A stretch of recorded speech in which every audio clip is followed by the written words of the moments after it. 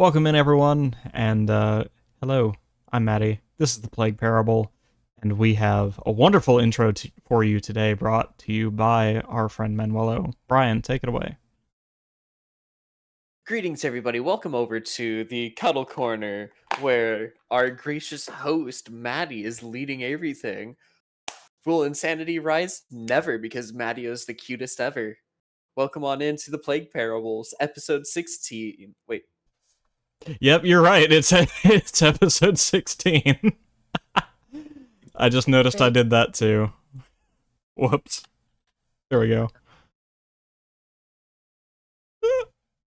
It also drives me crazy that you bounce between, or at least at one point, we're bouncing between writing out the number and doing actual numerals. It's so frustrating.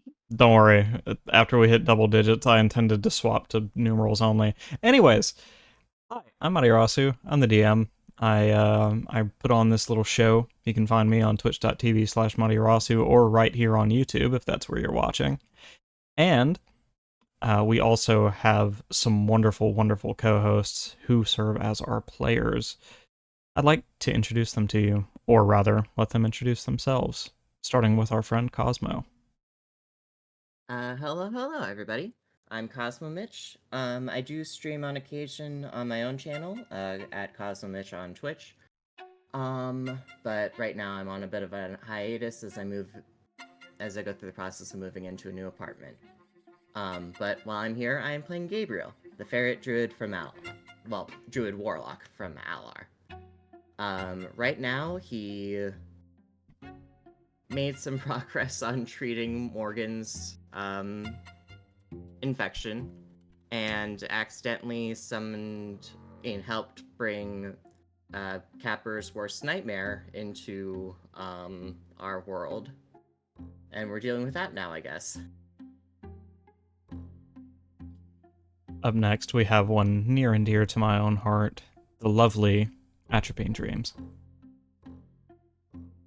Hello, everyone. I am Atropine Dreams, playing Beatrix, our Vulcan rogue sorceress. Very, very concerned for everyone right now with holy shit, so much going on. And finally, we have our boy, the greatest, the Chaos Demon, Brian. thank you for that. Thank you. Hi, everybody. I am Brian. I play the Sloth Wizard, Manuel Moses Goyena. And right now, he's dealing with the fact being he probably brought on the worst thing for everyone right now. So this is gonna be fun. So, before we get started, I forgot to say this before, please go check out KosmoMitch on twitch.tv/KosmoMitch or follow that link in the title and give him a follow. Alright, so we left off... yes, we had just met our boy Vitor and heard about his beef with Capper. How do we proceed? If I remember, Beatrix had split off with Capper himself, and Manuelo and Gabriel were still following a very pissed off human wizard around. Yeah, that's correct. I forget if they had actually come face to face before the session ended. We were trying Um, to slow him down. Yeah, we had not. We had not come face to face. All right. Yeah, we had sort of, yeah, I'm trying to think. So, Capper had snuck out, and Vitor had figured out that Capper was the cat that he saw in the wagon, but currently our group has no idea where Capper is, and their group has no idea where we are. All right. In that case, let us begin with the search party, Manuelo, Gabriel, and Vitor. As Vitor steps out to the edge of your wagon and notices the difference between it and all the others, he'll have a look about and say, "So, did he actually manage to get to another wagon from here? Let's see. Running boards. What, are you just supposed to take a leap?" I guess I will demonstrate the whatever whatever we call it to drop the board from wagon to wagon. He'll watch you set the gangplank down, give you a little bow, and then cross it over to the next wagon. You still haven't... Oh, sorry, go ahead. Manuel is just like following, just keeping an eye on everything. You've still not answered my question, though. Where is he? He could be anywhere. I wasn't keeping a close eye on him.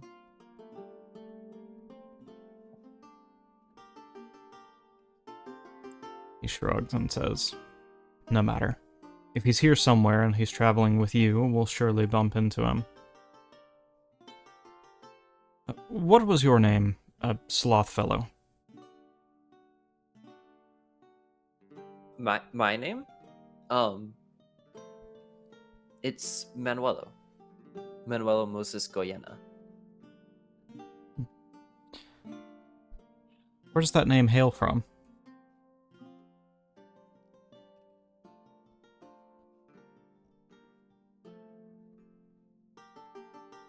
I'm from the Batyan area.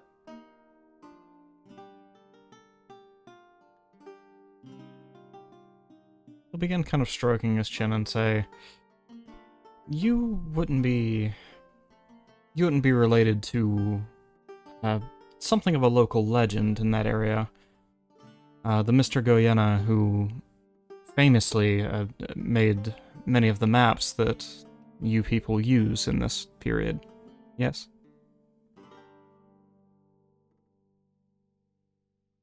Manuel is just going to freeze for a bit before just saying, yes. He was my brother. Pleasure to meet you. Your brother, is he still... He kind of waves his hand, with us? He is no longer with us. My sincerest apologies. And for asking. I'll shrug and say, well, that's that question answered. Then we're here sometime after I was here last.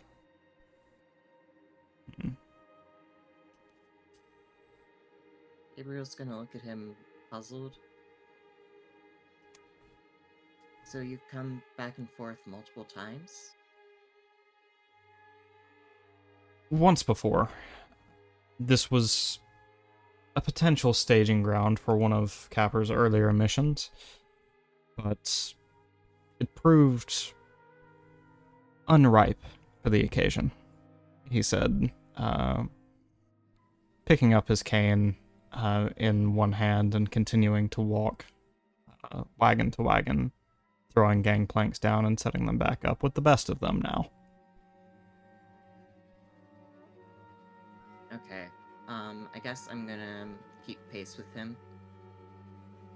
And what is this dream state place where you found Manuelo?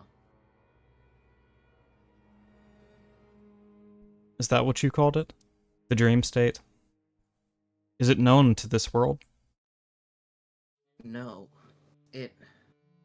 At least as far as I know, it's alien to us.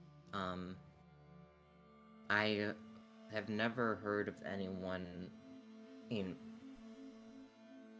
basically, I'm holding up the freaky amulet thing in front of him.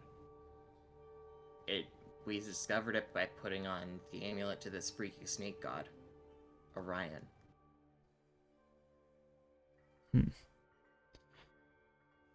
Orion, this is the one what left the mark on your face. Yes, Manuela? Yes. Curious. Well, not Orion, but one of his worshippers or followers. I see. And that mark, it effectuates what? Why is it there? Well, we ran into his cult, and they gave me the amulet because they said that I'd be useful to. I was the kind of person that Orion was looking for. They had deceived me into believing that, if I wore it, that Perot would help me with my sick friend. So we attacked the cult. The cult leader nearly killed me, and Manuel agreed to be cursed to save my life. I see. It's Gabriel. The only thing you got wrong is that I guess it's kind of a curse, but it wasn't a curse at the time. I agreed to be marked in order to save your life. That's all. I mean, okay, it's a mark that allows Orion to constantly know our movements and listen in on our conversations unless we can magically interfere with his ability to hear us.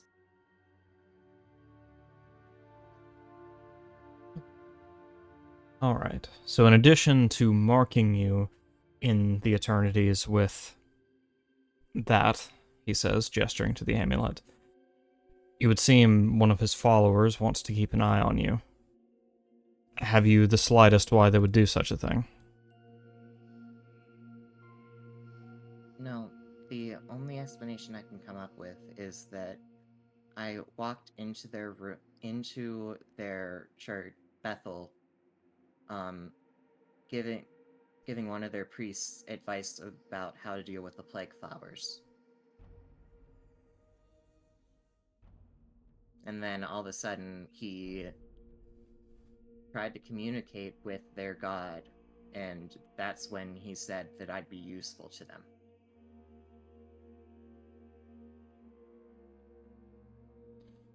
He nods, shrugs, and says, "It's a matter for another time. Whatever it is, it surely can't be terribly important. I don't imagine they'd have let you leave the building if it were."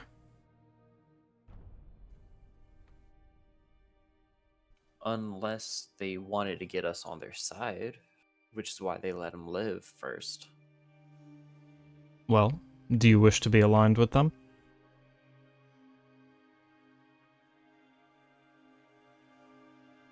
They nearly killed me. No, thank you. I'm just talking about the original time that we were left out. There was no reason for them to kill us there. Plus, they kept you hold because they found out that you were a Delver. They knew you'd travel with the group. We'd wonder where you were then. There was no reason for them to hold you. Yeah, for now, we need to figure out who Orion is. And, until we're given a reason to trust him, I'm terrified. Then there's your answer. Simply try not to run into him again, and hope that whoever it is that's marked you doesn't lead him to you. Now, on to bigger things. This plague of You yours. never answered my original question. What is your question, Gabriel? The dream state that we entered with this amulet. What is that place? You lot are persistent. Fine. I've come to know it as the blind eternity. It serves as a connective tissue between worlds, if you will. Have you ever heard the old myth that space, the world outside of your own, is infinite? No. Once or twice in books.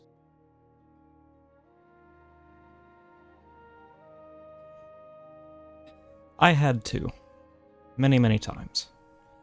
And I wondered, what could it mean if our space, if the area outside of our world was indeed infinite? And I pondered and did so much research to find it is, just not in a way I was ready to quantify. There are so many worlds outside of this place, all pieced together like muscle to bone. And this blind eternity is the ligament that holds it all together. It is indelibly connected to each of these worlds, though not spatially. It's more the space between many universes. In a sense, it is space. The space that you know. The void between two planets. It is that on a much grander scale. Okay. And, so I guess you're able to be in there, and presumably others as well? Gabriel's thinking back, trying to recall what the voice he heard when he was in there sounded like. Because presumably it's different than Vitor's voice. You're correct. It was a cacophony of many voices. Or so it seemed.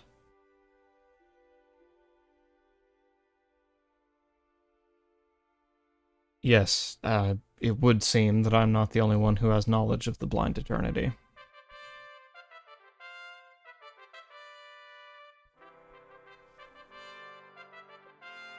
Okay. Well,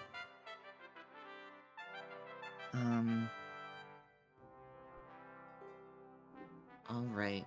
I guess that's freaky, but I don't know what to think about it now. Other than that this Orion is the only way I've ever heard of, has the only way of entering this that I think our world has ever heard of. And and it seems to be a one-way trip unless you can get someone to take the necklace off for you.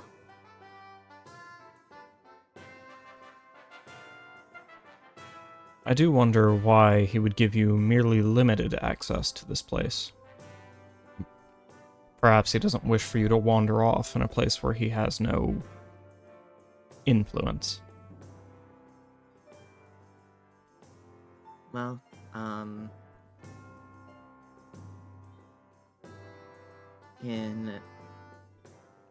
what was it? In the book that Gabriel read, he saw something about non-believers being sent into a dream state to get brainwashed. Right? That was the gist of it. Yeah. So, he'll say over to Vitor that there's not much research done on Orion in our world. Most people seem to think that he's a myth. But what I could find is that maybe people are sent into some sort of dream state to gradually get brainwashed. So, voluntarily leaving it would sort of defeat that purpose, I suppose.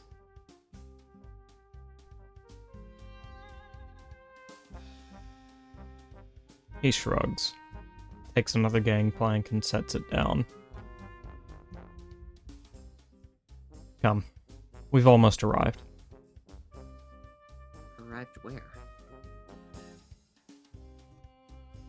He looks back over his shoulder and says, "Did you forget we're looking for someone?"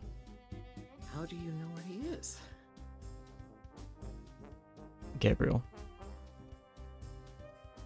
It would be foolish of me to grant someone such as Capper such power to live forever with no means of finding him, especially if he was to travel the blind eternities. Manuel is going to cast a message, hoping to find either Atropine or Capper using it. All right. I need to look up the exact text of message right quick, but I think that works. I know, same thing here, don't worry. You point your finger toward a creature within range. Ah, damn. Yeah, you would have to know where she is.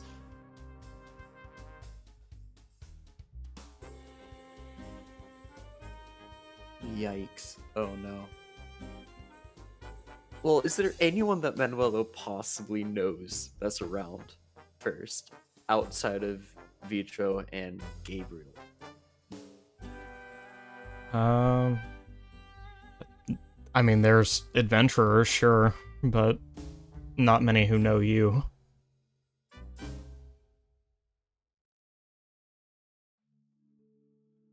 Great. Alright, well, can I run out in front Yeah, sure. of him? Yeah, I'll like run out in front of him to look around to see what he's seeing.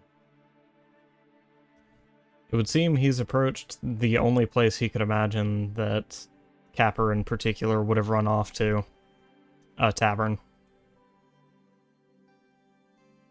And Oh, yeah. and for better or worse, you know he's probably right. Okay, I guess I'll look over at him and say, well, if he's here, I can try and go find him. No need.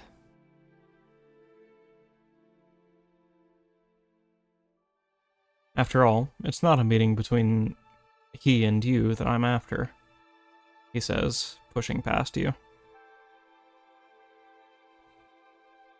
Okay, is he no longer looking at me? That's right. I'm gonna wild shape into a mouse and scurry under his feet to get into the tavern. Alright. Beatrix, Yes. would you have allowed Capper to lead you to a cavern? Or to a tavern? Allowed Capper to leave. Beatrix would have led him. That was her too. Good, then I'm glad this plan I did not talk to you about totally works out. Yeah, they both got so much shit going on, they need a goddamn drink. Shit. Oh no, please tell me. Manuel is just going to be doing the best he can to keep distracting. You know, just like, hey, want to look at this world? Can you just make sure, like, this map is right? Like, Yeah. No, we either. I think the answer is they either need to be druggedly coherent enough to answer questions, or too drunk for him to ask. Well, here's the thing. We've taken precautions. We're a good ways away from the door behind the crowd, but we are facing the door because we know y'all are probably going to come looking for us at some point. We're both probably trashed, and we are absolutely scamming people for every bit of gold we can get. But yeah, we're having a good time. But they walk in, right? Do we see them walk in? Not just yet. Okay. Uh, B is on the lookout. She's having fun, but she's also like, I know Gabriel's gonna come looking and might bring other folks, so now... gotta be. Sorry, go ahead. I was just saying, gotta be ready. You're good, baby. Go ahead.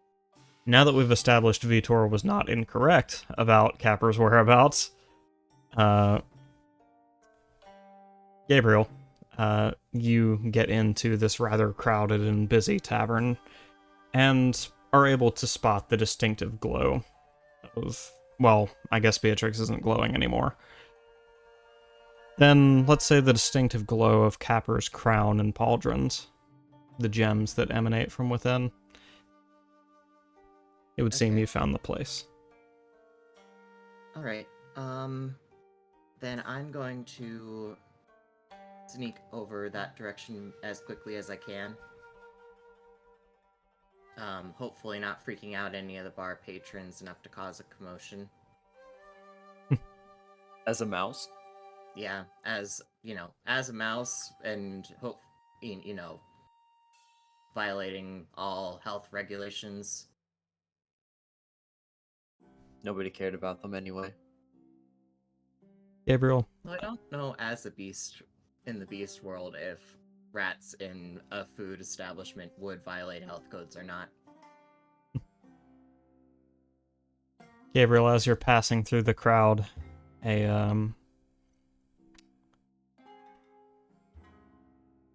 sorry, 1 second. A Murine fellow sitting in a chair nearby notices you crawling along the floor. Make a dexterity saving throw. Shoot. Okay. Do I get to keep my own stat block, right? Yeah. Okay. I don't know if that's rules as written, but you're an adventurer. Have fun. Commit the genocide. 10, but I'm gonna add a d4. Okay. 14. The rat man attempts to reach down for you, but you are much too quick and have much greater intelligence than a regular mouse. You're able to avoid him quite easily. He huffs and then goes back to his conversation. Ooh, okay. All right. Now nothing stands in the way of you and Beatrix. Alright. So I'm gonna get basically, like, under their table and then transform back. All right. You somehow managed to avoid upsetting several people sitting at the table that they're scamming from. But yeah, you are now regular Gabriel beneath the table. Okay, well, I'm small and noodly anyway. So, I'm gonna I'm going to sneak around the table and, like, tap on Capper's ankle. Capper, who is having quite a lot of fun, kind of grunts and then looks at Beatrix and says, "Why are you doing that? Don't be weird." What are you talking about? You're trying to play footsies with me. Don't get me wrong, levity's nice, but not right now, please. I have no clue what you're talking about, Capper. Gabriel dislikes me enough already. I don't need that drama. He grunts, then looks under the table to find Gabriel there. Oh, hi. Vitor's on his way. He's into the tavern. What? Listen, don't panic. But he figured you'd be in a tavern. Shit. Beatrix, we gotta go. I'm reaching for his hand. Capper doesn't even realize you're reaching for it in his panic to escape. Okay, well, I'm grabbing his hand. Ah. Oh, damn. Okay, go ahead. He told me that he doesn't know what happened to the other person. He's trying to figure out what that was, and he said that you had some obligation and something about checking to see if you attempted the mission to the best of your ability.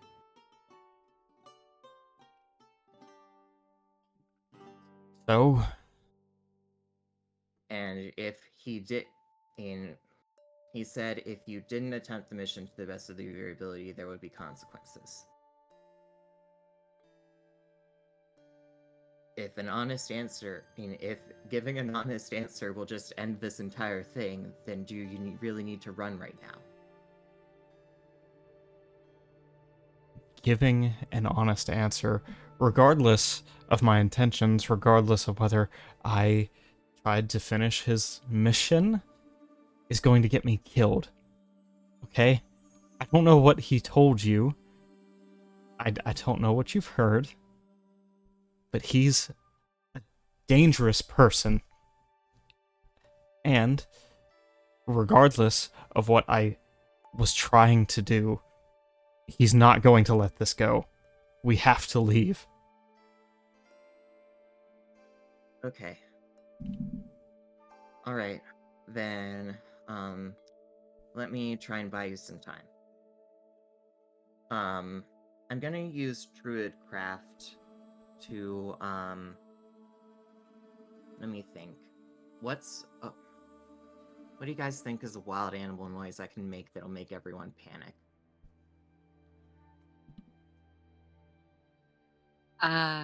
Oh, not sure, but I do have an exit strategy for us if that's what you're looking for. Well, I'm thinking just making everyone stampede out the front door. A dragon roar, maybe? I was Well, just I turn was... eye invisible. Well, you can definitely turn invisible and go during the stampede, but I would like to get a stampede going. Fair enough. Well, Dragon Roar wouldn't fit the expectations of people in the tavern.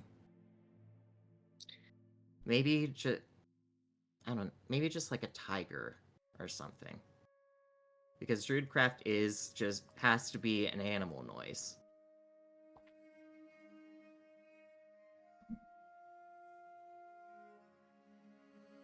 Yeah. I don't know, but this is a Delver town. People might just be more confused why someone is like. The assumption might not be, oh, there's a wild animal in here. It might end up being someone's magic because that's kind of normal for the people here. Fuck. Okay. Have you also considered everyone in here is an animal capable of making those sounds? Also, that. Which is why I said the dragon.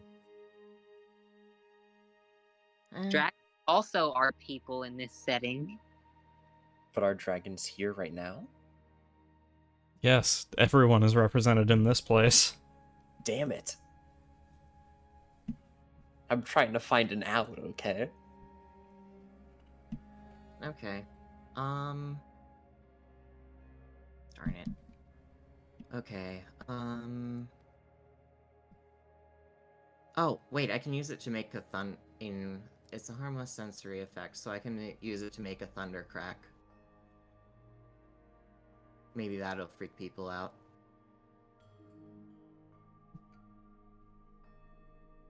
Nah, that just make it sound like it's gonna start raining. Okay, probably just go with your plan. Alright, cool. Then with that, I will grab Capper, cast a level 3 invisibility to turn us both invisible, and then drag him out of the bar. Alright, which door are you leaving Wait. through? Can I check with... Before she actually does that, can I check with Capper? Does he have a means of seeing you if you turn invisible? That's why she let him go. She's literally gonna drag him. He has an enchanted monocle. It's not true sight, but he'll see through illusions.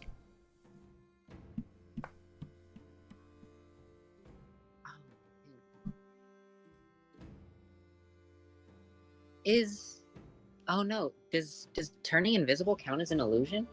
Hold on. Here goes the rules lawyer. Oh no. Well, I want to be sure. I would hate for us to get caught. At minimum, it's an illusion spell. Yeah, I do. I don't know if it will get any more specific than that. So I imagine that that does mean he will be able to see us. That's my intention, anyways. Okay. God.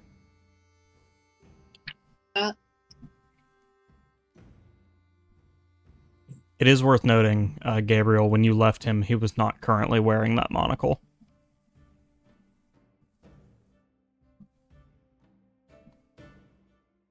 Okay.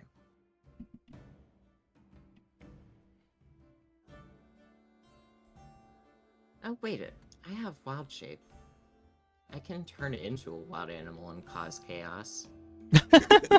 Nice. Yeah, you could like become a bear or some shit. Commit the chaos.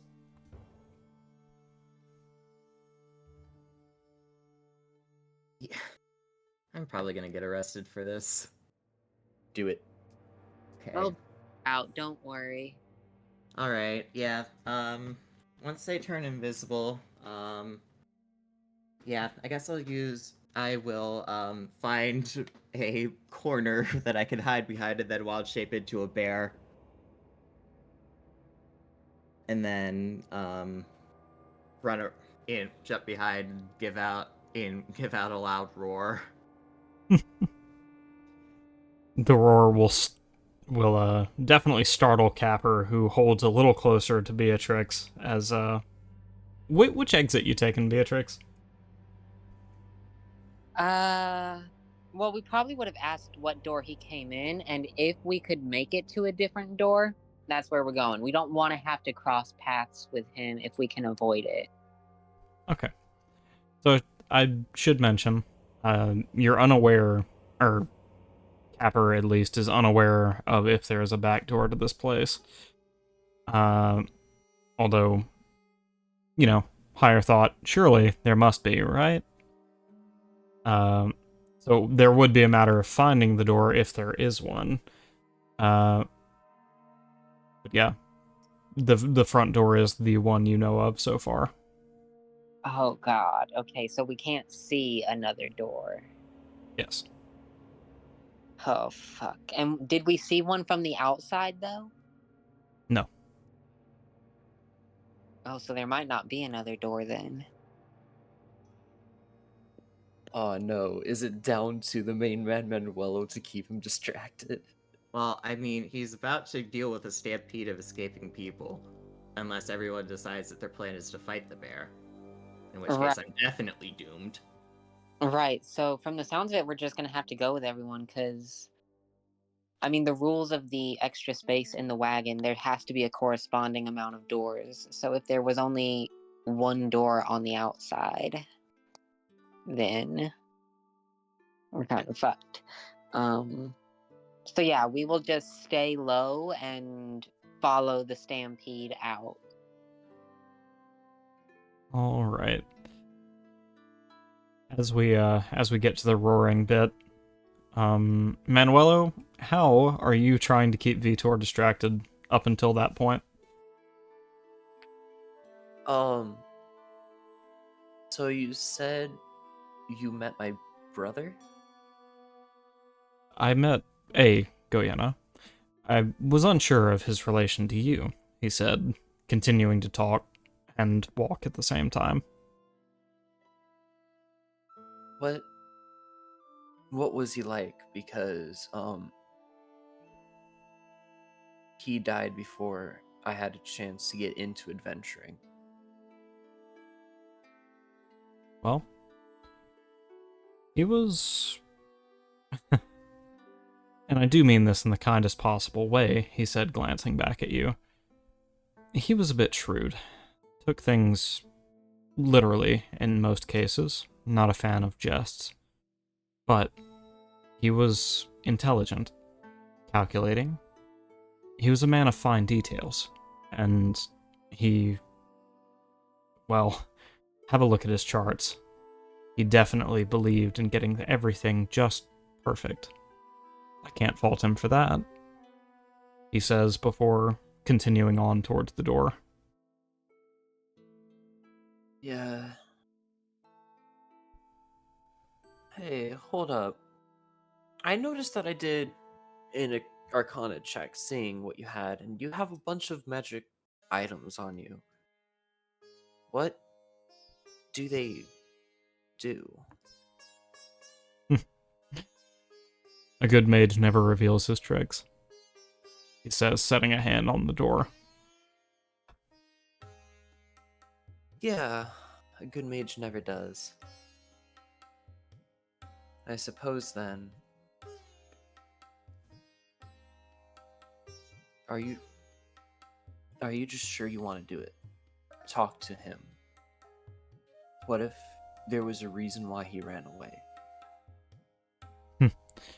If there's a reason he ran away, then I am quite sure I wish to speak to him, he said, turning the handle.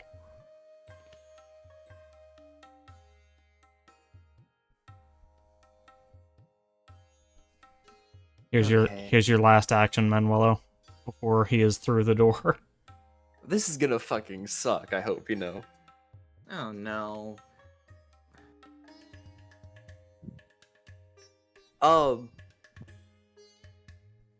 Manuel We have is... a plan. You don't need to fight him. Manuel is just gonna say, you know, the good thing about people drinking is that they're kind of stupid.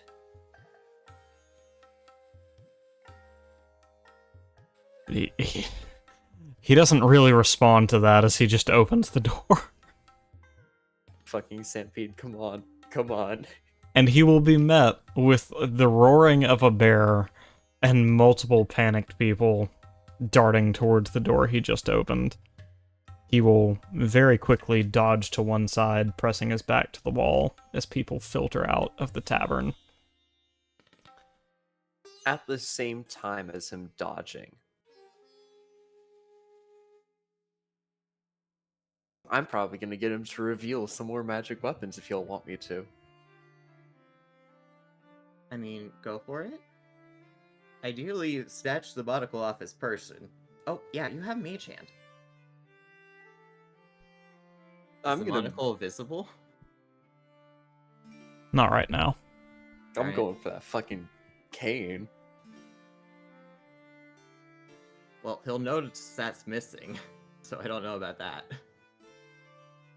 Well, what else do you want me to do? I don't know. Do you want me to... I wanted Capper to just tell him the truth.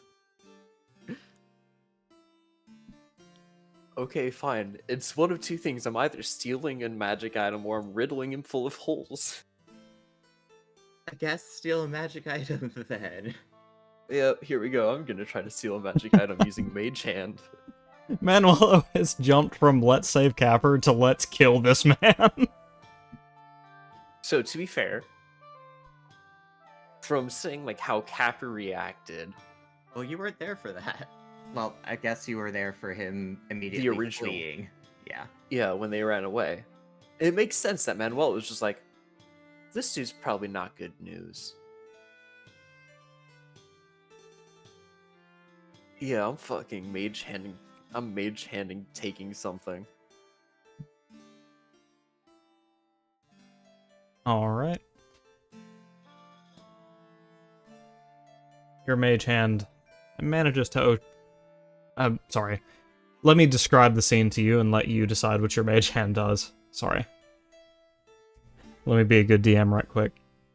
So.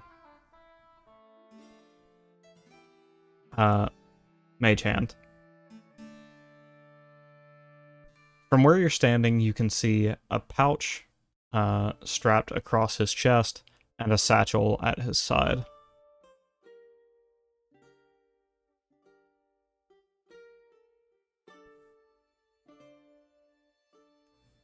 And also the cane that is in his hand, as far as magic items.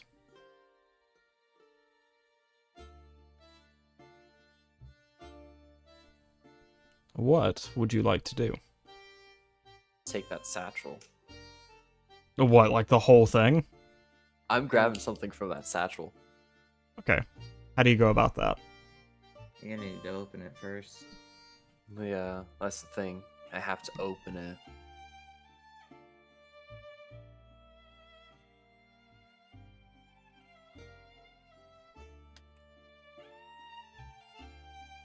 while using the distraction of him jumping to the side, I'm going to try to use the mage hand to open the satchel and grab something from inside it.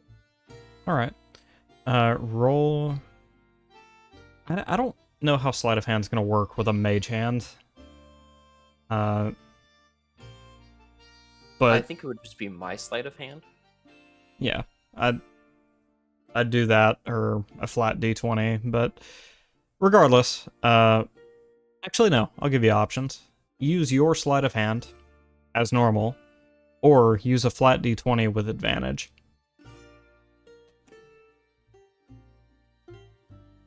I feel the flat d20 with advantage is going to be better. Yeah, with your sleight of hand bonus. Just thought I'd give you a choice, because I don't know the rules as written. Wait, how do you know my sleight of hand? You've told us multiple times that your sleight of hand bonus is terrible. Oh yeah, it's a +1. Oh my god, it's a 16. On a 16, you do manage to open the satchel. And Vitor does not notice at the moment as he watches a crowd of people shuffle out of this place, causing a real panic on the running board. I imagine this is your friend's doing, he says, not even looking towards you. Oh, I have met a couple tricksters before, so I don't know.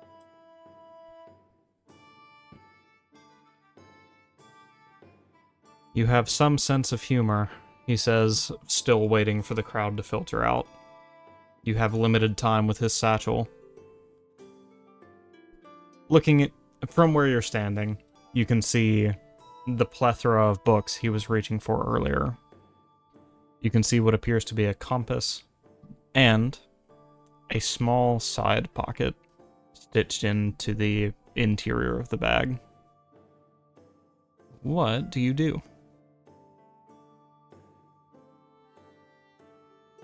I'd be thinking that it was the compass that'd be guiding him to Capper. But that side pocket shows that he's probably trying to hide something. God damn it, it's 50-50 and I know I'm only going to be able to get one thing.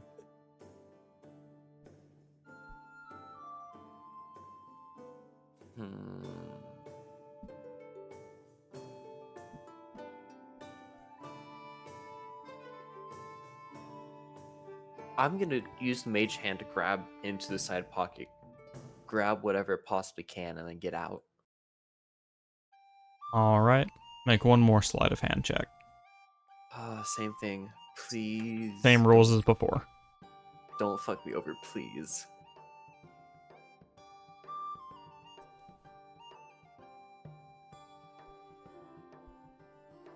God fucking. Oh. Well, on the bright side, I don't think he knows it's your mage hand. Yeah. On a 17... No, it's a 7. Oh, sorry, on a 7. I knew that. I don't know why I said 17. On a 7, he feels a rustling at his knapsack and notices it open. He'll shake his head, close it quickly, and watch as the last few beasts filter out of the tavern. Come on. They might have already escaped by now. From the inside, Gabriel, Yeah. as many people are indeed getting up, screaming, and running away from you, there's one person on the inside who has decided to do no such thing. A large,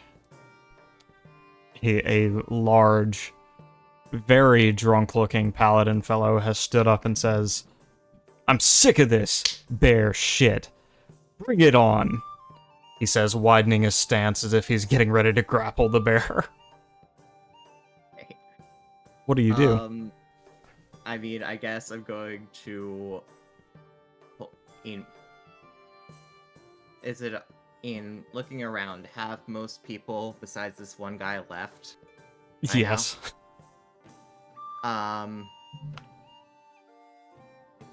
Yeah, I guess I'll rush towards him. All right. Bear rushes towards the paladin. Do you have a particular plan of entry, or? No, just like an attempted tackle. All right. The paladin steels himself and attempts to wrap his arms around your midsection. Would you like to make a contested grapple check, or just let him do what he's about to do? Sure, I'll contest it. I don't know with what stat block we're working here. Go ahead and use the bear, because I think that's going to be the most beneficial. Yeah, give me a second to find a bear stat block, then. Because I did not think this through. You are contesting a dirty 20. Okay.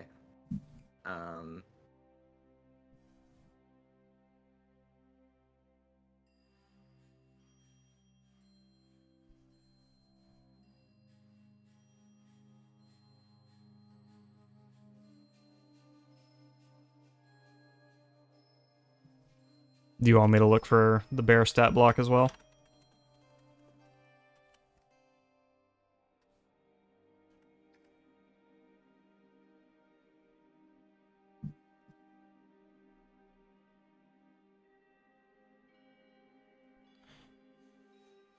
I imagine you wanted to be a brown bear, right? Yeah, I found one. That'll work. Alright. 13. Alright.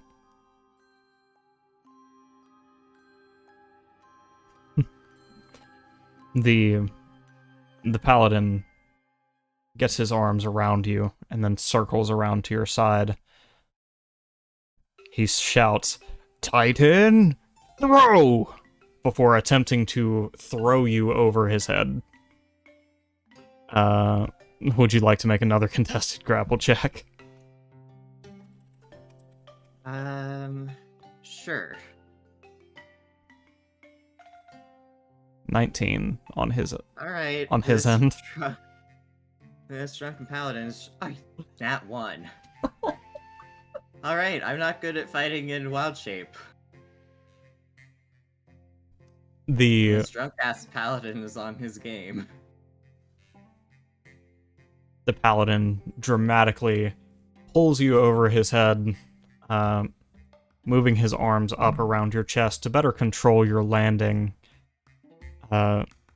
He throws you onto one of the bar tables, which, mercifully, breaks your fall somewhat, but also the table.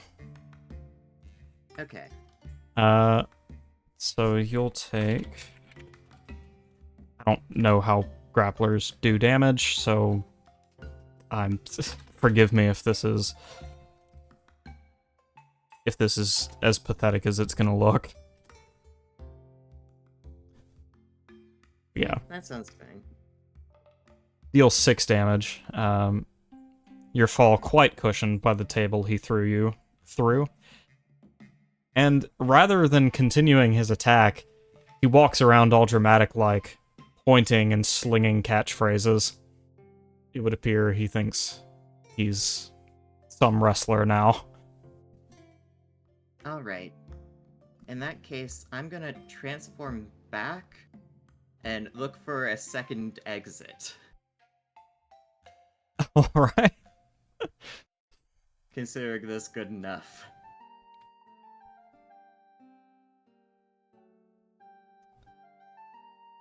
He's visibly confused that you are no longer a bear. And, while he is looking for an answer, Beatrix, you and Capper have borne witness to all of this. Oh, I thought they tried to leave with the crowd. Oh yeah, we filed out with the crowd. Oh, sorry, you've already done that then? Yeah, we wouldn't want to be like tailing through the end. We would want to be in the like middle of the mass of people. Oh, okay, fair enough. Okay, so yeah, you guys are already gone. You pass by Vitor just a couple feet from his face. And just the gentle hold you have on Capper's wrist, you can feel his heart quicken as he passes. The anxiety's clearly getting to him, but he manages to keep his pace with you. When she feels that, she'll give him a reassuring little squeeze. Gabriel, back to you. Okay. Have a look around. We do know of one exit, but I imagine you're not wanting to take that one. Right. So, there is not a door, but a passageway into the area behind the bar. If there is some sort of access way for the workers themselves, you imagine it would have to be back there. Okay. Yeah, I'm heading that way. I'm like giving if he's still looking on at me, then I'm giving him a thumbs up and a round of applause or whatever. He's quite happy with himself as he flexes dramatically and says, "I am just too damn strong." And then you're free to do as you will. He's not pursuing you. Okay. And that works. Down to the passage or whatever. All right. Bad news is that I think I only get 2 shapeshifts a day, and without getting a rest at some point. So I'm running out of tricks for anything today before bedtime.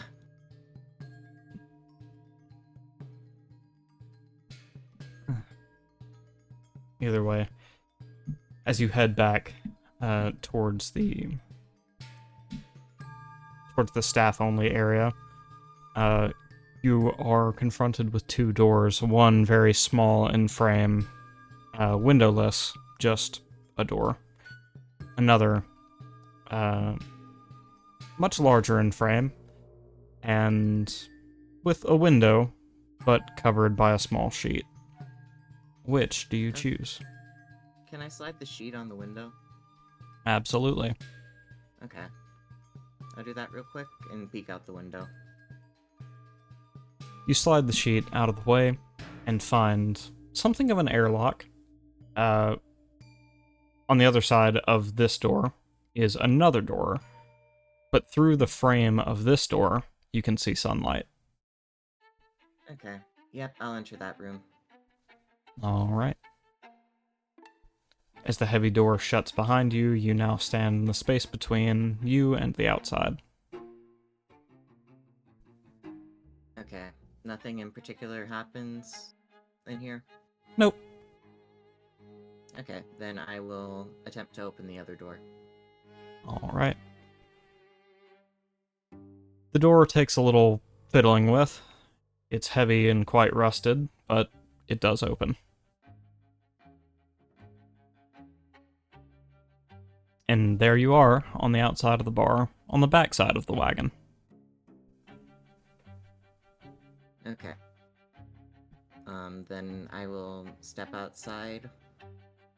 And I get the feeling that Vitor will know that immediately know that I interfered if I attempt to catch up with him, so I'm just going to go somewhere else. Alright. Probably back to the home wagon. Okay. I was about to say, just for narrative consistency. So you are headed back to your wagon, then? Yeah, I don't know how I'd be able to find Beatrix and Capper. Alright. Manuelo, it takes a long while for everyone to filter out of the bar, but once they do, Vitor will push his way through the double doors and find only a hyper-masculine paladin flexing. Damn it.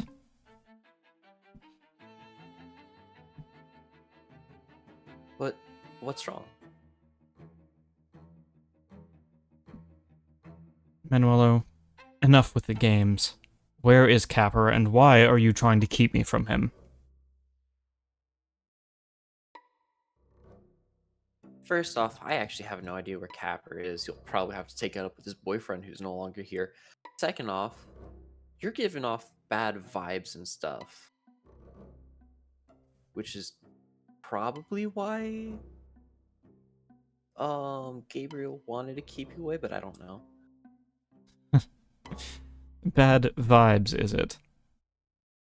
I'm sorry. I've given you every opportunity to keep me from becoming hostile, but you are pushing my patience right now. I demand an answer. Where can I find Capper? Manuelo's casting message targeting the paladin. Okay. Hey, this dude was the one who brought the bear. Pointing directly at Vitor. He's the reason why the bear was here. If you have a problem, fight him.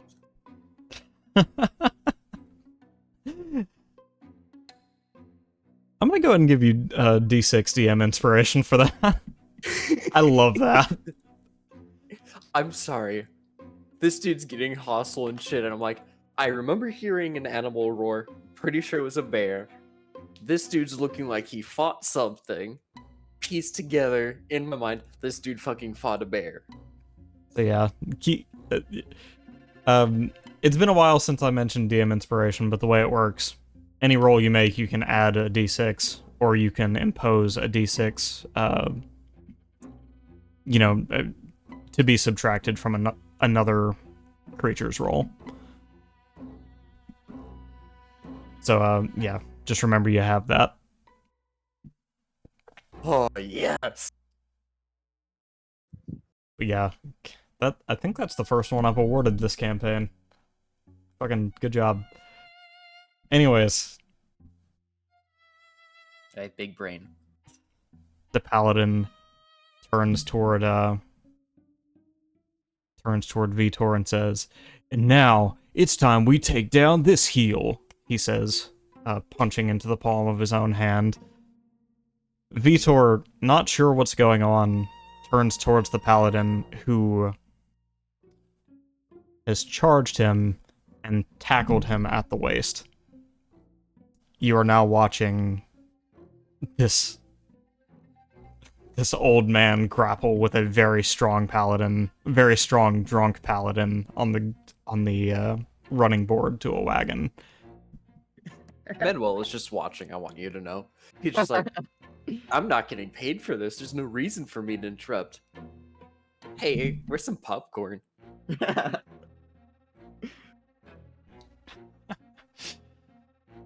Beatrix, Centered. I think we succeeded.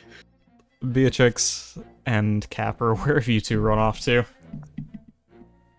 Well, we'd stay invisible and run a good ways away before ducking in somewhere to drop the spell, and Beatrix would just look at Capper and be like, "Well, glad that worked out. So, what do you want to get up to now?" I think it may be best if you... He runs his hands through his hair and says, He's not gonna stop following me. I don't want to take him back to your wagon. He might hurt more people. I don't want to face him either," he says, the inner turmoil coming out as his breathing quickens. All right. Look, I'm acutely aware of what you might be experiencing right now. You're not alone, Capper. I mean, Gabriel came to help you out, and I'm here with you. If we see that asshole I'll put a hole in his chest before he gets anywhere near us, she says, like throwing up her fucking giant anti-tank rifle. We've got your back. Don't worry about it. If you want this guy dealt with, we'll deal with him. He sighs and says, "It would be an easy way out, but I mean it. He's dangerous. I don't imagine he's going to fall to any of the tools at your disposal. At least, not quickly."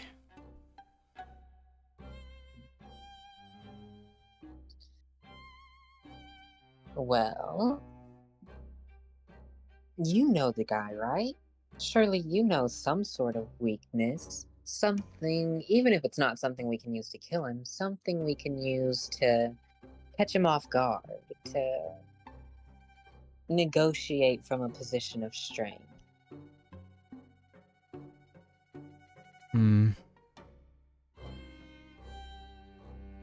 Well,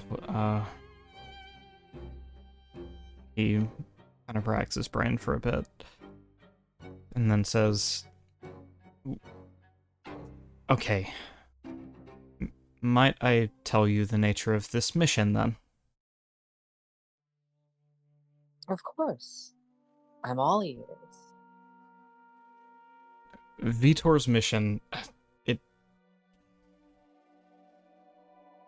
he has a long-time frenemy turned enemy. His name's Crescendo. Have you heard of him? No. Good. It would probably be best if you didn't. Anyways, he's a pretty powerful necromancer, to the best of my understanding. He's achieved a strange pseudo-immortality that Vitor very much wants the secret to. He insists that he intends to ensure that it does not fall into the wrong hands, but in his mind, Crescendo having it means it already has. This is the root of all of our missions. Why we keep jumping from world to world. We're looking for this necromancer. And for whatever reason,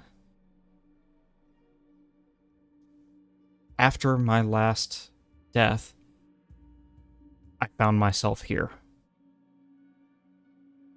If it is Vitor who transported me, then that may mean he's here too.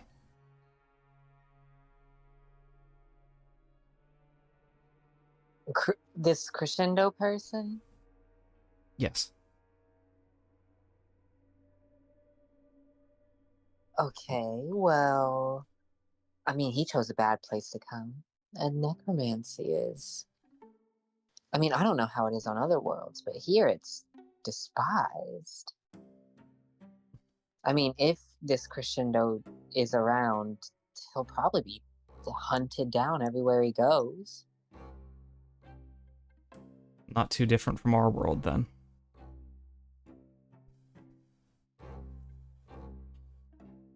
Anyways, that's about all I know about Crescendo and about Vitor's missions. If you can glean anything that might be useful, or at least get him to calm down a little bit, there it is.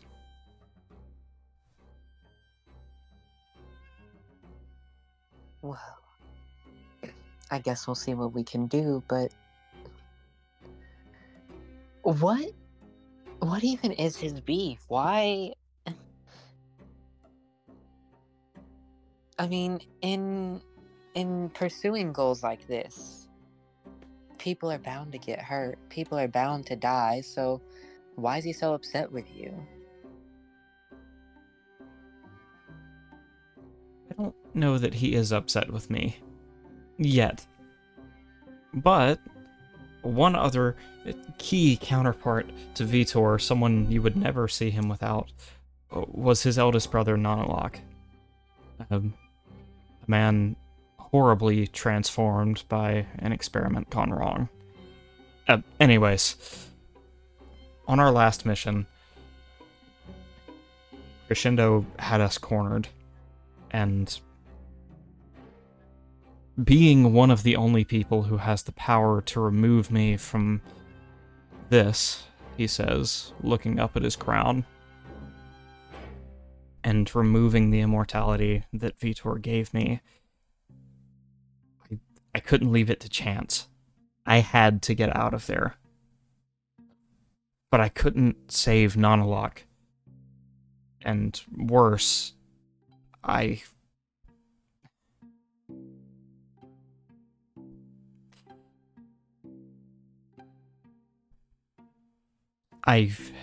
made him buy me time. I deceived him. I told him I knew of a way out and sent him off in a direction. And thankfully, Crescendo took the bait. I sacrificed Nanalak that I might continue to live. He's going to be angry. Trust me.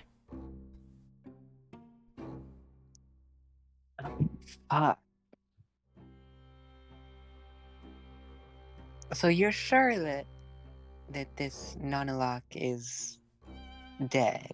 You know for a fact? I didn't see it myself, but Crescendo certainly wouldn't still be around if he lived. And Oh. and moreover, if Crescendo lived, I find it unlikely that Nanalak also did. I didn't see him die, but I don't think there's any possibility. Well, you're making assumptions either way. Why put yourself in a position to make an enemy? Just tell him that you two separated during the mission and you don't know what happened to him after that, because it's the truth. You're assuming he died and that he's not somewhere in the beast world. You don't know that for certain, so why tell him anything else? Because you're asking me to leave out parts of the truth, and you have no idea how hard it is to lie to Vitor. You had a friend who could lay hands on you back in... Sorry, I forget the name of the town, but Capper would remember. Arloris? Is that... Or, wait, Yeah. what... It Yeah, would what be do you... Arloris. You had a I think he's friend... thinking of Miguel. Yep. You had a friend in Arloris who could lay hands on you and see anything he wanted to know through your eyes. This kind of magic is not foreign to Vitor either. And if there's magic to be if there's magic to be had, I promise you Vitor has the most powerful version of it. Oh, goodness. Oh, goodness. I don't find it unlikely that Vitor already knows what happened, and is merely coming to kill me.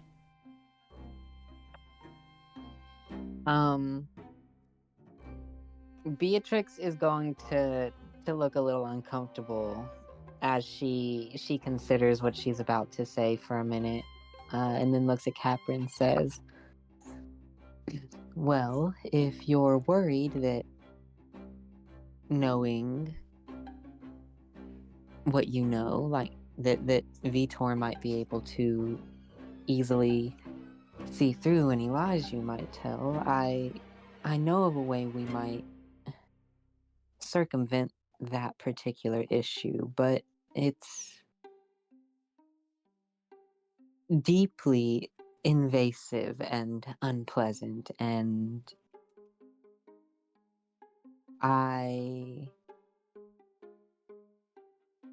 she just trails off there. Sorry, could you repeat that? She's just telling him, I know of something we might use to circumvent the issue of him being able to like sort through your brain and your memories, but that it's just deeply invasive and yeah. I don't remember my exact wording. Anything. But I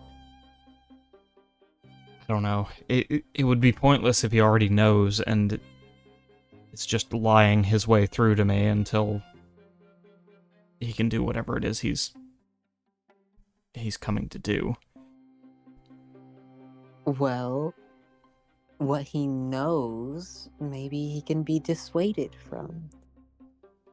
If he has the power you say and he goes combing through your memories and sees something he wasn't expecting that contradicts his belief, perhaps it'll shake him enough for us to protect you without having to fight him. But again, it's not what this spell is truly awful and invasive, and as much as it will solve this problem, I need you to be aware that I take no, like, I'm very displeased with offering this potential solution. Whatever it is, if the time comes and you need to do it, just go for it.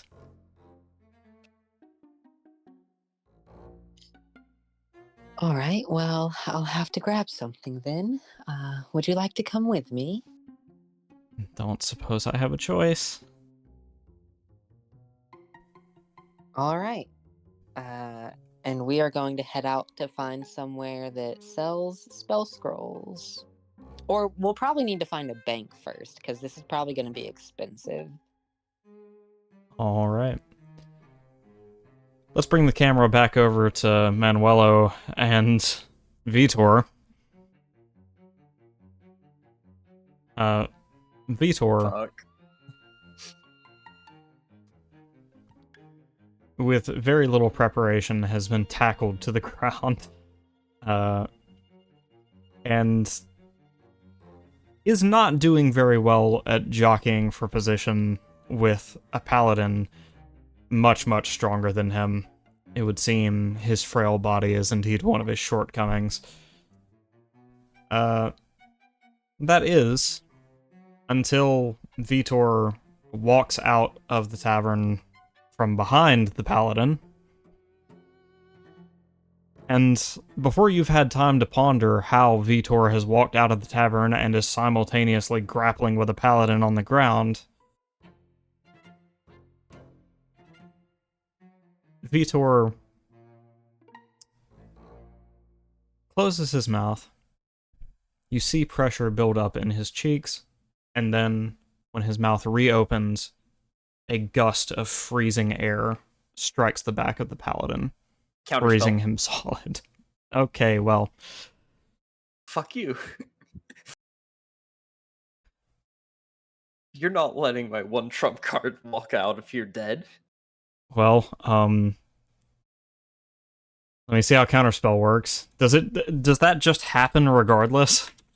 So counterspell is my reaction to the spell and stuff, but if it's because I'm only casting at 3rd level.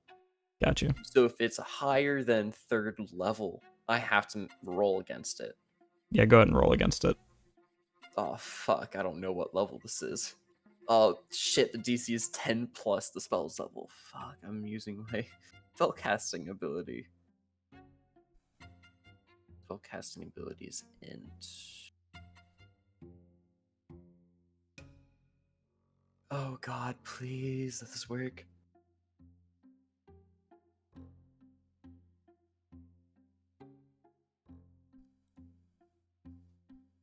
Fuck.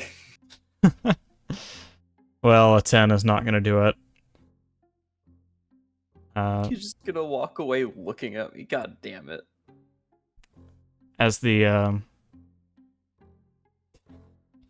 energy sparks forth from your fingers to counter the spell, you hear a pretty pathetic thud, as if the energy itself has struck off some invisible barrier. The cool wind strikes the paladin's back, dissolving the illusory form beneath the paladin and freezing him solid on the running way. Okay. I see you're not above a little trickery, Manuelo. So I suppose it's time I stop playing nice. I gave you every chance. Please don't be too angry with me. Roll initiative. I don't want to die. Okay. Is there any chance I didn't make it all the way back and could hear this going on? Could hear it? Unlikely. Hadn't made it all the way back? Sure. Hey, Okay. Okay, I'm not mad. Alright, Manuelo, you have one turn. I'm just gonna go ahead and let you know. Oh, merciful Father, please bless me with everything that I can do, for I'm fucked.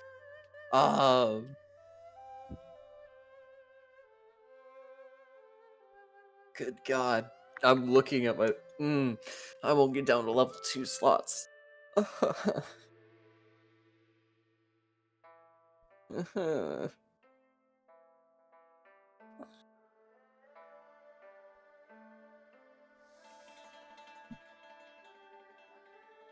I see what I must do.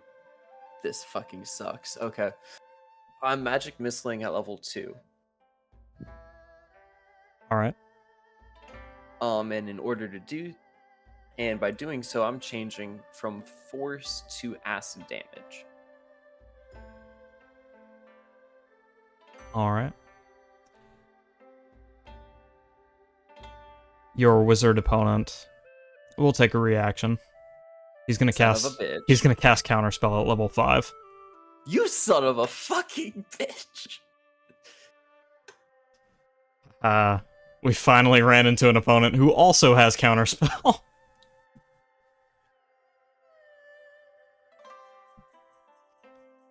He will just kind of remark, "Too slow," as he snaps his fingers and dispels each of your magic missiles. Fuck you.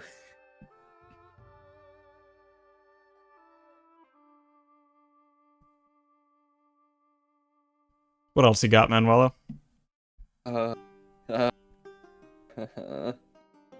That's about it. As he's going to just slowly walk back. It's like, shit. You using your full 30 feet of movement? Yeah, to get back. yeah. I mean, could you take a... I would offer a bonus action of just surrendering, but I don't know if you're allowed to. I mean, you can say anything. Speaking is always a free action.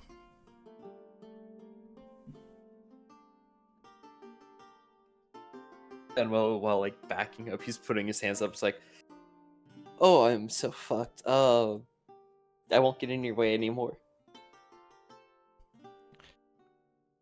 Hold true to that, Manuelo, because next time, you won't be so lucky. Capper is getting away. Take me to him, or be slain. This is your choice. Kind of hard when I don't know where he is. I can tell you where he is. You ensure no one else gets in my way. Okay. And I guess Manuel is gonna be leading him then. Alright.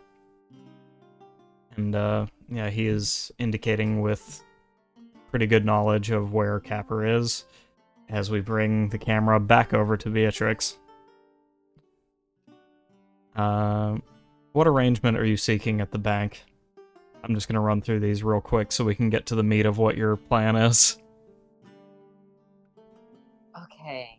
You know, come to think of it, I probably don't have enough money for what we're doing, so I'm gonna have to steal it anyway. But since we're here, I'm gonna go ahead and just exchange all my vignette currency for gold.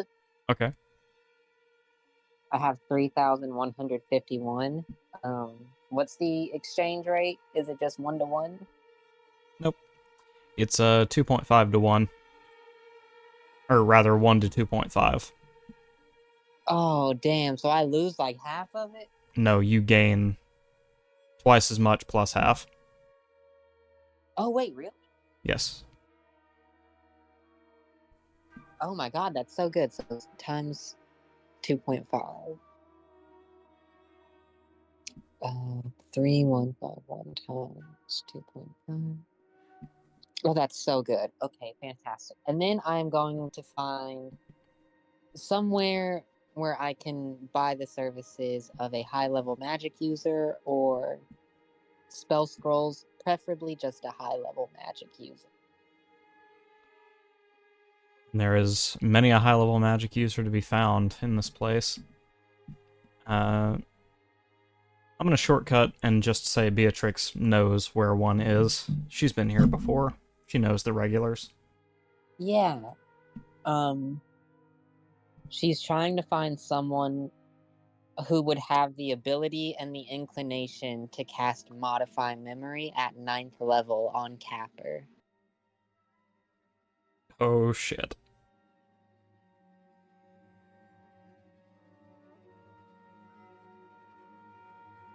Well, there is but one person you can think of who might be so powerful. And unfortunately, you remember her quite well. And not for all the best reasons. Oh no. I don't like the sounds of this.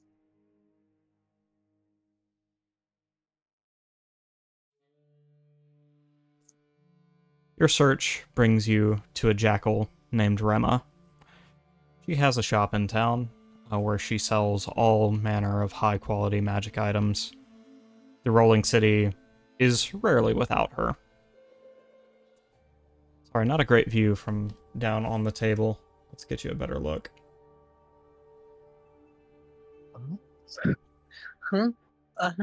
That said, she is well aware of how in demand her services are, and is quite haughty about it.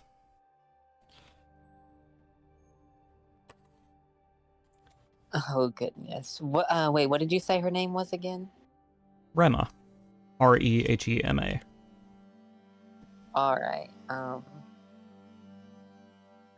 goodness. So I guess we're just walking up to her cart then? That's right. Beatrix is just gonna give, a big ol' warm smile and hold her arms out as she approaches, and she's like, Rima, such a long time. Oh my goodness. So good to see you doing well. How have you been? Rema will smile and return the the mock. Sorry, I don't know the word for it. But yeah, she'll return your energy. Oh my god, Beatrix. Oh, it's so nice to see you again. Have you come back for more of my services? Oh, who am I kidding? Of course you have. So what'll it be today, sister? Well, you see, my friend here is in a bit of trouble, and we need some help. I don't particularly like asking this, but we need you to cast Modify Memory on him. Oh, oh dear. Is there a particular reason you're looking for this service? We just need to be sure that he's able to, avoid an unruly, you know, companion from his past who is coming up looking to make some accusations. Not that Capper is guilty of anything, just that this man doesn't like to see reason and will see it that way regardless. So we are trying to just further submit Capper's innocence. Rema will grin and do a little strut towards Capper. Oh, the pretty kitty's guilty of something, isn't he? Why don't you tell me what his crime is? He didn't do anything. A comrade fell on a mission, and his brother blames Capper for it. It's simple as that. Oh, is it really ever so simple? Why doesn't poor little Capper just tell him that? Come on, Rima. You gonna give me a hard time? I am today. You know I love to gossip. Now spill the tea.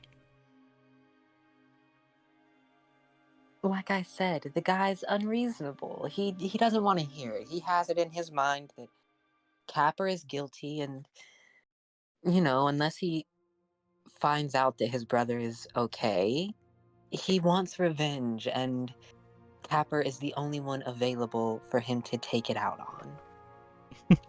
on. Fine. If you're not going to tell me, I guess I'll just tack a little extra onto the price. So, how's 4,500 sound?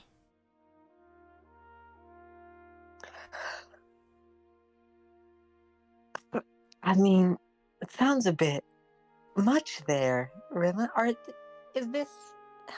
You're not still mad at me, are you?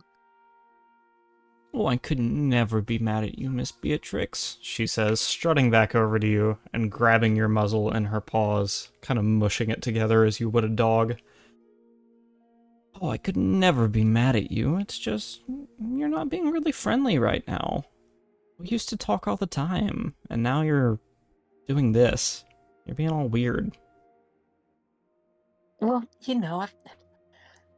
I've I've got a new job now. I'm working directly for the throne. It's a hard life, and I've been busy. New crew.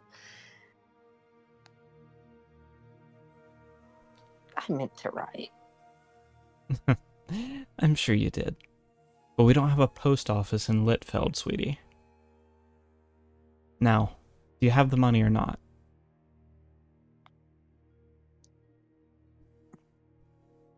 Fine. I won't try to talk you down, but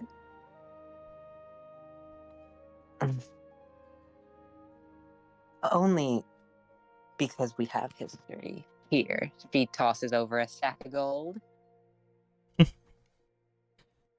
All right. Now, you may want him to sit down. This spell can be a lot for some people.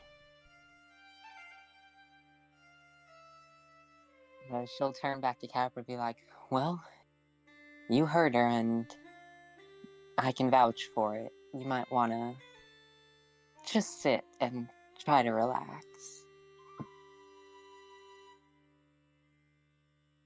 He'll nod and say, no going back now. Before sitting down across the table from Rema. She'll lay a hand face up on the table and say, when you're ready, just take my hand. And what do we need him to remember exactly?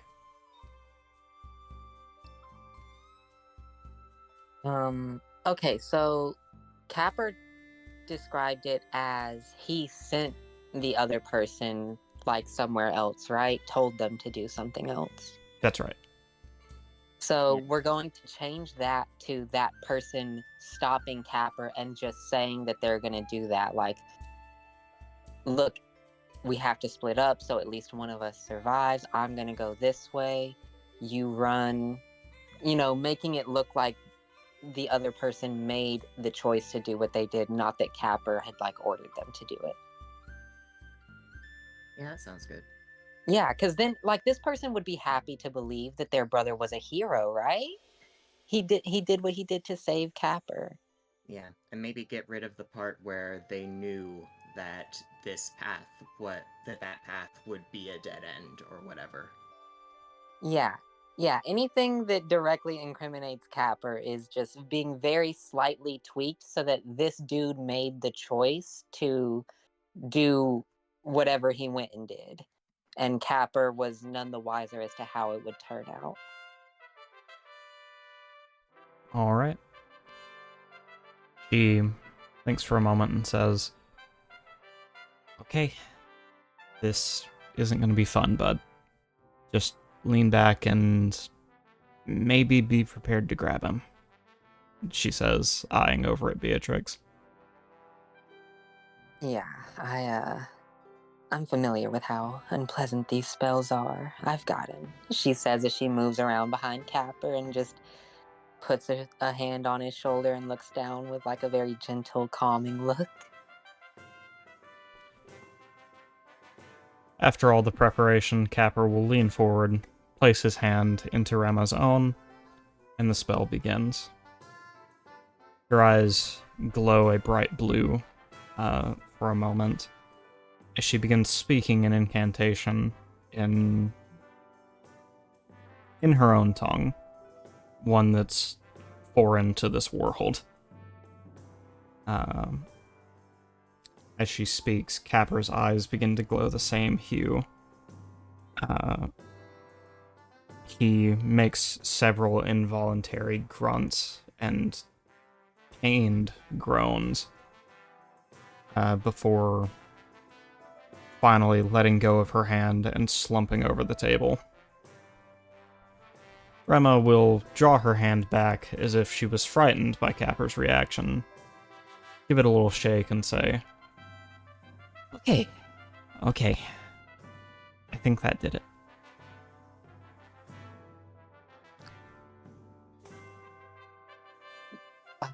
Great. How's Capper look?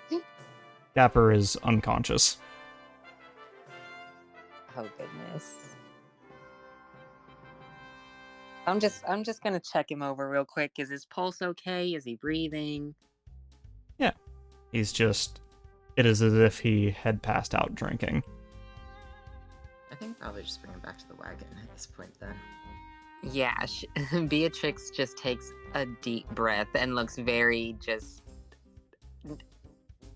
uncomfortable with everything as she looks up and is just like, well, thanks.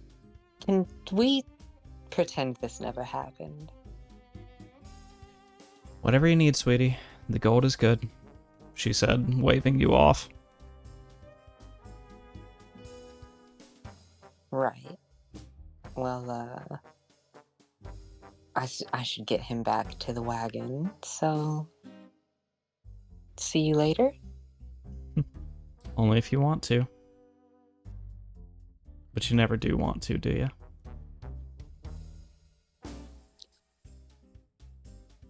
No, later, she said, realizing she was about to draw you into a conversation.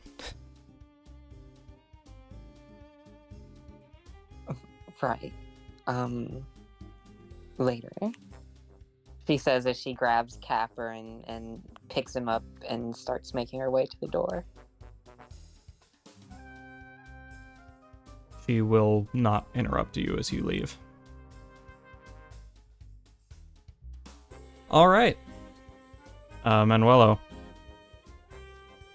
Let's see how fucked I am.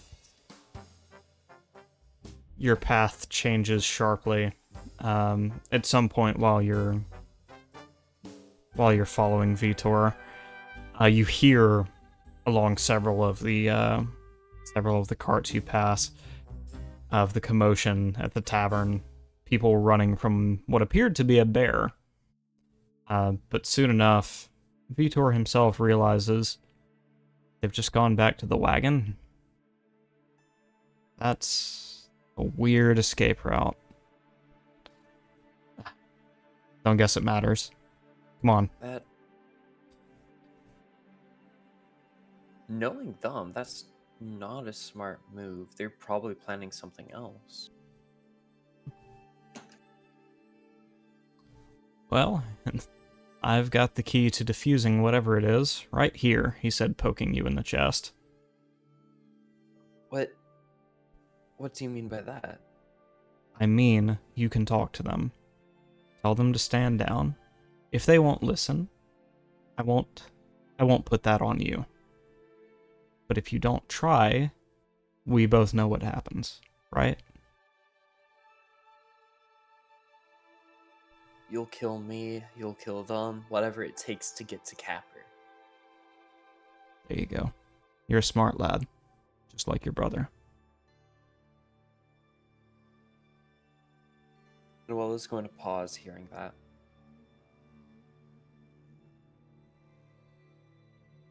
Please don't think that was a slight at you, Manuelo. He really was. It was an honor to know him.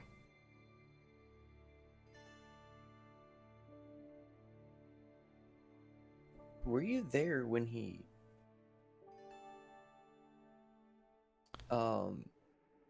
left? When he died?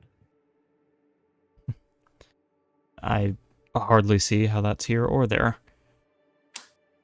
Just please humor me. I was aware of his passing, yes.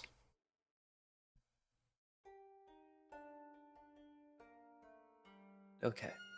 Yeah, I'll do what I can for you then. Vitor looks a bit surprised at your sudden willingness, but shakes his head. Then let's go.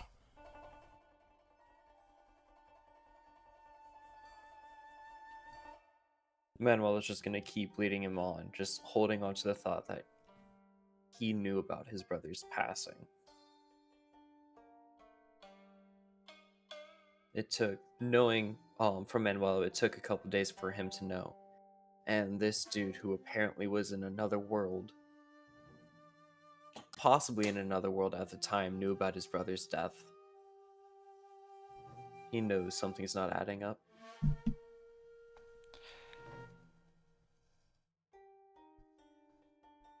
Paths converge at the home wagon. Gabriel, if you did indeed choose to go home, then this is where you will find Beatrix and Capper stumbling in after what looks to have been a long night on the town. Capper once again passed out over the shoulder of your companion. I'm gonna look over at Beatrix. What happened? Well, what does it look like? We found another bar to go to. Then why are you here?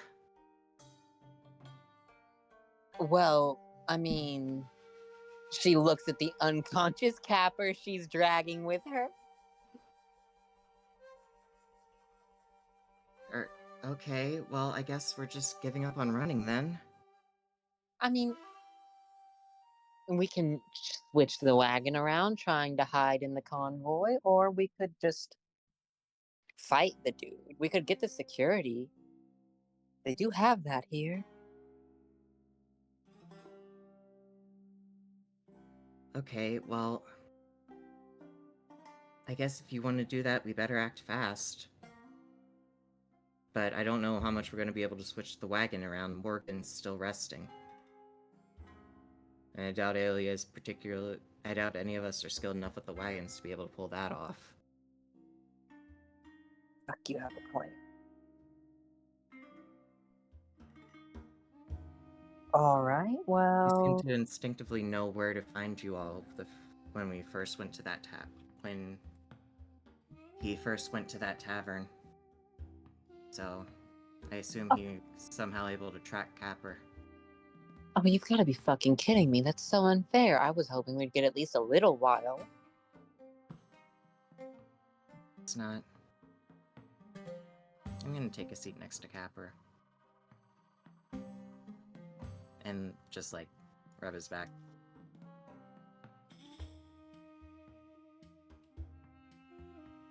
Do you think we'll be okay? Well, I mean, We're here. We're not gonna let anything happen to him, so it'll be fine. Okay. This guy doesn't know who he's fucking with.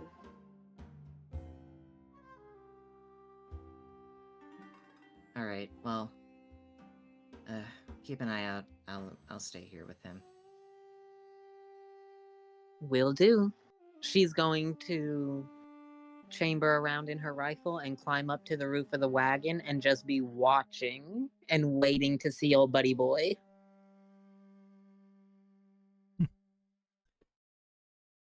Alia will chirp from her bed above you. Gabriel? Are you okay? Yeah. All right. Capper, there's somebody after Capper, and Capper's very worried he's gonna hurt him. And I don't know what we're gonna do about it, but we're running out of time for any alternative options. Well, I hate to admit it, but B is right. We're not gonna let anything happen to him, even if I have to fight. Okay. Well. Okay, now I'm officially confused. Who is driving? Just been moseying on along. Horses has just been handling it just fine. Yeah. I imagine the jolt from the back, the jolt in the back from the other wagon probably wasn't pleasant for them either. Okay. I kind of want to point out it was Manuelo before everyone decided to leave. Yeah, okay. If you're here, who's flying the plane? Yeah, we keep running into that problem with this whole lit felt thing.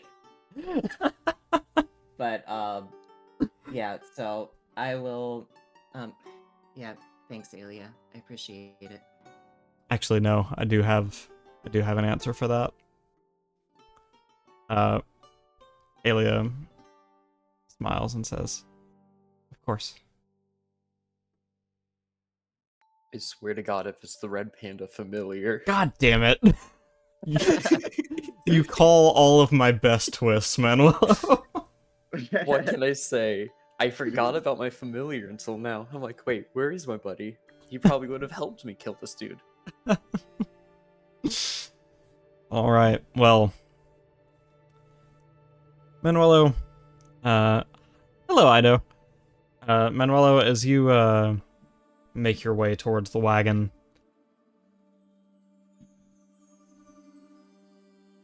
Vitor will very suddenly stop. Just before turning the last corner before your wagon.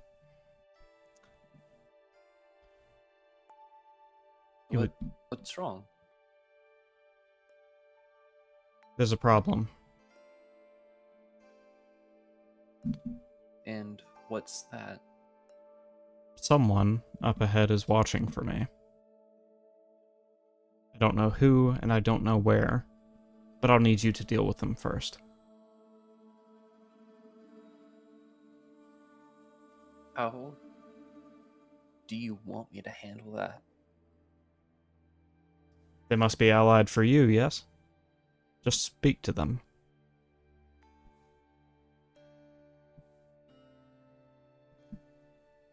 If this fails, promise me you won't kill them. Only if they seek to harm or stop me. Well, we all know what that answer is. Then As you... Manuelo steps out. Alright, Beatrix, your scope will fall upon the chest of none other than Manuelo.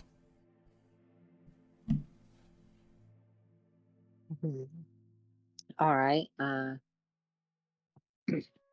Does he? Do you just keep walking, Manuelo? Manuelo, probably thinking who it'll be, he's walking out with his hands up before heading over to the wagon. When he gets a little bit closer, Beatrix will shout down, Manuelo, where you been? You know where that asshole is? Manuelo's gonna look up and just say, I wish I didn't. Is there any possible way in order for him to talk or chat with Capper?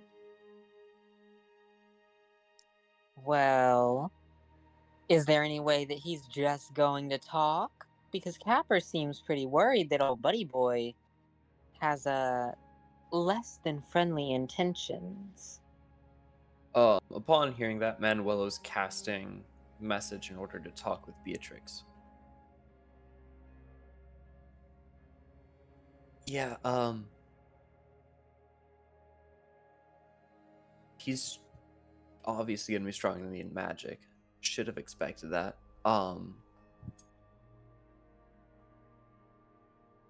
He's threatening to kill everyone if they stand in his way. And knowing what he can possibly do, he probably could. What makes you so sure? I mean, we've taken on plenty, and much scarier than this guy. Think about that cultist and then add like 2 others of the same level and combine them.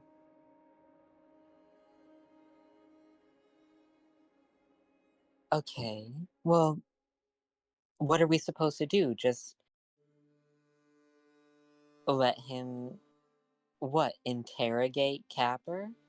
Kill Capper if he's upset with the answers?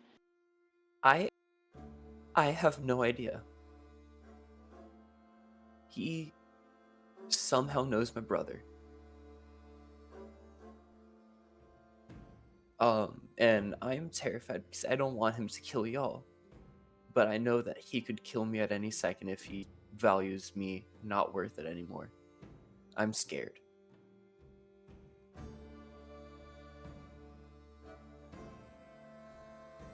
Oh, goodness. I'm scared for all of us.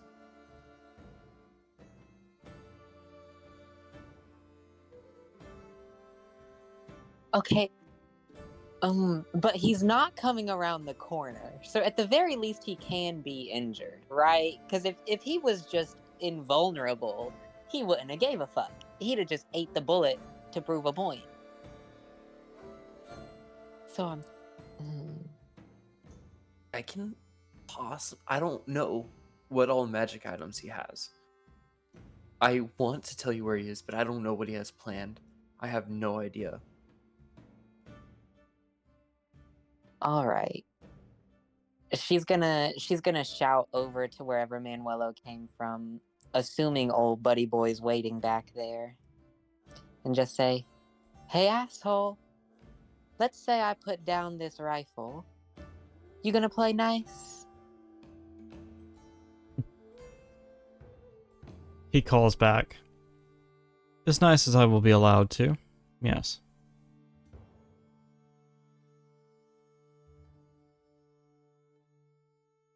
What do you want with Capper? Because she hasn't met the dude. She doesn't know his spiel. I wish to get to the bottom of a little mystery. And if there is a debt, to settle it. Well, I'm no stranger to debts and how they're settled. So let me make one thing clear. You can come get your answers. But the moment you move to hurt Capper, you'll have a lot more problems on your hands. That's what I'm counting on.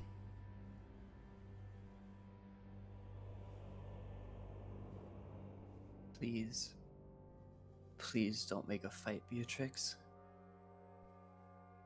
Please. She'll take her rifle down and just relax a little bit, waiting to see old Buddy Boy come around the corner. And this would make a perfect cliffhanger for our 5-minute break. Or 10-minute break. All right. Especially as it is 4:01. But we will be back shortly. God, my heart's racing.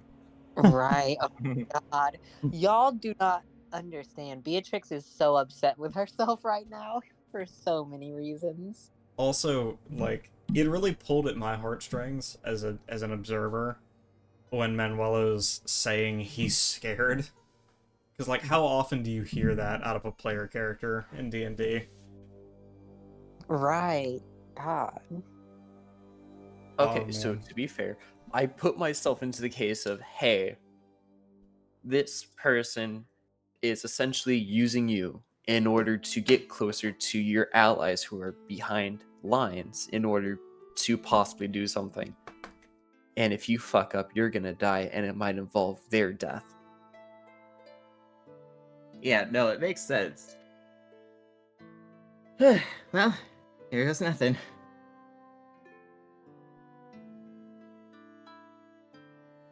Manuel was definitely feeling if only I was stronger, I could have done something better. Well, time to go get my lunch or dinner.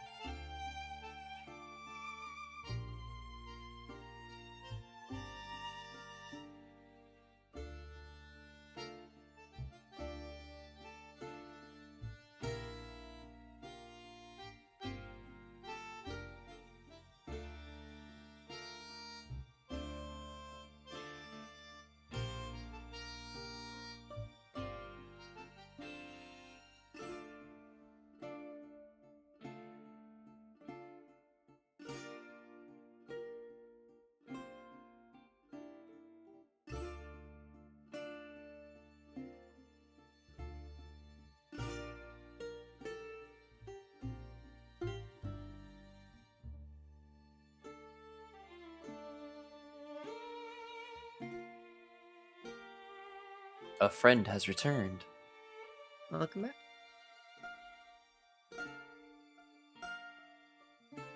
Good God, we're fucked, aren't we? Well, I mean, if their memory trick worked, plus I'm gonna spend like several minutes calling him an asshole.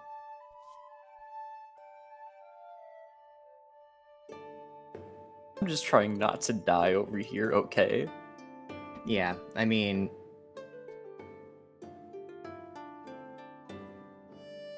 Yeah, I mean, you're definitely doing what you have to, but I mean... The question of when he gets in, what he's gonna do, I think that we'll be all set to go. Because, I mean, really, I'm gonna tell him the truth that Capper's terrified that he's going to completely disregard what everyone around him says and murder him anyway. And his memories now say that, the two of them split up, and to ensure one of them survived because they weren't sure which path led to safety. Yeah. Versus danger.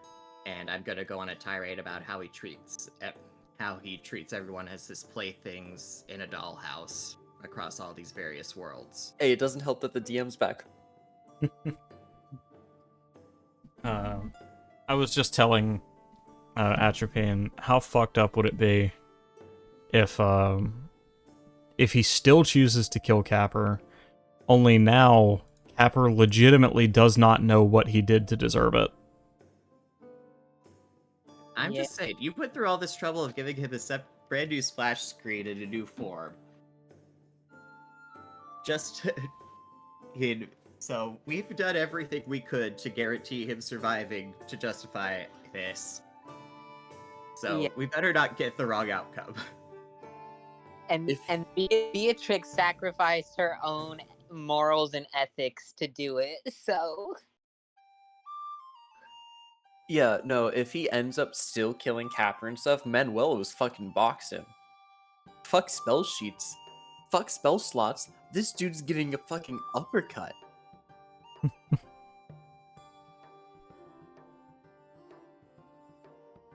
It is the truth. Manuelo can fucking punch.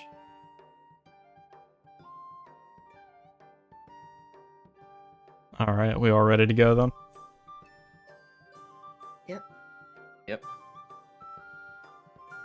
Man, D&D genocide run.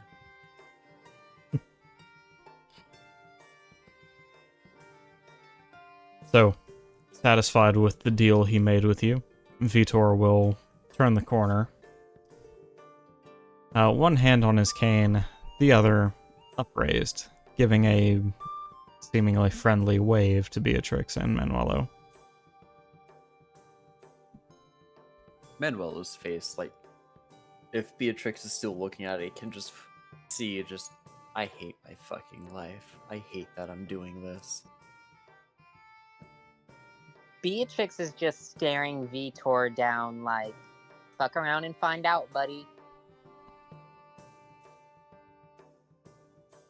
After he's satisfied that you've noticed him, Vitor will begin walking onto the gangplank towards your wagon.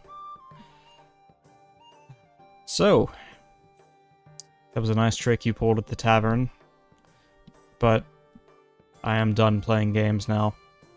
If you would be so kind as to let me see my companion. Well, you can see him, but you're not going to get much conversation out of him right now. We were having quite a bit of fun out at the taverns. He's a bit incapacitated.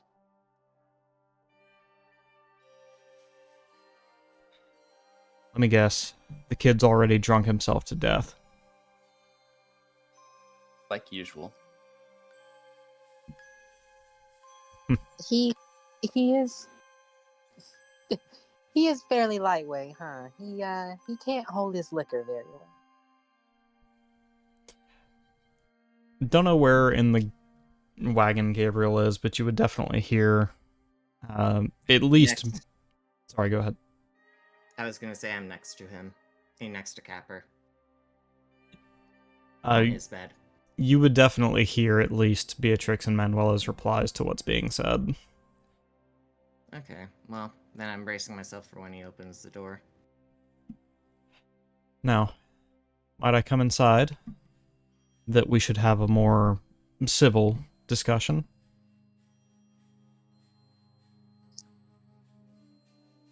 She's just looking down at him from the top of the wagon. She's just like, sure. See you in there. As she turns to walk towards the hatch. Manuel is just gonna, like, if the door's not already open the door for Vitor, taking a look inside, seeing if there's any remnants of the plague going on.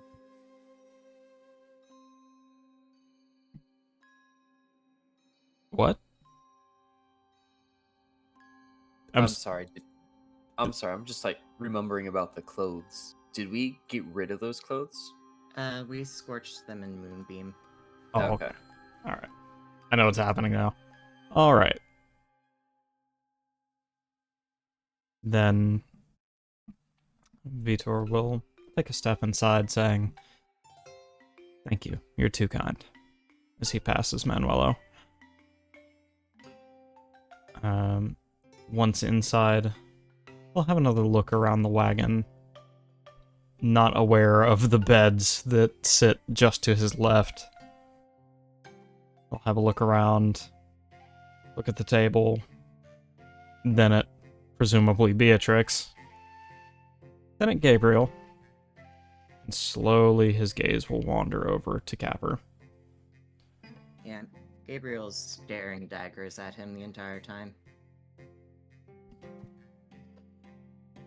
Good evening, Gabriel. Welcome back. Wasn't very polite of you to leave me behind like that. I kind of hoped you'd at least say goodbye. Well, sorry about that. When I went to check in on Capper, he told me he was worried sick you'd completely ignore everything he said and murder him regardless of anything mentioned. He always had a flair for the dramatic. Well, you seem to completely steamroll everyone around you as if they're your playthings. Now how do you figure? He says, approaching the bed. Well, I mean, you disregarded everything I said until I persistently asked you the same question 5 times. You've been an asshole to Manuelo. You treat every world as if they're disposable. So, forgive me if I can't exactly feel the kindest feelings towards you.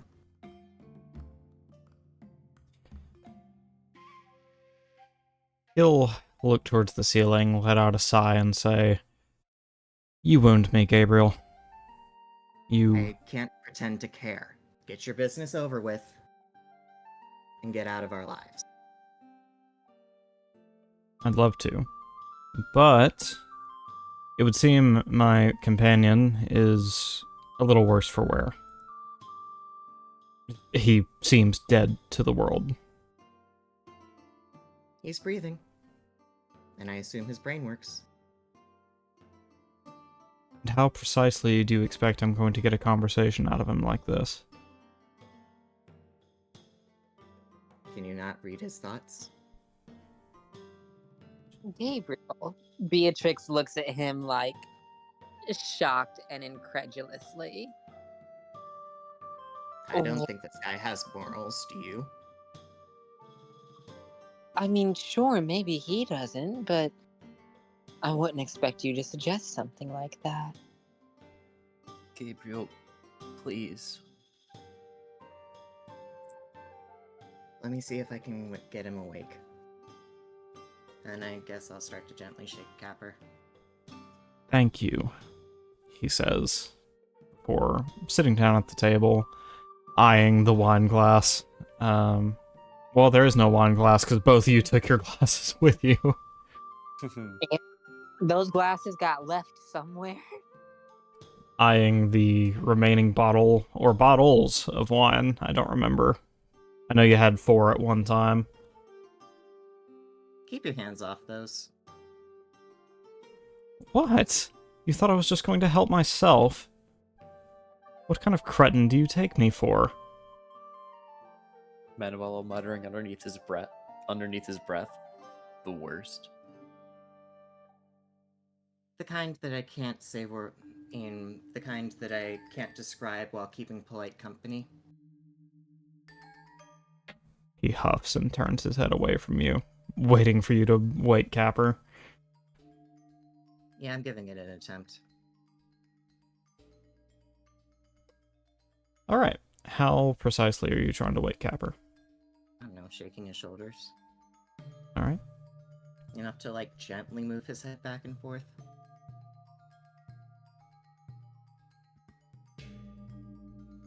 Capper will flinch just a bit before kind of beginning to stir. But the look in his eyes as he wakes is very familiar to you. He's quite inebriated. Capper? You there? Hey, Gabe, he says, reaching a hand up towards your cheek. Capper. Vitor's here. Send him in, send him in. Alright. I'm gonna go ahead and help him up. And, bring him towards the table. Capper will not resist too much as you shuffle him over to the table. Yeah, and I'll try and sit next to him.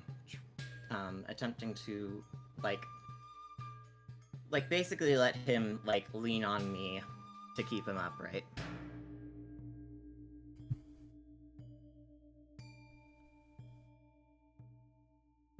Vitor will kind of look over Capper and say, "You've chosen an interesting form this time, Capper."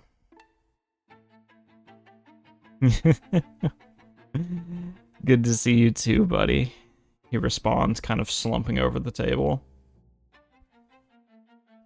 Chosen's an interesting choice of words.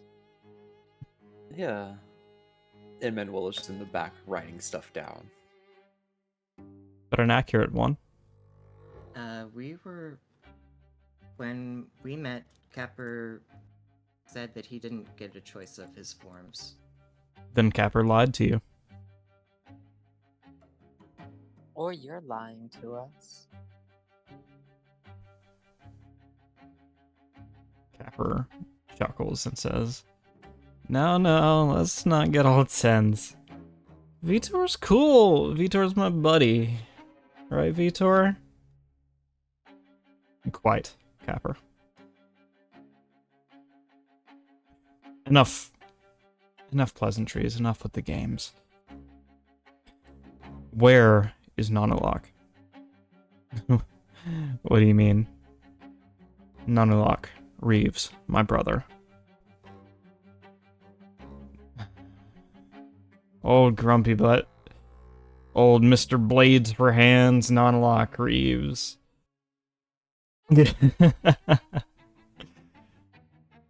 Funny guy, that one. He turns to Gabriel and says, Hey Gabe, you know where Nanulok is, right? I don't. You told me that you two separated on the way trying to get out of your mission. Vitor will tilt his head and say,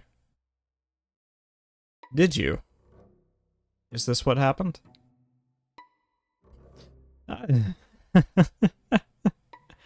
I mean, separate is kind of a crazy word. See, yes, that's what happened. Okay. Why? Well, I mean, only one of us was really going to make it out of there, and I mean, you know? No, I don't, actually.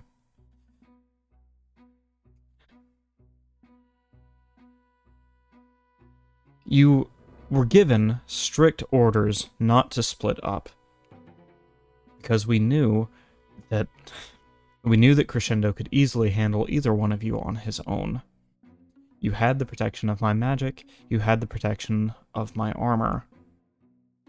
Why did you split up? It wasn't my choice. Not a lot. He went off to do his own thing. That's ridiculous, Capper. Nanulak knew the importance of sticking together just as well as you did. Why would he split off from you? I don't know. Maybe he was looking for his own way out. You didn't need a way out, Capper. You needed to stand and fight. You needed to weaken... You needed to deal with him long enough that I could get there. I was the bailout. I was your backup plan. The mission was going to be complete. Where is Nanulak? Why can't I find him? I don't know. It's your magic. You find him, he says, leaning forward and poking Vitor's chest. Vitor grimaces. I hate to interrupt, but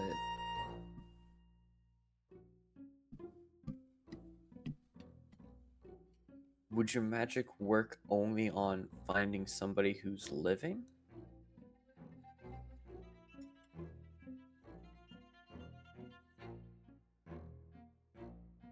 Of course. Well, not only on people who are living, so long as they exist, as they are in any reality, and they bear my enchantment, I should be able to find them. I don't know if you're getting what I'm saying. I know what you're saying, Manuelo, and I don't like it, he says, raising a hand, glowing a bright red in your direction. Hey Oh, now, hey now, Beatrix says, standing up and readying her rifle. Let's calm that down now, friend. No. It's fine. I'm tired of this. It's I guess time for you there's to... a singular person you care about. Well, yeah, there's that, but... It's time you get on with the fact they're dead if you can't find them. If they're not dead, somehow, whatever person that you were up against captured them and removed your enchantment.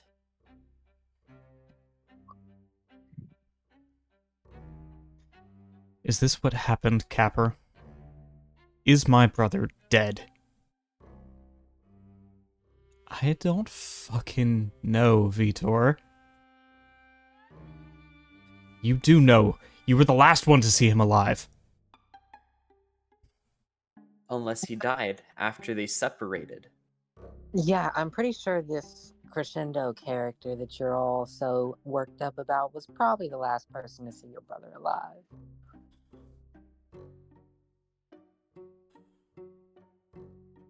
Vitor will pinch his sinuses and say,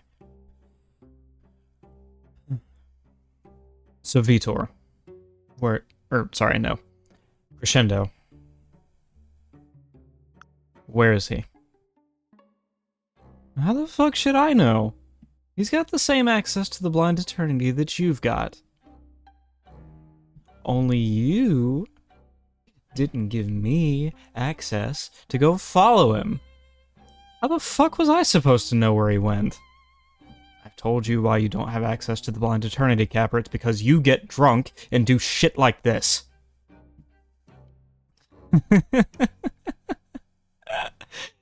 You're funny, man.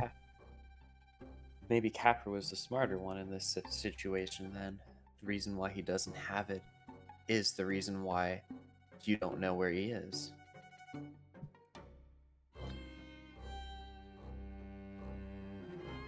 Vitor will finally lower the hand that was upraised at Manuelo onto the table, and it will begin to glow a faint green. What are you doing to our table? Nothing. To your table. Beatrix is gonna take aim at him and be like, "Friend, don't go doing anything we're all gonna regret." I won't. I will do this, though, he said, as thousands of tiny interlocking runes form a wall between you and Capper. And himself, of course. Am I able to body block Capper? You just gonna try and get in front of Capper here? Yeah. Alright.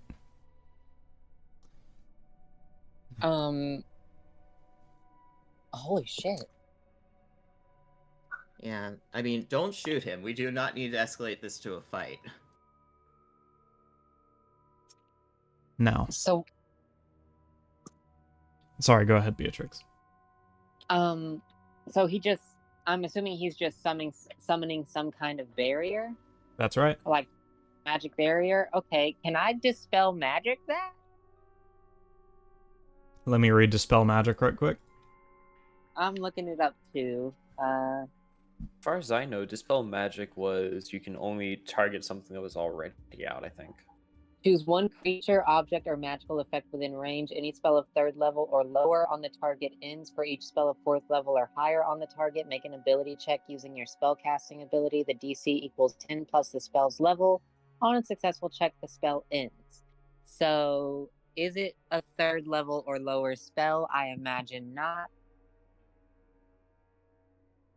Yeah, not 3rd level or lower. Okay, so what level is it?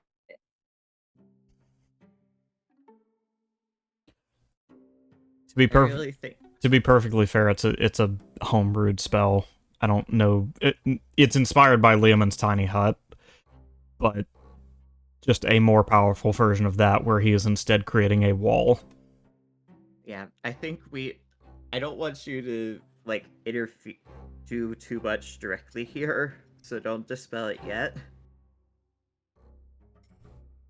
Necessarily, please. I don't want to agitate him further yet. Well, he's agitating me, god damn it. So if Manuel, pretty sure this is what's probably gonna happen, but Manuel is gonna move behind Beatrix. And grapple Beatrix in order to stop her. Oh shit. Excuse the fuck out of me? Are you gonna contest that grapple, Beatrix? Yeah, Alright. yeah. You have boy. athletics and acrobatics.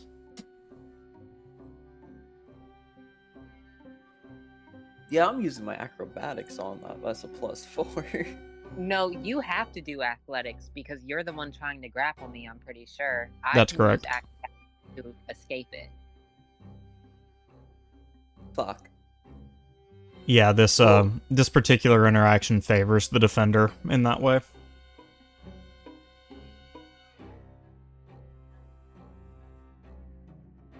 Damn.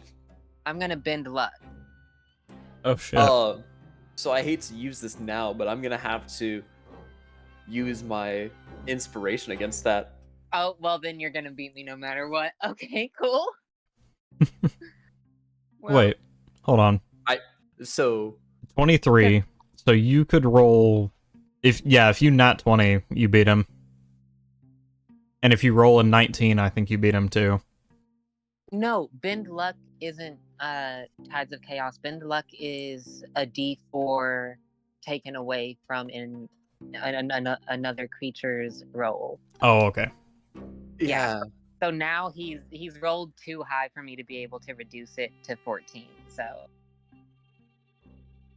All right, there's the DM inspiration. she's just gonna be very upset as she struggles against you and is like, Manuela, what the fuck are you doing? I don't want anyone else to die if that's a possibility. But we can't fight that. So what? You're just gonna let him do whatever the fuck he wants to do behind that wall? There's nothing else I can do. While you two are arguing, Vitor will stand from the table, circle around, and reach for Capper. Gabriel, I imagine you're still trying to body block. Yeah. What are you doing?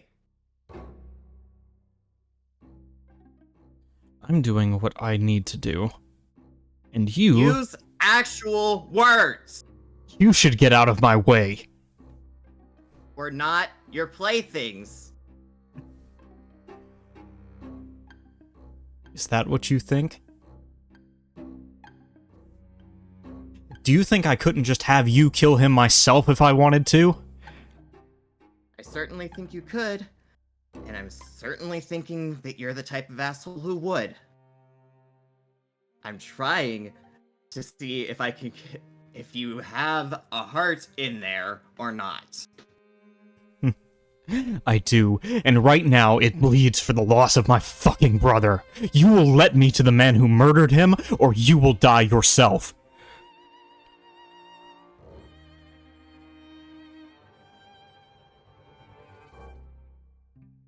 Can I?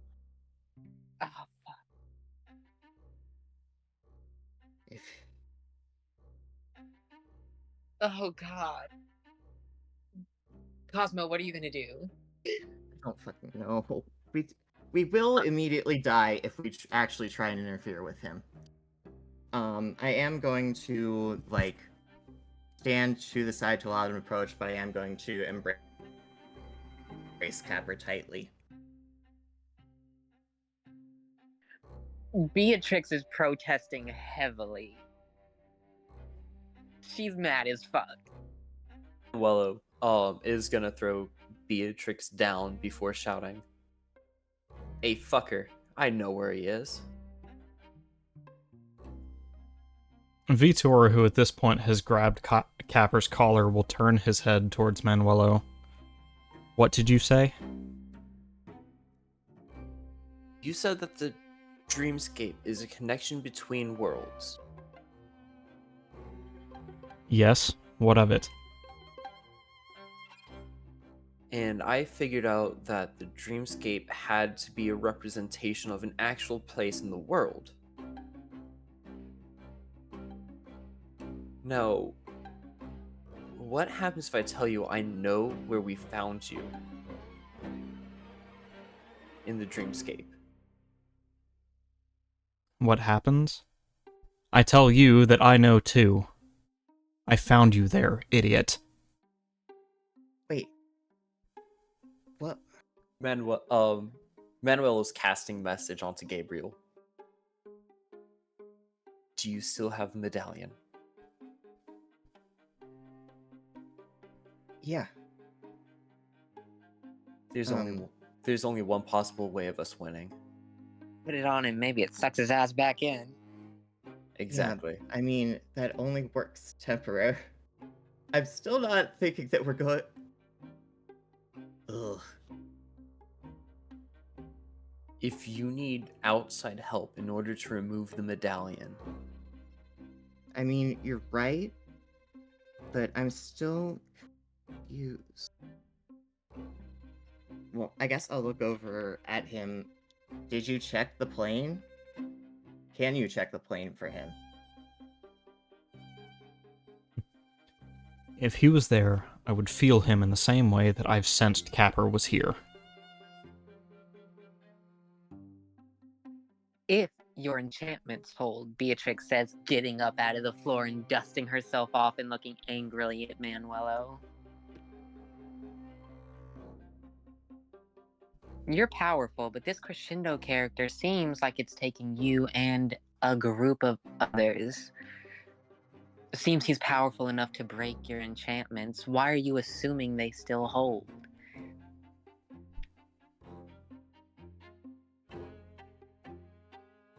He doesn't seem to have an answer for this straight away, but he shakes his head and simply responds, "That's why I need to know what really happened." Then check his thoughts, you piece of shit. Gabriel, again, what the fuck?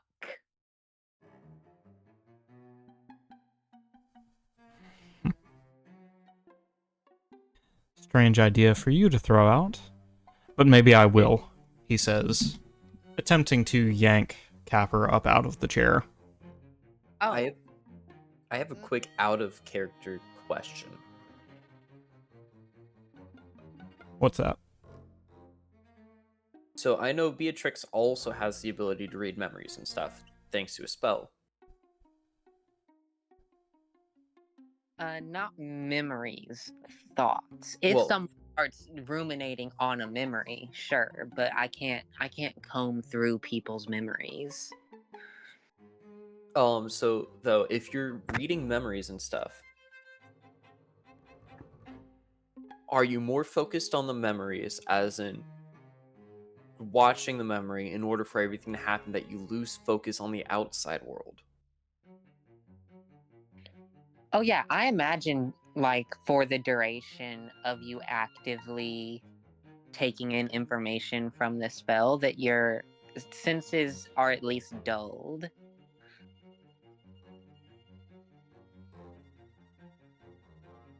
At the very least, the moment he does it, I imagine it'll be a concentration spell, which means that wall's gonna come down, hopefully.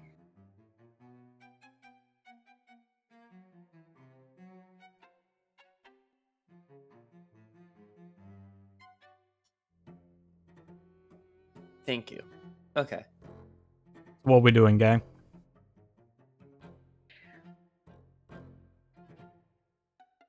Oh god, see, because Beatrix wants to sell this, right? Like, even knowing what she knows, she wants this guy to have no doubt in the sincerity of Capper's memories when he gets in there. So that's why she's fighting so hard.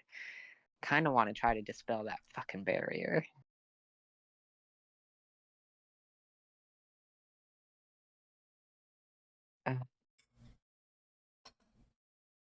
In Manuelo's mind, he's 100% thinking, the only possible way we have defeating this dude is while he's distracted, we slam the medallion on him. Yeah. Yeah, the problem. I'm still with the problem of one, he knows how to get around in that world and can probably figure out a way out that we don't have access to.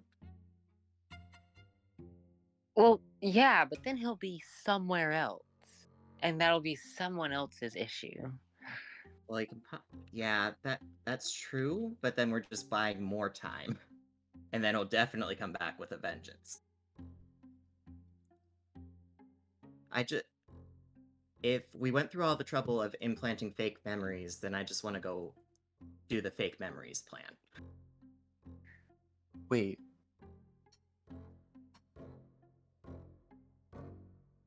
That was the Orion cult medallion, though. Yeah. The thing being, oh fuck, oh,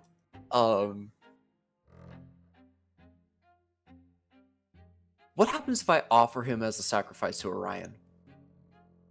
Would you even know how to do that? I'm guessing the best bet is praying to fucking Orion and then saying like, hey, there's this dude wearing this medallion I offered to you as a sacrifice.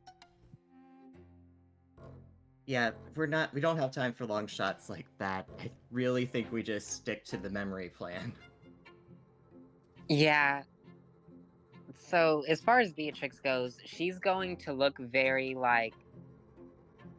She's going to look at Capper, shocked and upset, and then look back at Vitor just like a "you're a piece of shit." They're behind that fucking barrier, and fuck, even if I was to try to dispel it, the likelihood that I can is pretty fucking low. So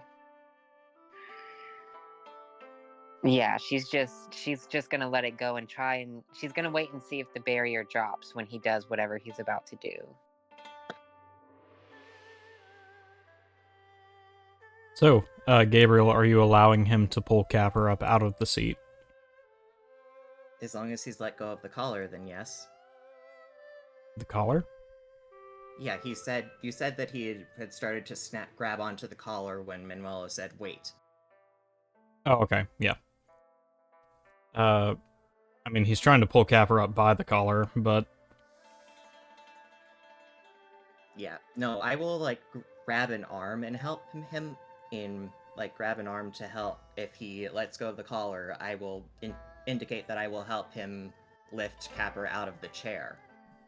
But if he's still grabbing on by the collar, then I'm interfering with that since it looks like he's still trying to strip Capper of the powers.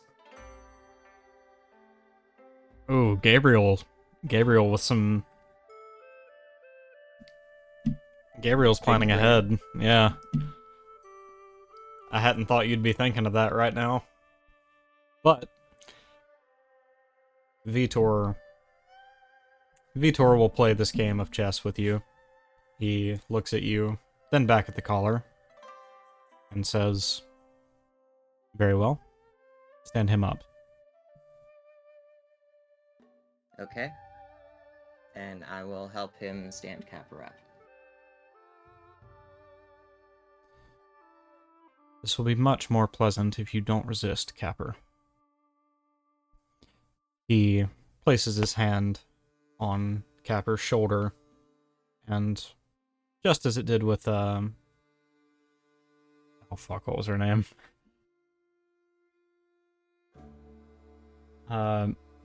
Just as it did with the jackal you spoke to earlier, Beatrix.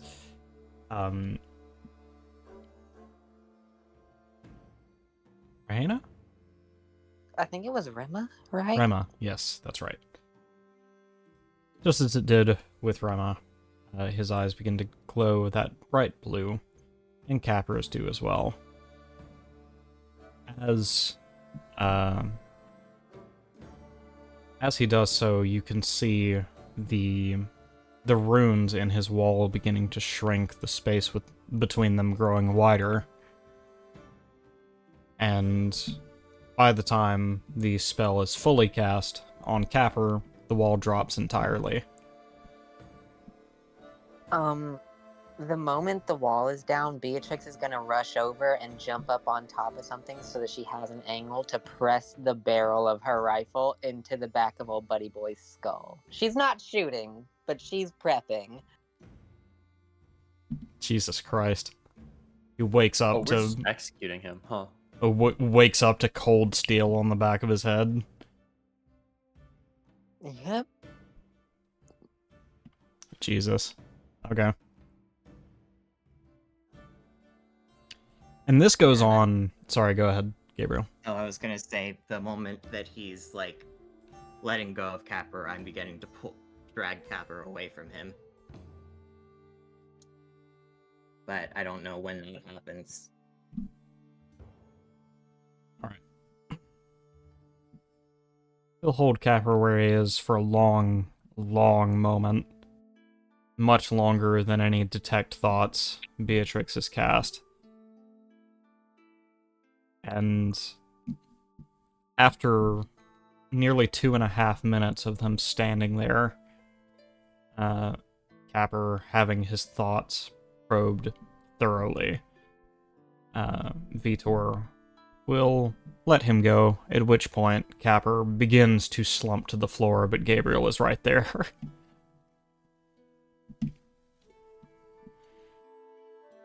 Yep, I will catch him as best I can and begin dragging him over to his bunk. And the moment Capper is out of the way, Gabriel is going to push the barrel against Vitor's head until his head is firmly pressed against a solid surface and he is pinned. Who's I'm sorry, going to what? do that? What? Who is You going said to do Gabriel. that? Did I say Gabriel? I meant Beatrix. Whoops. Brain scrambled. I don't think you realize how far the next solid surface is. Is it? We were near a table, right? They were sitting at a table. Oh, you're pushing him downward? I mean, sure. If I have an angle to do that, just. Also, where are our tables? Just in the middle of the wagon? No, I imagine it's off to the side, like pressed up against a wall, like a diner booth. Yeah, the wall would be a solid surface as well. Well, yeah, but he's standing up beside the table. Like you would have to push him over to get him pinned against a surface. I mean, if she can do it, whatever she can do, if it's just pushing him down to the table, or I had imagined there'd be a wall, but whatever she can manage.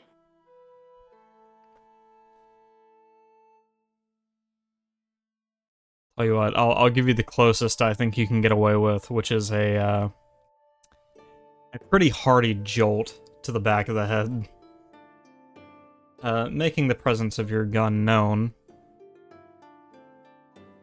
He will take in a sharp breath, and his hands will raise by his sides. What the hell are you doing? Just a little insurance. Find what you were looking for, friend. You are so confident in your capabilities, it is almost admirable. Oh. Ido, thank you for the tip. Oh, thank you, Ido. Who would you like to give advantage or disadvantage to?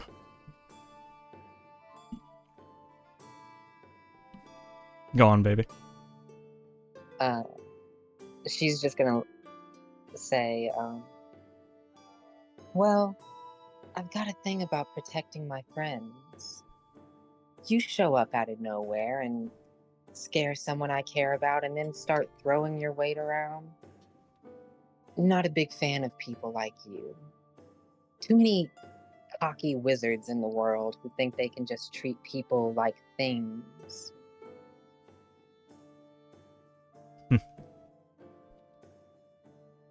You would know. You can choose the DM, Ido. Don't choose the DM, please. You're right. I would. Now, I'll ask again. Find what you were looking for? Well, for all your horribly rude behavior, he says, raising a hand to the back of his head, and slowly but deliberately pulling the barrel of your gun away. She's not just gonna let him do that. She's gonna resist, and if he puts more strength into it, she'll probably just like hit him in the back of the head with the gun. Yeah, can I retort back over? Oh, because you've been such a kind saint yourself. Listen, I may not look it, but I really am trying to help you here. Could Alright? have fooled me. With what? Yeah, please tell me with what. Would it help if I said the plague? Oh, Ido's giving me advantage. Fuck! Ido, why would you do that now of all times? That's just cruel. It would help if you had said more than I intend to kill Capper. Now, when did I ever say a thing like that? 10 minutes ago, 5 minutes ago, 15 minutes ago, 20 minutes ago, 30 minutes ago, 45 minutes ago, an hour ago? Do you want me to go on? Beatrix, make a dexterity saving throw. Oh, fuck. Thank you, Ido. Oh, he's doing something against her? He is.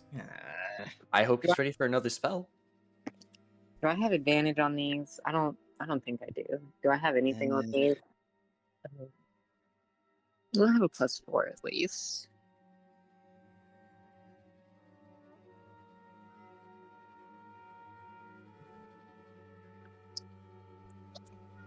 Did that not go? It went through. You got a 14. Oh, I hate that. All right. All at once, and with much more speed than you imagined this old man could muster, he whips around, grabbing at the barrel of your gun, trying to lift it over his head. Make a Oh. contested athletics check. Oh, old buddy boy is not gonna be happy with how this. He's start. Look, you can't blame Beatrix now. This motherfucker started the fight. Manuelo, as like a reaction, will be casting Magic Missile at 2nd level at this motherfucker. That's an 8. Well, I'm sad I wasted the advantage on this.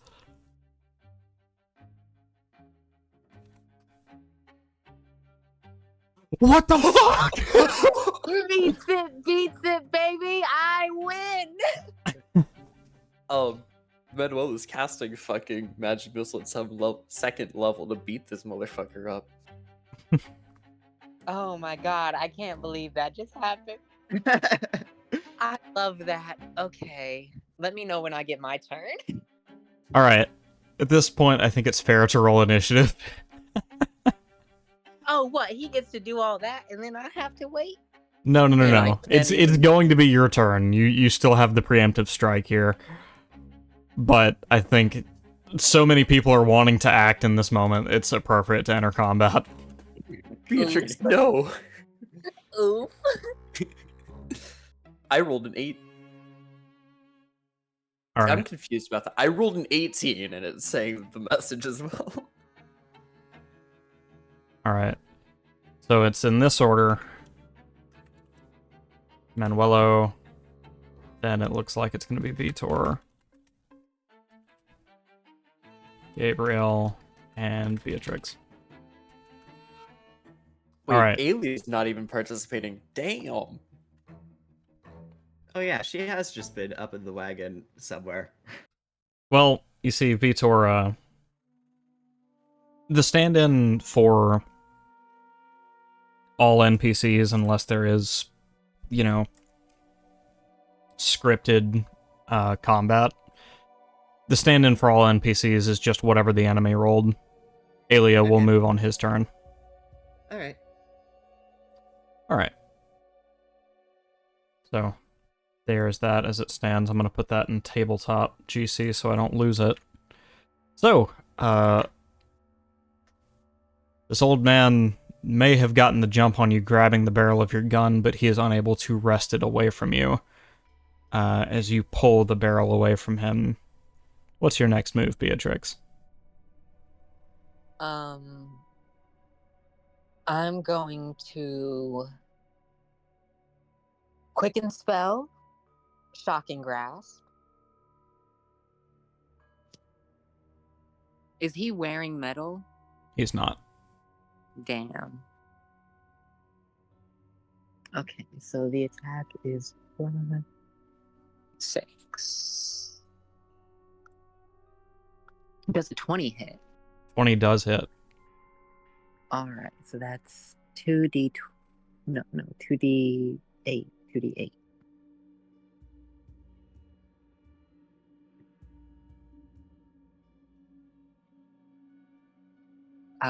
So that's 12 lightning damage. And then he can't take reactions, so I'm going to put a little bit of space between us. Wagon's not super big, so I just want to get out of melee, I guess. And then I'm going to turn around, and I'm going to take aim, and I'm going to shoot at him. Alright, roll that attack. Beat the shit out of him for me, please. So I'm guessing the reaction was Shocking Grasp. No, Bonus that's my... action. Yeah, it's my bonus Bonus action. Got you. Okay. Yeah, that's what Quicken Spell does. It changes the casting time from one action to a bonus action, so I can do that and shoot in the same turn. Cool. 13 probably doesn't hit, though, does it? It does not. I don't think I have Tides of Chaos available yet. No, unfortunate. Yeah. She's gonna try to play it off like she meant to miss and say, "Enough of that now."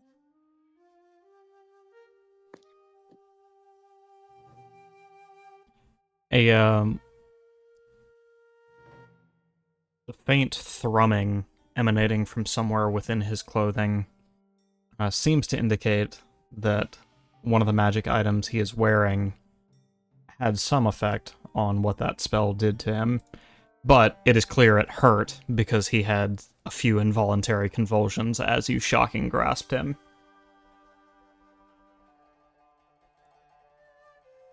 Oh yeah. Then it's Manuela's turn. This motherfucker doesn't have a reaction, does he? Not anymore. Nope, not after shocking grasp. This motherfucker's tasting acid. Because it's magic missile at 2nd level again, using that acid. Alright. This motherfucker's paying for his crimes. Murder him, Manuelo.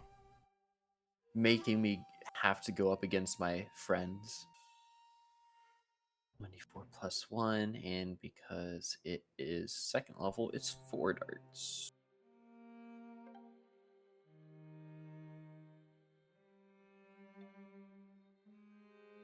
All targeting his torso. Okay.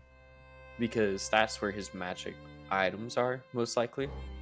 Manuel is targeting there, knowing that the acid is going to eat away at his clothes, possibly making him drop some of them. And here we go.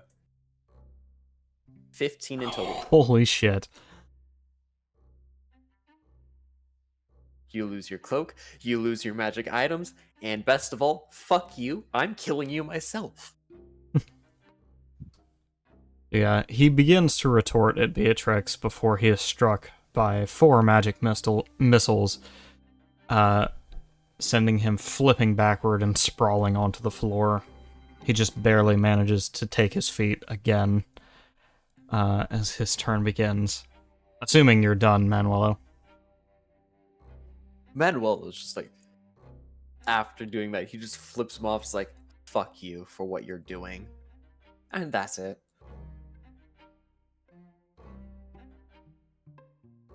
Oh, okay.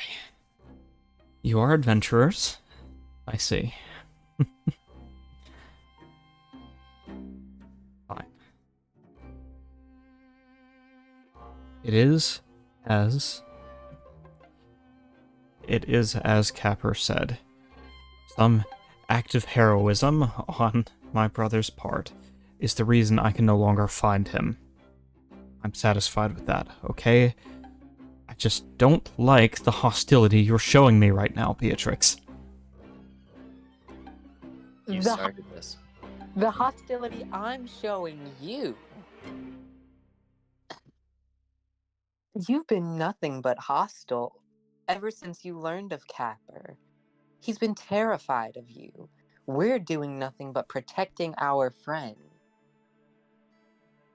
You're the trespasser here. You're the potential threat, not the other way around.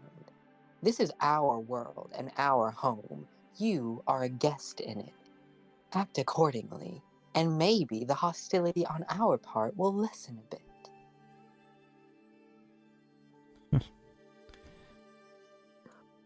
I would love to yield to your impassioned speech, Beatrix, but he doesn't know your name, does he? He does not. Yeah, has anyone said my name in front of him yet? Nope. I don't know. I'm just some random person in the crew that doesn't even, they don't even know each other. I would love to yield to your impassioned speech, darling, but I imagine this one here, he said, gesturing to Manuelo, isn't going to make it so easy. Get a leash on that one, and we can talk. I'll look over at Manuelo. Meanwhile, I'll stand up and approach Manuelo and put a hand on his shoulder. If you can promise no harm will fall to Capper or anyone else here, then we can settle all of this and you can be on your way. I have no intention to harm you. Or Capper. He grits his teeth and says, or Capper. All right. Then we can settle this. He pretty meaningfully flicks his gaze over to Manuelo, waiting for his response.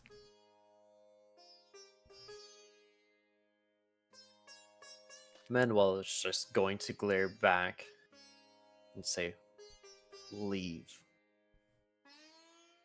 The next time you come back, you won't be so lucky.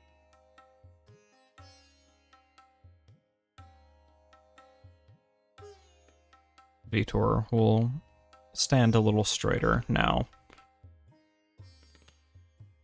Adjust his clothing, take his cane, and leave the wagon. Yeah, I'll go ahead and open the door for him and let him out. As soon as he is out of the door, Vitor will turn to the side and lean against the wall of the wagon. Jeez. First is some drunk paladin, now this. So this crescendo person, if they show up in this world, what are we supposed to keep an eye out for? Well, you'll want to look for anything that appears to be reanimating people. A bright yellow glow, I don't know, smog or oil, or a fine dust. That's what the plague does. I thought you might say that. Yeah, the plague creates oily creatures that can shoot out oily tendrils that fade into dust when hardened. And the flowers are yellow, and we've seen a wolf man that who had like oily armor and his eyes glowed yellow. But when we defeated him, he was just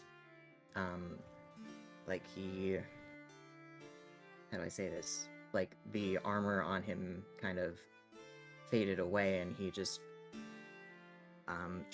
reverted to an infected man.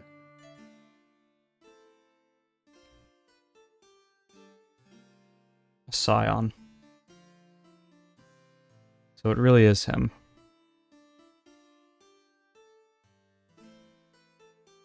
Well, I'm sorry to have burned this bridge so early. It seems our goals are not terribly misaligned. I can give you one more chance. But that's gonna depend on whether or not Capra knows that he's safe around you.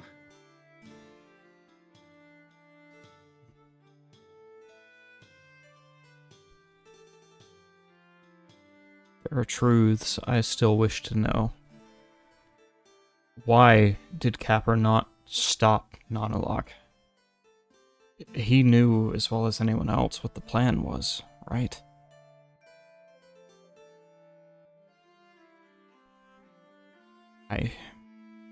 I can't understand, he says, kind of slowly sliding down to the ground, seated and laying his head in his arms. I just need a good night's rest. Say, do you know if this rolling township of yours has an inn? There are plenty around. You'll need the local currency, but I'm assuming you were prepared for that. What do they use here? Yeah, I guess I'll hand him a couple gold coins. I don't know how much would I know offhand a guesstimate on how much an in-stay would be? You're very generous, Gabriel. And please don't make me regret this decision. I don't intend to. He'll look at the coins in his hand and say,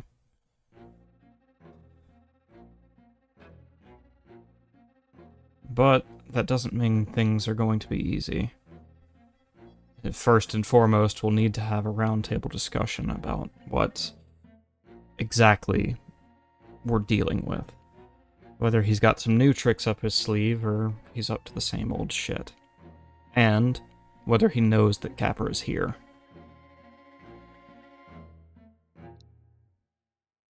Okay.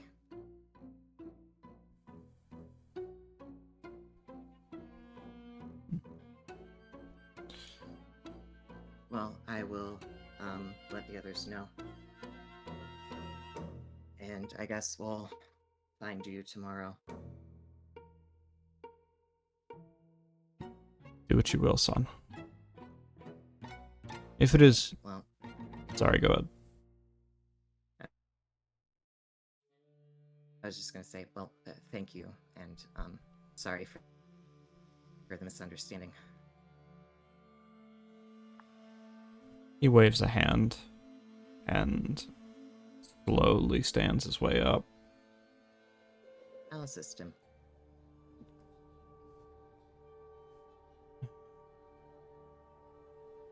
Do ensure Capper gets some water and some rest. All right. Before he was whatever he is to you, he says with a slight smirk, he was my friend too. I know it would be easy to think that I hate him, but I don't. So please, take care of him. All right. And then I will wish him well on his way, and I guess return inside. And Vitor will cross the gangplank on towards the next wagon.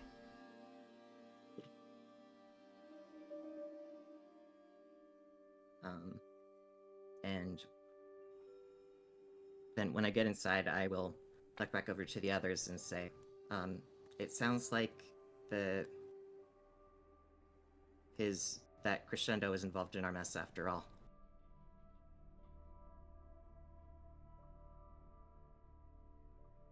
So lovely.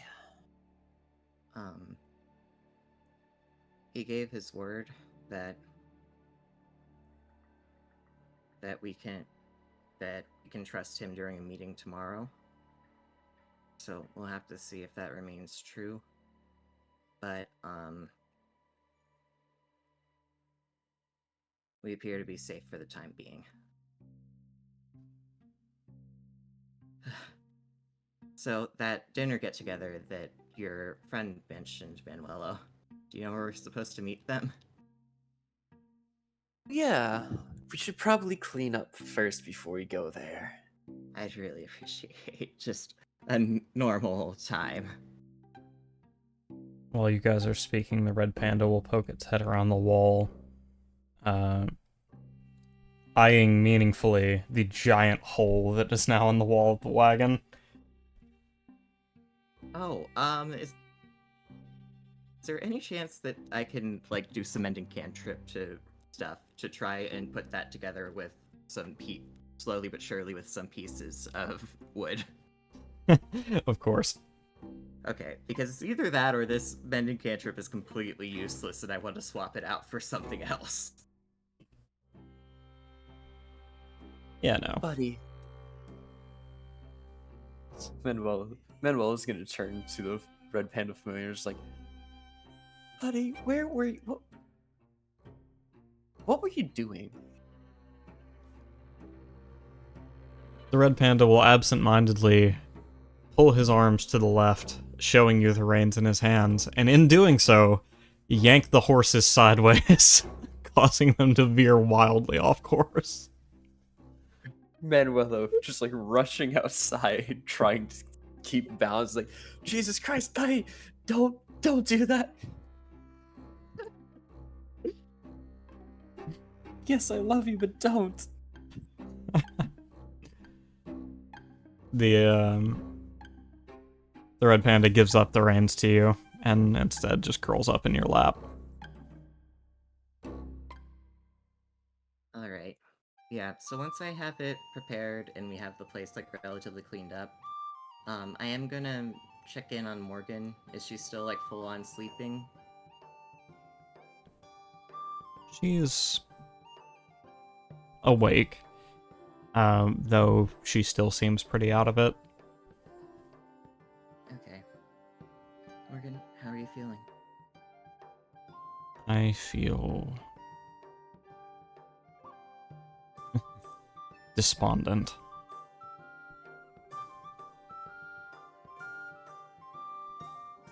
Is that at least an improvement from earlier?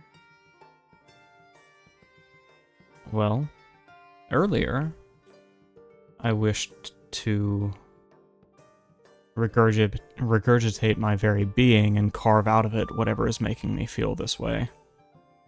So yes. Okay. So, I guess we did make progress on getting it more under control, at least. So that's something, right? Yes. That's very good. Yeah, so I am wondering if maybe it's not a good idea to have you driving out, running the horses out at night while we're out here.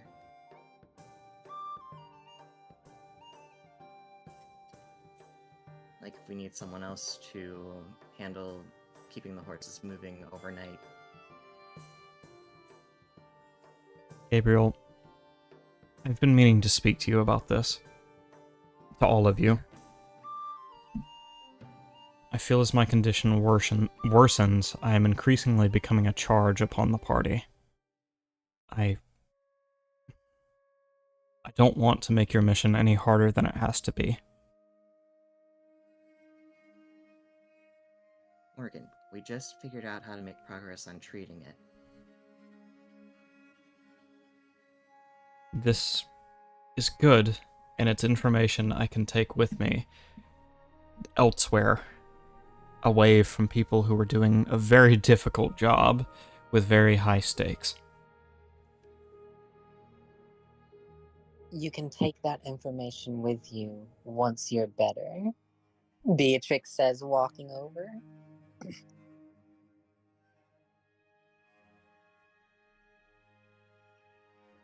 Morgan's mouth falls open, and you can feel a little shallow exhale. As her eyes soften and she seems to get a little emotional. Thank you, Beatrix. Now that we figured out a means to keep it under control, and if we get a hold of a more powerful cleric who can combo with Beatrix's spells, then maybe we can even put it away for good. Speaking of, Gabriel, would you happen to have the strength left to see if we can help out Morgan anymore today? Yeah, I guess we can do that before we go for dinner. I have just enough juice in me as well. Beatrix is going to cast Detect Magic and give Morgan a once-over. How's she looking?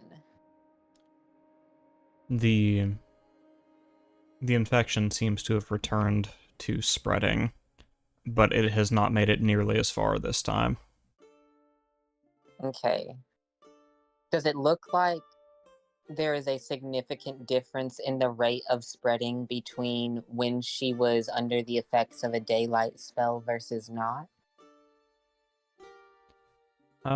It does seem that the daylight spell dampened the effect somewhat.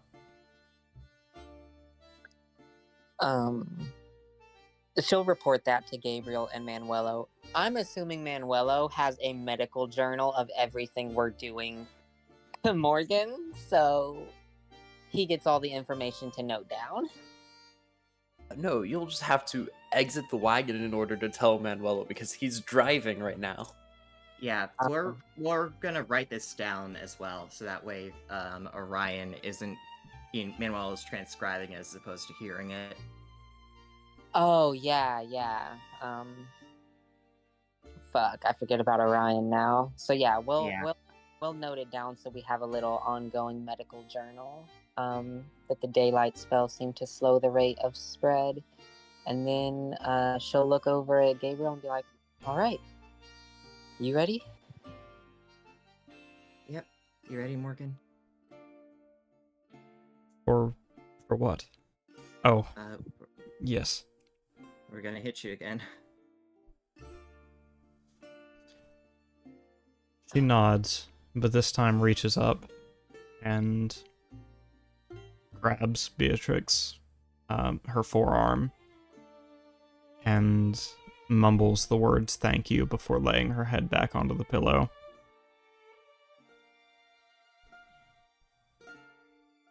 Beatrix just smiles at her and places her hand over Morgan's and says, "We don't abandon our friends, Morgan."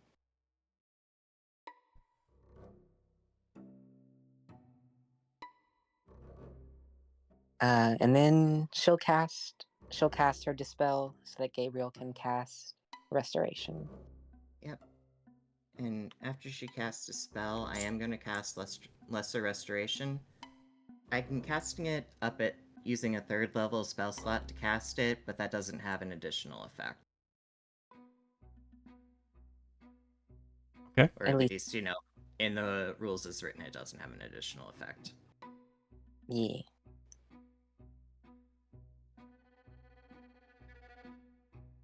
All right. And once more, you see the infection recede back into the greater mass, which itself seems to shrink in size slightly. Morgan, once she has recovered from the initial shock and wrenching pain, will look up to Gabriel and say, "So can we tell if this is getting any better?"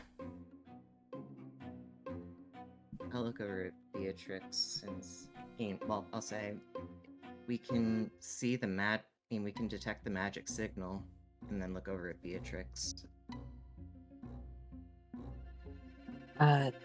Yes, you're doing significantly better than you were before Gabriel and I figured out this particular treatment.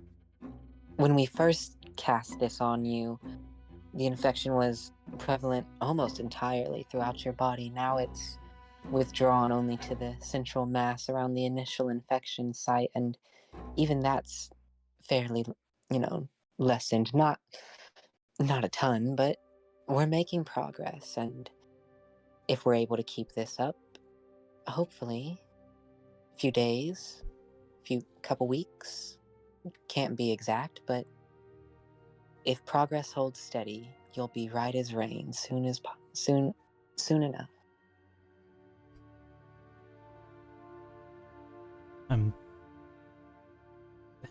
You can imagine how happy I am to hear you say that.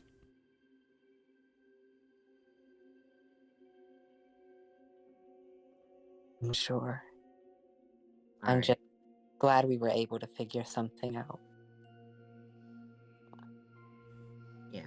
I am going to reach for a hug. I know Morgan doesn't like hugs, but I am going to reach for one anyway. Morgan begins to raise a hand, but just kind of lowers it slowly and says, "Might as well." Okay, then I will go ahead and offer her a hug. We're here for you. Don't worry. Thank you, both. And to Manuelo as well. Who, of course, can't hear her. We'll let him know. Thank you.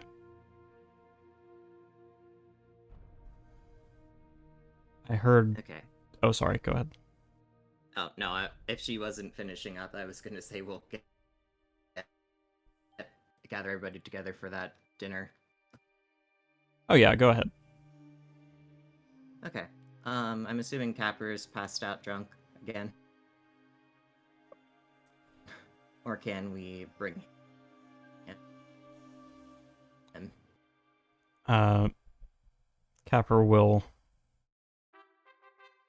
Well, now that he's had a minute to recover from the effects of that memory probe, he's standing and walking around much better than he was when he first arrived in the wagon.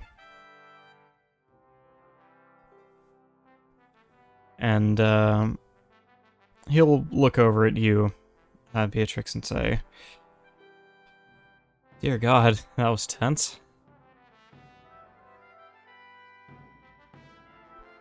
Yeah, just a bit, but it all worked out, right? I can't believe he fell for the whole...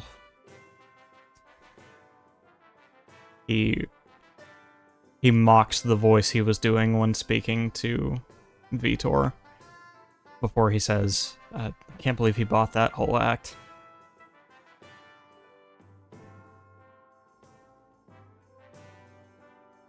I'm gonna look over at him a bit surprised. You kept that up the entire time? It was difficult, for sure. Especially when it looked like he was going to hurt you, but I figured it was our best shot. I know he feels bad for me when I get that drunk, and he wouldn't want to hurt me when I don't have my faculties. Okay. Well, I told him about how the plague works, and he thinks that Crescendo's involved, so we're gonna talk tomorrow at some point. Sounds good. Yeah. Hopefully he's a powerful enough mage that I won't need to... that he can interfere with Orion. But we'll figure that out then. Manuel invited us to a dinner party. Do you want to come? Yeah, I could use a drink. I'm gonna stare at him. What? I'm really not that bad. Can we have just one sober night? What? Beatrix gets to have her fun and I don't. Well, she could have a sober night too. He looks over at Beatrix. Beatrix is already pouring a glass of wine.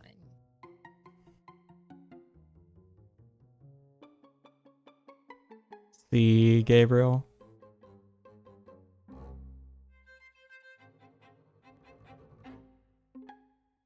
It'd make me so sad if you got really drunk and couldn't remember the night. Capper And I draws... took all this trouble to help you today. Capper draws his lip in a little pout and says, "Well, you did kind of stick your neck out for me. Yeah. Okay. Just this one time, though," he says, trying to be all frumpy about it. Okay. And then I'll check in on Alia as well.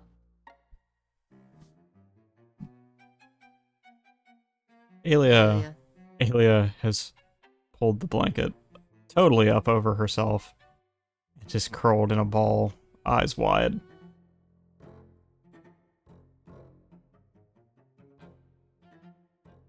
Okay, well, I guess I'm up to her bunk. Hey, Alia?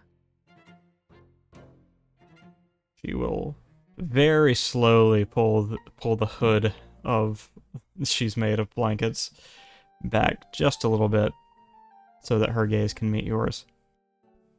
Is he still here? No, he's gone.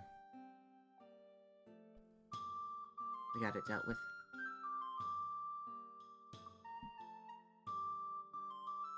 Sorry about all that.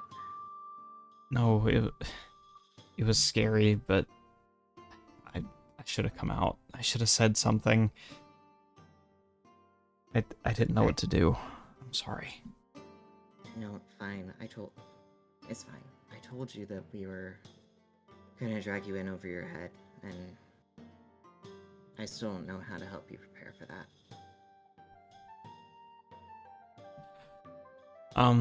Are we still going to the dinner thing later?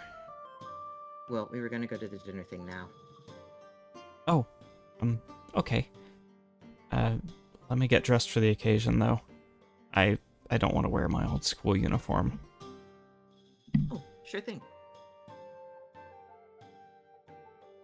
And with that, she'll pop up and walk to the back of the wagon, disappearing behind a standing wall.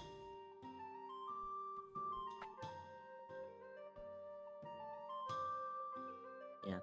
And I guess I will pop out front to tell Manuelo, hey Manuelo, we're getting ready to go to the dinner thing.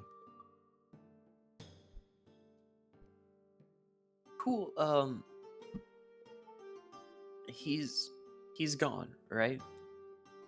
Yeah, we're gonna meet with him tomorrow, though. Fuck. I told him that we're gonna give him one more chance. It seems that, his enemy may be involved in our problems.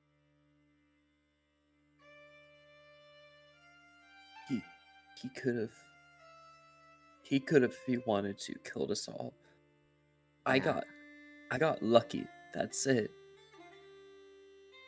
I got lucky, managed to hit him.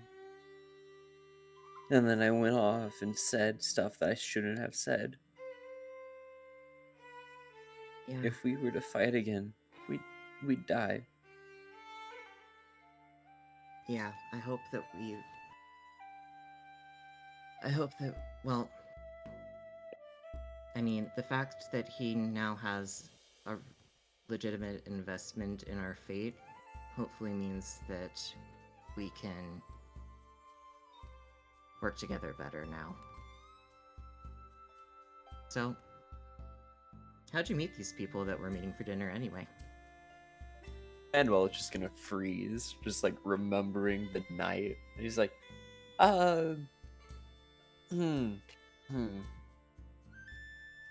tavern. Oh. Well. That's cool. I didn't picture you for being social in taverns. Let's just say that there was a specific bear. Oh, well, I'm excited to meet him. Why am I saying that? No. Okay, yeah. I can't wait. Okay. Yep, then I guess I'll go back inside and get everybody ready, and we'll head, once we're all ready to head out. Oh, before you leave, Manuel is gonna be like, do you need that book? The one with the transcript? The Morgan book. Fucking book. I don't recall which one you're talking about, so probably. Manuel was handing over the book holding the medical information. Oh, okay. Yeah, then I'll transcribe down the details of what we mentioned about how daylight seemed to slow the spread and about how the dispel and lesser restoration were working on things, and then hand it back to him. Thanks. I know y'all are worried about me hearing all that stuff. Especially with him around, and Manuel is pointing at the mark. I promise we'll figure this out.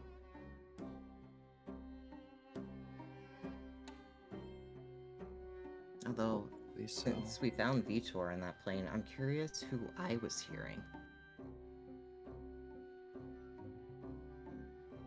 I mean, we were probably hearing the same voice first, and then I was hearing Vitor.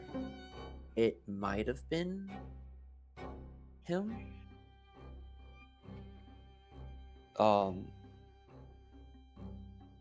It might have been the. It might have been Orion, but I don't know. Yeah. Something to look into another time. I'm very spent. Here's to Very much hoping, so looking forward to dinner. here's to hoping they have alcohol. I'm gonna look over at him completely exasperated. I need a drink after all that. I need to calm down my nerves. Okay, fine. Enjoy some alcohol, and I'll enjoy meeting this bear friend of yours. Oh no, those are happening at the same time. Those are happening at the same time for me. Okay. Wait, what's happening? Right? I mean, Manuel is getting alcohol and meeting the bear friend at the same time.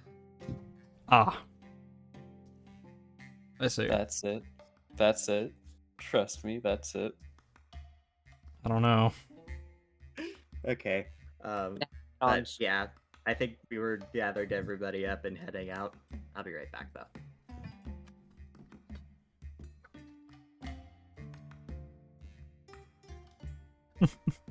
Jesus, Yeah. Brian. Even I know. Even Ido knows. Manuel was fucking done with the day, so he's like, I'm just gonna drink and whatever happens, happens. I'm done.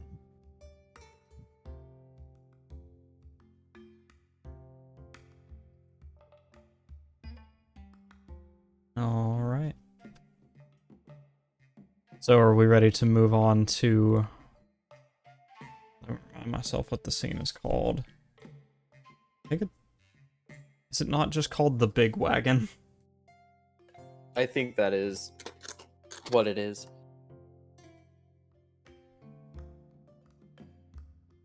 Let me go see.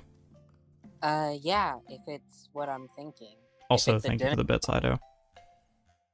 Who do you want to give advantage or disadvantage to this time? Sorry, baby, go ahead. I was just saying, yeah, if we're going to like a dinner party.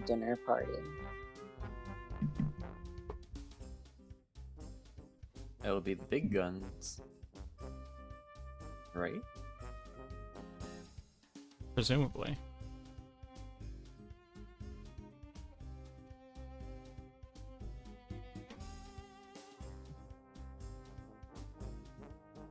Also, are you sure I said Onro was a bear? It's either a bear or a wolf, one or the other. I'm pretty sure he was a bear. Yeah. Whoops. I thought you were just doing a little play on... Aha, he's a wolf, but he's totally a bear. I see. You might have said wolf. I'm just probably losing it from work. Don't worry. Yeah, no. Whatever the case is, he definitely is, at least on the champion card, he is a wolf. If I said bear, I apologize. Alright.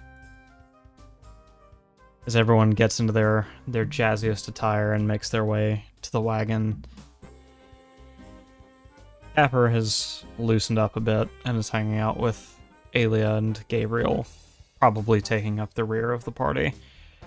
While we still need to determine where Beatrix and Manuela would be.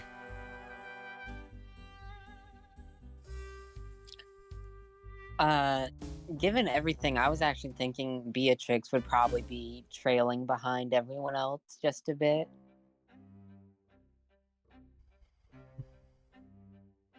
And Manuela? Manuel was just like walking in. He's just like, I just want a drink. He's going up to the bar, also looking around for Onro. And while there is no dedicated bar space, for this is not a tavern, what you have walked upon is the big wagon. Let me see. The big wagon which rolls at the front of Litfeld. The interior is extra spatial, a lot more space than physics would allow. The main hall, a big wooden warded room, large enough to seat everyone in Litfeld. And you don't doubt it, because it seems that is the clientele tonight. Wow. Most everyone who is anyone in Litfeld is here, including a very singularly important looking gray wolf. Though for the reverence everyone is treating him with, he's just kind of dressed in commoner's clothes, eating a peach. It's a weird sight to behold. That said, Manuelo, you do find your seat, and you do find your on-row, flanked on either side by the rest of his party. The druid woman, who you know to be named Niari, sits just to his left, and then a light-furred otter on his right, and then on the far end, wearing, instead of dinner clothes, a very typical knight's armor getup, is a squirrel, about half the size of everyone else, sitting on the end. They're having a jovial little conversation. And you think, Manuelo, as you approach, that you hear your name.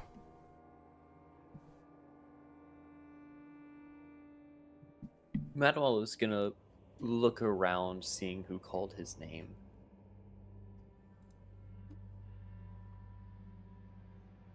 Having a look at the, having a look around, it seems there are very few other people regarding you in any sense. It would seem your name came from within the conversation you're seeing in front of you. Manuel is just going to just like slowly just like walk in, listening. No, I mean it. He's really interesting. Really sweet guy. I mean, I'd like to get to know Manuelo, you know? I just hope he's not, you know, one of those delvers that's gotta travel, running around a whole bunch. Really get to know him, you know? Niari will punch him in the shoulder and say, "Oh, you're just saying that. You're infatuated. He's a new guy. I get it. But, like, seriously, you know anything about this guy yet?" Well, no, but that doesn't mean... The otter will lean over on her shoulder and say, "Relax. Don't worry about the future. Don't worry about whether he's going away. Just enjoy your time. I'm sure he'll be happy to see you." Thanks, Coriel. No, don't sweat it, big guy.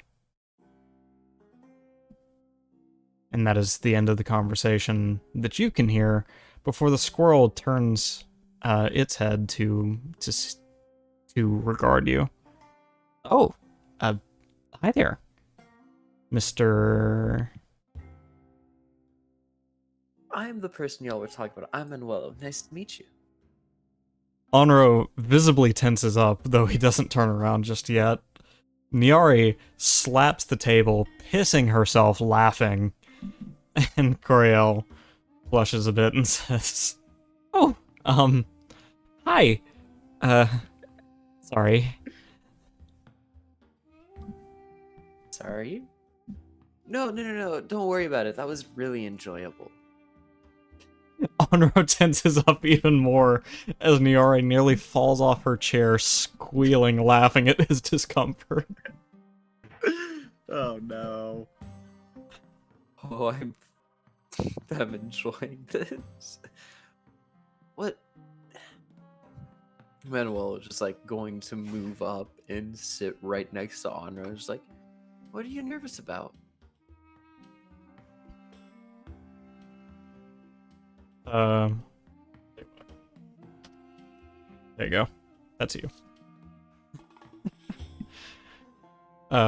Actually, that does leave the question: where would you like to sit in reference to Onro?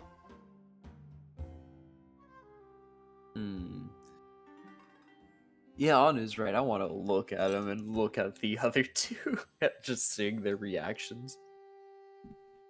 Well, the squirrel, as you as you sit down, launches into this incredibly energetic conversation. Oh, well, our Honoro talks lots about you.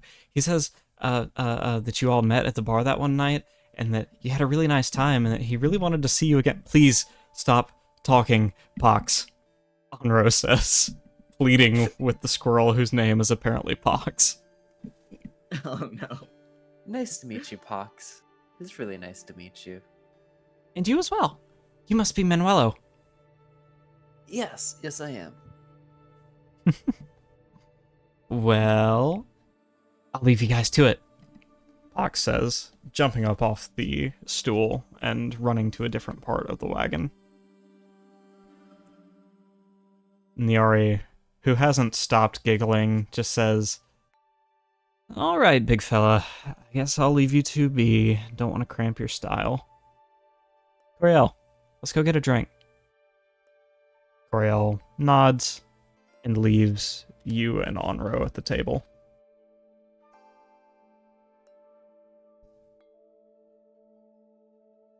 What's wrong? It's just embarrassing, you know?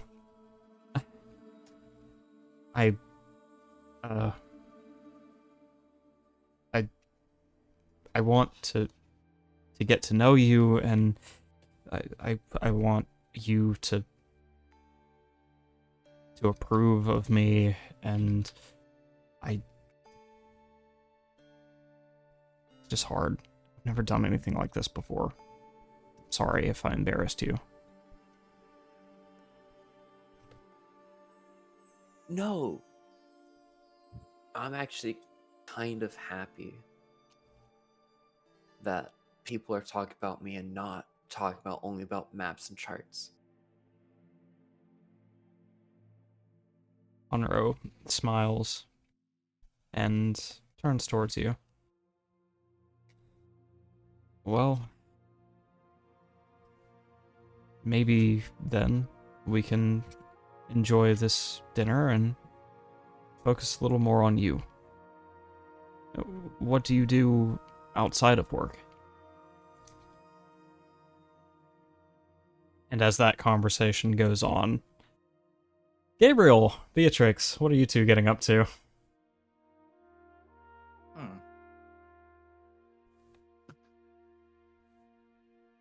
I think. Oh, you go ahead.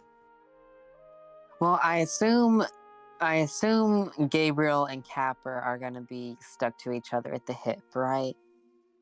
Well, yeah, I think the three of us would probably be like. I mean, you're welcome. I think Gabriel would probably want the rest of us to stay in a group. For now, if you'd. I guess what I'm saying is you'd be welcome to join us at getting food together, if you'd like. I don't think Beatrix is in a mood to fourth wheel your thruple. Okay. Fair enough. She gets a drink, a very strong drink, and is just gonna be looking around for Rima. All right.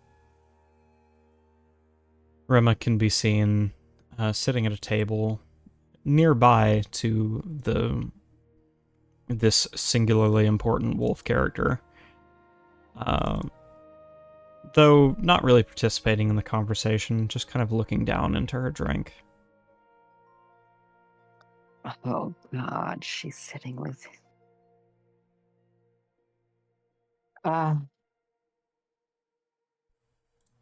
She doesn't have anything else to do. Yeah, she's gonna she's gonna walk up, kind of just hoping Rima sees her before she gets over there. But does she manage to get over there before being noticed?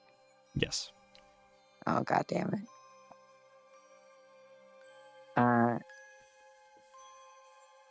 Is there an available seat next to Rima? Or is the table crowded? It's pretty crowded, but as you're arriving, a seat does free up, one down from herself. Not So- beside her? No, it would be her, then another person, then you. God damn it.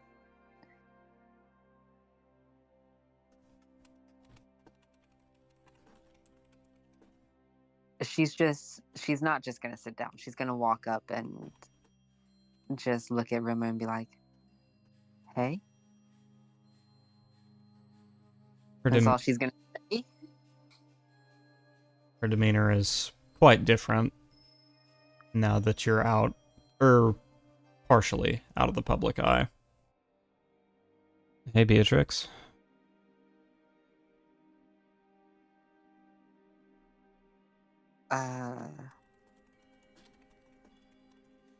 We talk for a minute.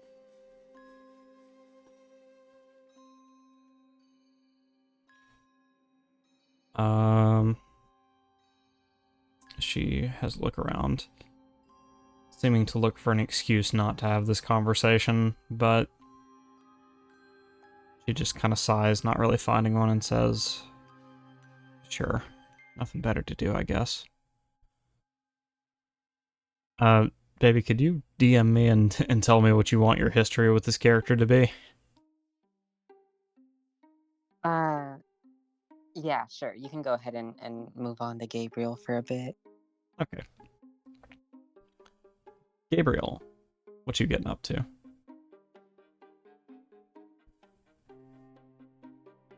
Well, seeing as the other two have kind of wandered off, I do want to find a spot where I can kind of, like, keep an eye on both of them in case they end up in a bar fight or committing crimes.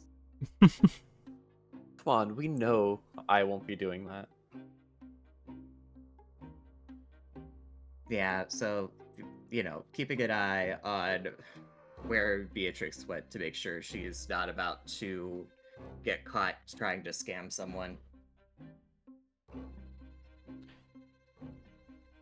Capper and Dahlia are having a pleasant conversation with each other, though both of them are taking it in turns to notice you seem kind of distant and bring you back to the present.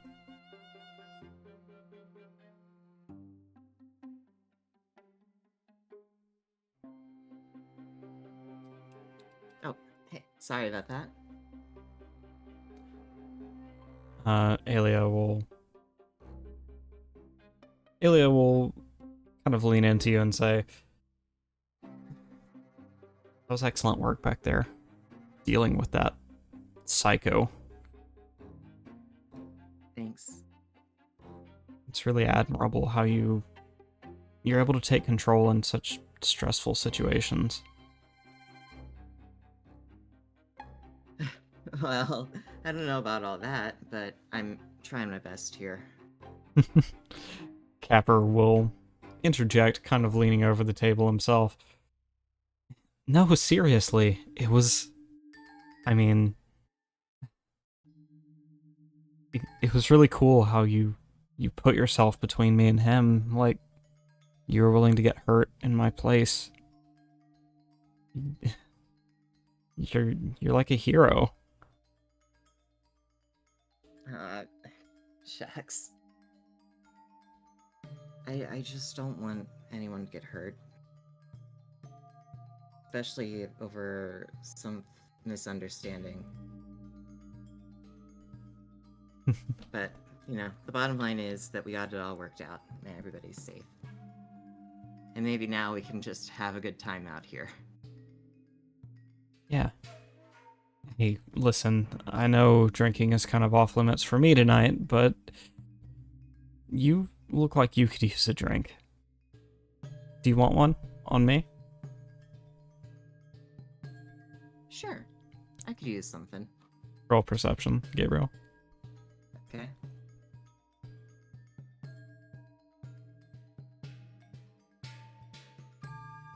Also, could I have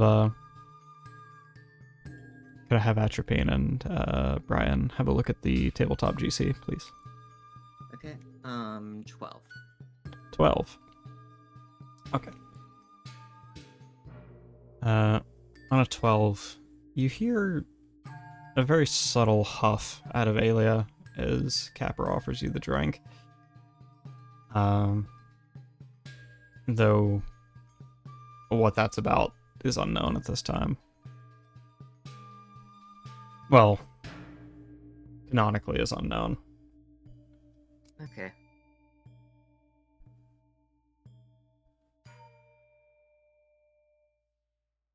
So yeah, Capper will head over to a nearby bar cart, but then walk back to you and say, "Oh, sorry, I forgot to ask what you like. Do you like something spicy, something bold, fruity, maybe?" Something sweet. Sweet. Okay, I can work with that. And he walks back to the bar cart. And, I guess I'll look over at Alia. Everything alright? Yeah, everything's fine, she says, bailing on whatever her original thought was. I keep hoping that we will manage to have a not stressful day around here, but it has yet to come. It's the life of a Delver. I mean, get it. Even for that, this is still a lot.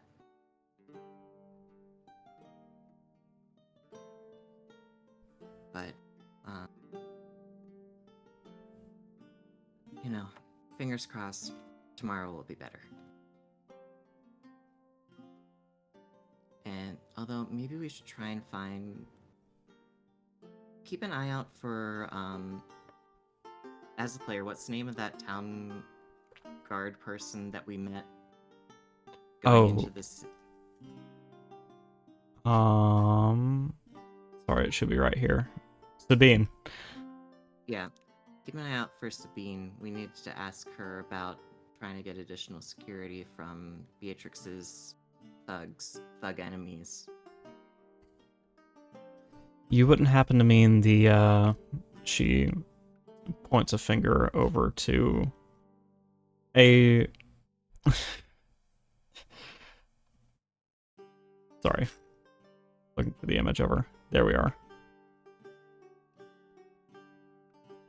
To the canine woman dressed in a guard's getup, who is drinking like an absolute monster over at the head of the table. Would that be her? It would indeed. Okay, well, once Capper gets back with my drink, then I will, I'll nod to her, and then once Capper gets back with my drink, I guess I'll go over her direction. Alright. Capper will come back with the drink and say, hope you two didn't have so much fun without me. I'm gonna, scratch his head. Oh, don't worry, you didn't miss much. You look like you're trying to get somewhere. Yeah, I just remembered we needed to go talk to Sabine about something important. I'll be right back, okay? Alright. He'll Um, sit down at his spot across from Alia and wait for Yeah. you. yeah, I guess I'll take a quick sip of the drink just to taste it. It's perhaps a little more bitter than you had hoped for, but it has some sweet and fruity undertones. Okay. Yeah, I'll take a second sip there, so there's still at least half of it left when I return, but then I will go over and try and get Sabine's attention. As you approach the head of the table where Sabine sits, you find the reason she is drinking so much. She is being egged on by other members of the guard. And she is on her 7th or 8th pint of pretty strong ale when you arrive. Okay.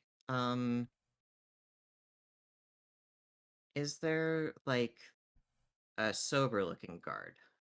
For sure. All right, I will tap their shoulder and attempt to get their attention. The guard will kind of perk up, turn their head towards you, and say, "Hey, welcome to the party. You here to see Sabine?" Yeah, about a business thing. Sorry to interrupt, but I just remembered we need to see her about something important. Oh, no, buddy. You can't bother her about business right now. Leave a message, will ya? Yeah, I could do that. So y'all arrested some guy attacking Beatrix earlier this morning, right? Do you know what I'm talking about? Oh, yeah, the weird fellow with the creepy grin. Yeah. So I heard in we believe there was some investigation happening into that, and that there may have been multiple people with traveling with that person. Does that sound right? Yeah, that's kind of the same intel we had, but we weren't sure how many, or, well, yeah, that's pretty much it. Okay.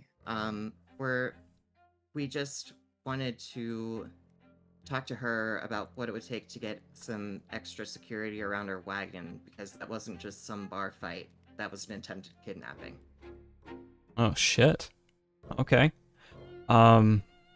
Listen, Sabine's not going to be able to order anything official right now, but I don't feel like drinking tonight.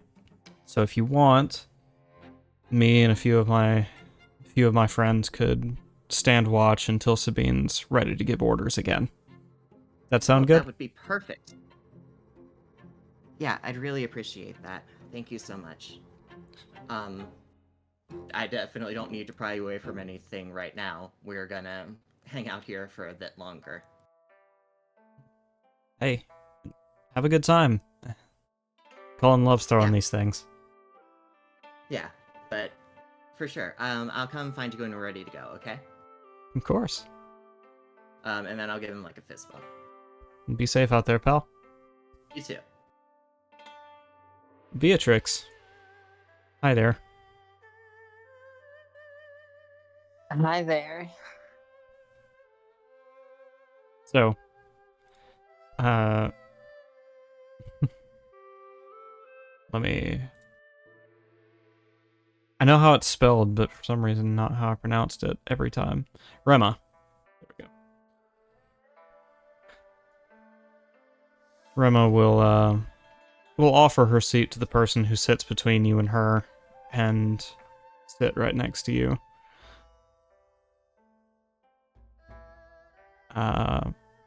Then kind of look over and say,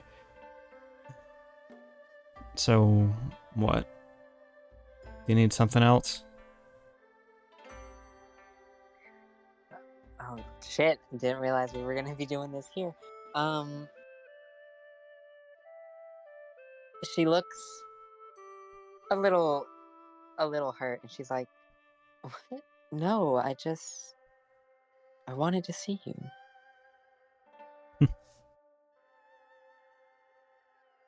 It's first time in years, you know?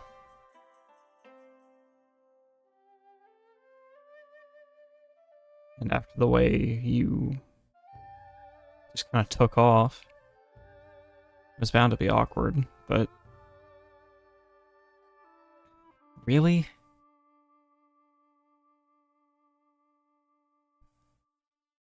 Look, I get it. It's not ideal, and it's not what I intended. It's just my friend needed help, and I didn't know who else to go to. Your friend needed help.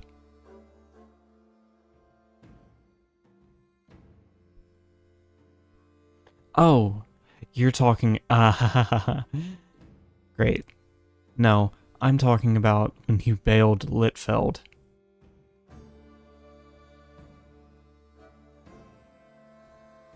Oh, yeah. That. I mean, come on, you know what it was like. People. If I didn't leave on my own, someone was gonna run me out sooner or later. I'd pissed off so many people. We're Delvers. We deal with shit all the time. You didn't have to just leave and not even say goodbye like that.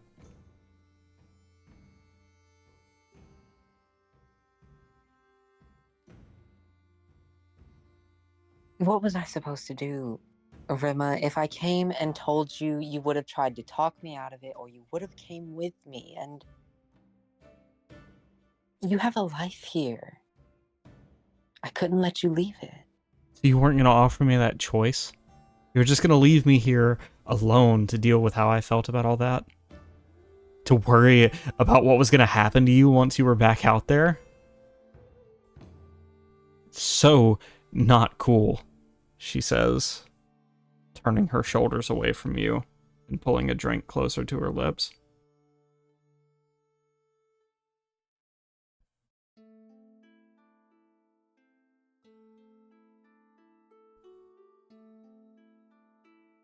You're right.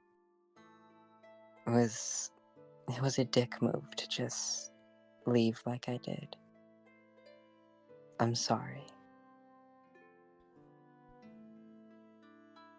When you came talking about all the trouble your friend was in, that was terrifying.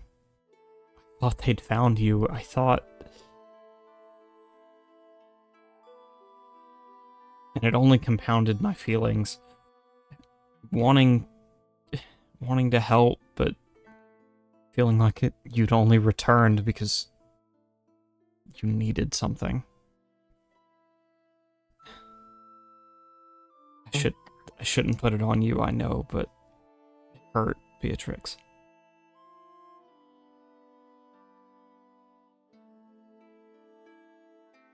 I'm sorry. And I'm sorry that I scared you today, too. I don't know. We joined the caravan late yesterday evening, and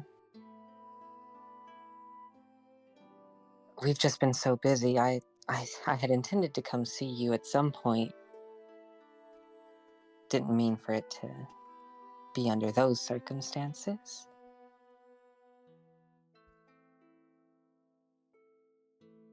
Oh. Que sera, sera.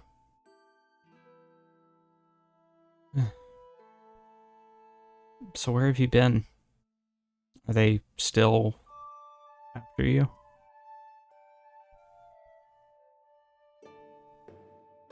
Well, yeah. Actually, they're here. They're in Litfeld. Me and my friends had to fight off Anthony the other day. Or this morning. Good old Antonio. Is he still as creepy and smelly as he used to be? Of course he is. And I don't know for sure, but the guards said there were 2 people visiting him in his cell. No, So, shit. yeah. My new crew and I, we had to go to Arloris for our current job, and I was trying to be careful, but I guess I wasn't careful enough.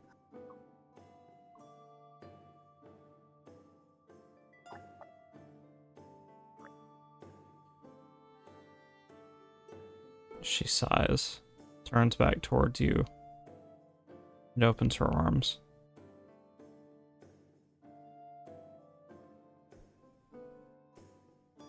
Beatrix is gonna rush in and give her a hug.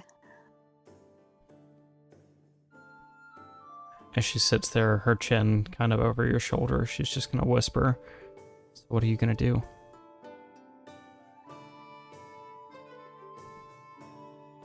I don't know. I've got my crew. They seem intent on helping me, but I don't know how I'm going to face them. I've been one step ahead all these years and finally tripped up just enough. I don't really know what to do at this point.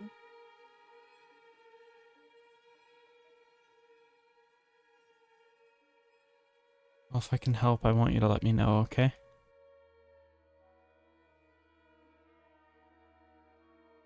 I know it's bitchy to offer help. It's not that I don't want to help you. I do. It's just that I did then too. But I still do, you know? You don't hate me. It hurts, but I know what I do for a reason. You trusted me. And I'd like to believe there was a little more to it than that, she says, grinning a bit.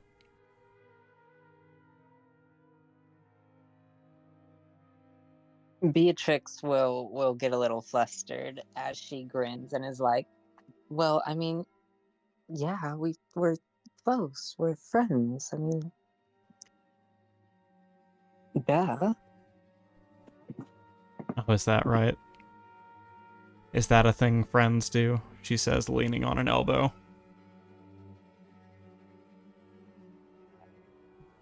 Uh, is anyone around us at the table paying attention to this conversation? No, or else I imagine Beatrix wouldn't have mentioned her her hunters. Oh yeah, fair enough.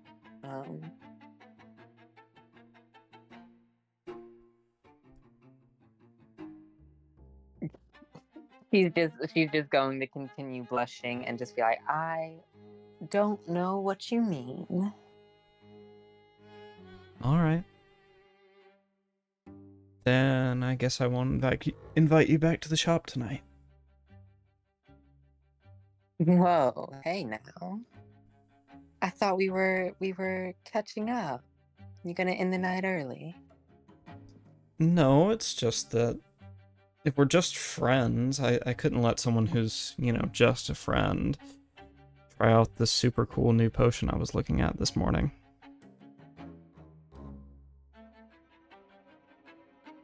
I mean, we're not just friends. That seems so dismissive. Hey, you said it, sister.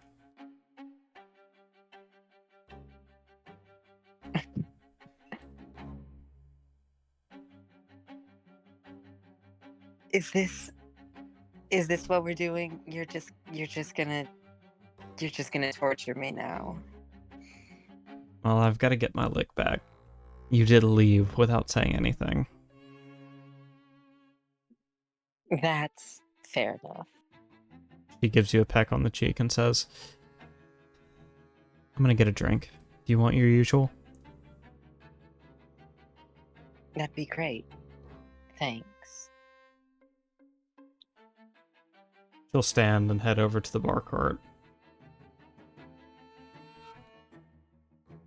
And while I would like to come back to Manuelo here, there's unfortunately another person who's been waiting to sit down for a minute. And they will do so now. An absolute behemoth of a bull sits down next to you. This is who you're looking at. Oh. Oh no. Oh fuck. Oh no.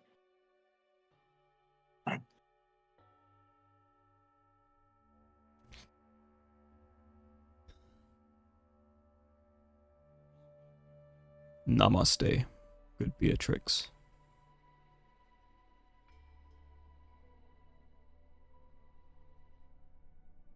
Beatrix is just frozen in horror. She had a brief moment of happiness after a hellish day. And then this, wow, she's just staring at him in pure fucking horror. Startle not. My feet are planted. There is no illusion. If I were to make a scene now, I would be surrounded. I would be arrested, if not killed. Besides, it was never in my want to harm you, and it isn't now, he says, turning his head to look at you. But I trust you know why I am here.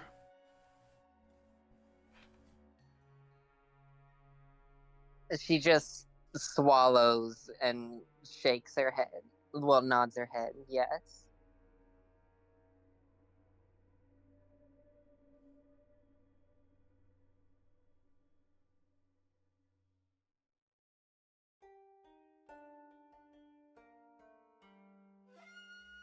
I understand you had a run-in with Antonio this morning.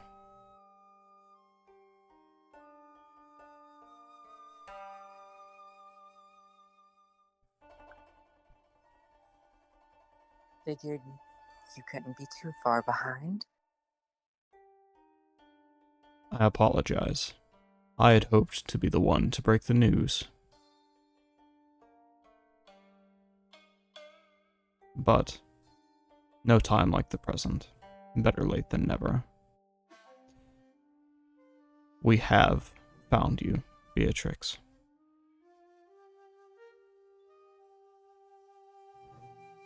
And we wish for you to come quietly. Is he with you?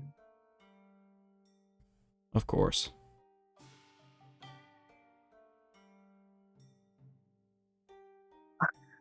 Why this sudden interest in crossing the border for me?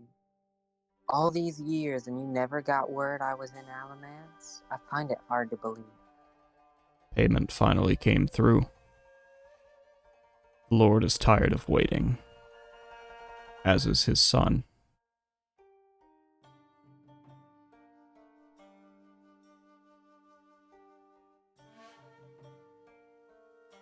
I'm not going with you, Nikolai. I'll die before you put me back in that fucking cage.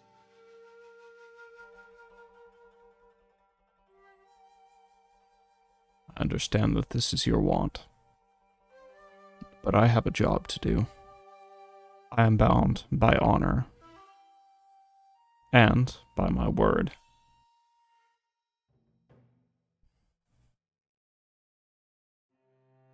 I do hope you won't begrudge me this choice.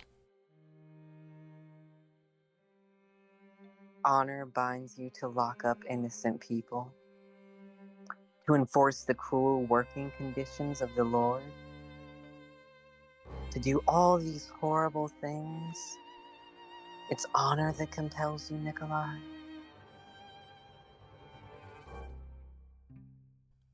You know that it is. Can't believe you're still convincing yourself with that lie.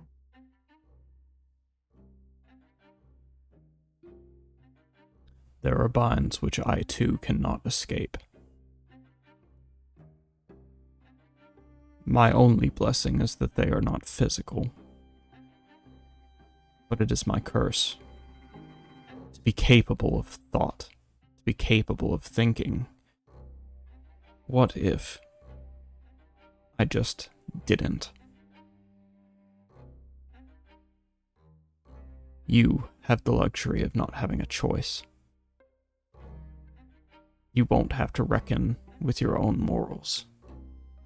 you will just be where he wants you.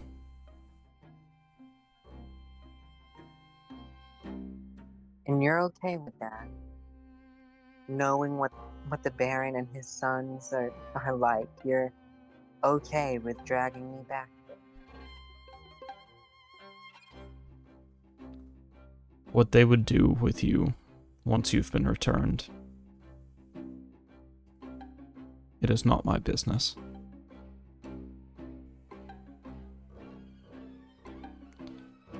Have a good evening, Beatrix, he says, standing and walking away from the table. You're a coward, Nikolai. You always have been. Too scared to act for yourself. Go on, run back to him. You wound me, Beatrix, just as he will wound you.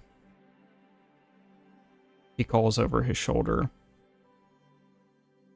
then continues walking. Oh God, do I start a scene? Do I start a scene? How much trouble will I get in if I start a scene? Yeah, so I had been intentionally keeping track of where Beatrix was. Did I see this? Yes. Okay, I'm gonna immediately run over that way. All right. I'm assuming I didn't hear it, but I definitely saw it. Oh yeah, for sure. Beatrix, what just happened? She's just watching Nikolai as he walks away, and she's like, that's one of them. Okay, I'm gonna reach for her hand and, well, I'm gonna grab her hand. I just talked to the guards and told them about the kidnapping. Some of them agreed to watch the thing overnight until they can put in a formal, and some of them agreed to stand guard at our place overnight until we can put in a formal request in the morning for additional security. Thank you, Gabriel. Also, the moment Gabriel grabs Beatrix's hand, he can tell she is shaking violently. But she'll squeeze his hand and look back very softly, just like, thank you. I appreciate that you're all so concerned and willing to help. It's a refreshing change of pace. You're not alone, okay? Just Okay. remember that, alright? All right, Gabriel. I will. But neither is he, unfortunately. Alright, well, we'll figure it out. Do you want me to try and find a closer table?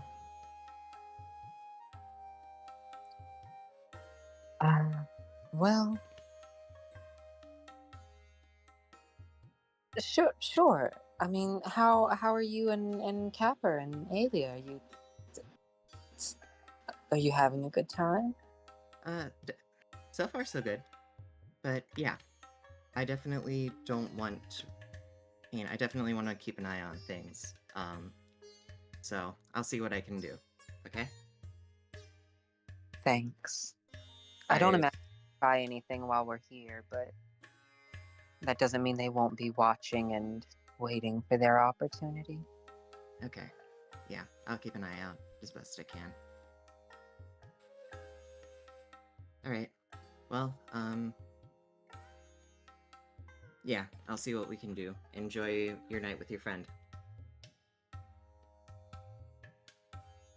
Have you been watching me, Capper? I mean, have you been watching me, Gabriel? God damn it. Names. I've been trying to keep an eye on things to make sure that nobody's gonna end up in danger.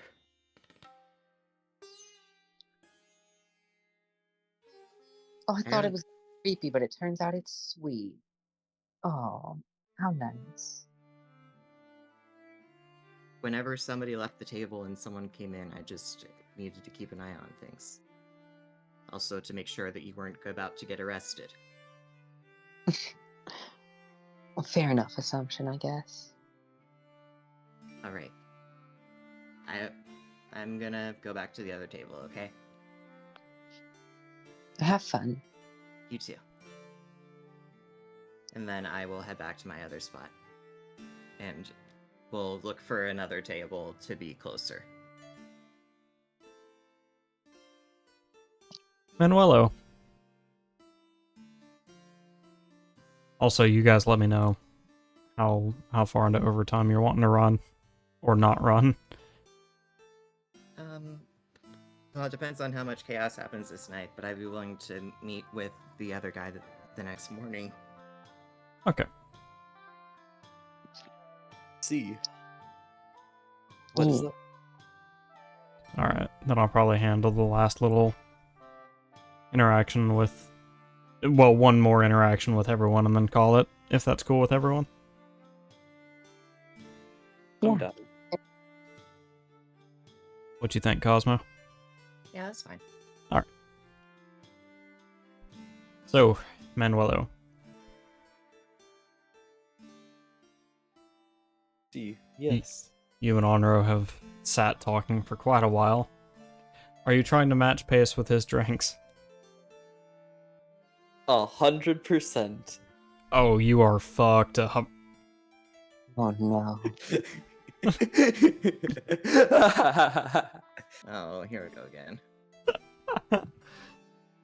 It's drunk Manuelo time. Yay. Onro has been trying to keep you upright since your fourth or fifth bottle of ale. And all the while he's trying to keep this feeling like a date, but also genuinely becoming a little concerned about you at this point. Finally, he just says, Manuelo, I'm having a lot of fun, don't get me wrong, but maybe we should return to my party and just see to it that you get back to your wagon safely.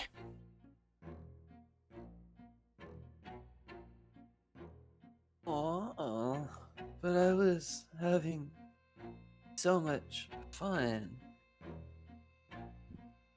You know, I almost probably died, right, today?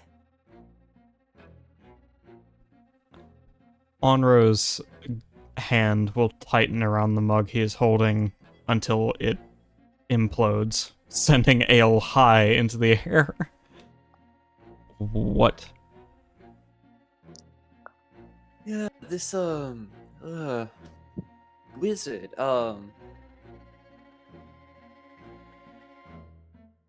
was after one of my members, and I decided, after everyone else tried to do something, I decided to try to get into a fight with him, and I almost apparently died. But never fear, I'm still alive right here.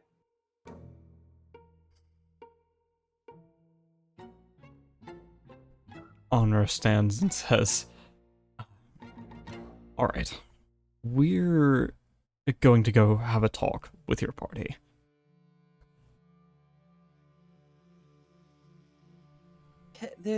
Okay. Manuel's gonna try to stand up, stumbling a little bit, but he's apparently still able to walk. He's like, they're this way. Are we Leading actually that straight. way? Probably sure he's leading him to Gabriel. Onro will hook a leg behind, hook an arm behind your knees, and then another across your back, picking you up and carrying you bridal style towards Gabriel. Oh no. So, Gabriel, as you're enjoying your day with your little throuple, this massive hulking wolf with an axe slung across his back is carrying Manuelo very daintily towards you. Okay, I think that I probably am staring up a bit being a bit horrified is probably the right word. Hello? Hello there. This one has just informed me that he's had a rough day. As you can see, he's had a lot to drink, and I would like to take him somewhere safe. Would you permit me knowledge of your wagon's whereabouts? Sure. And I guess I will tell him the directions to get back to our wagon. Thank you. Is there someone there who could take care of him? Yeah, I think we left Morgan behind. There should be a dragonborn monk there. Good. Yeah, thank you so much. Very well. When I return, I will let you know he's arrived safely. Okay, thank you. Sorry, were you going to say something to him before he interrupted? Well, if he's coming back to talk to me, I'll mention that I'm meeting tomorrow morning then. Okay. With that, Honoro will walk out of the tavern out of the wagon, past Beatrix. Let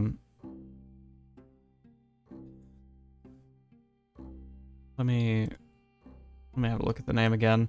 Rema will kind of lean out and look at the pair. Should someone stop that guy?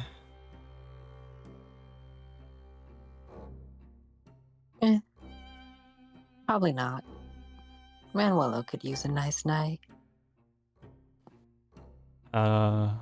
Pretty sure he's drunk, B.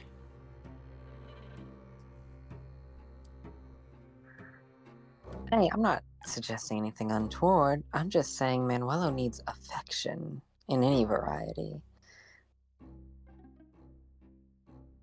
She shakes her head at the thought and turns her attention back to you. Gabriel.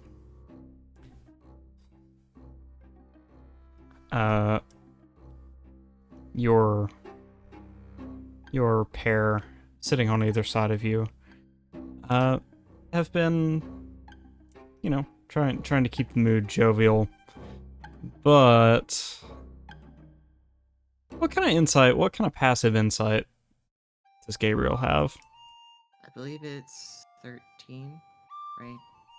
He doesn't have proficiency, so it should just be 13. Okay. Yeah. Throughout the night, you're noticing something of a pattern.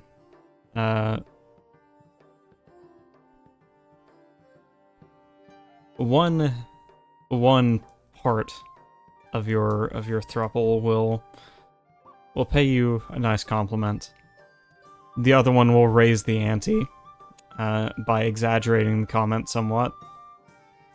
And then, regardless of who was on which side, Capper will offer you a material favor of some kind, be it going to get more food, going to put a plate away, going to buy you a drink, etc. This has been happening all night, and on the 7th or 8th time, you can tell it's starting to get under Alia's skin. Okay, I guess I, look at the two of them, and say, I don't know how we're gonna approach this. Okay, yeah, I guess I'll, attempt to place, I'll put both hands down, attempting to, place what on, attempting to grab each of their hands with one of mine. Okay, you two, can we talk for a moment? Oh, sure. Yeah, of course, Gabriel. What's up?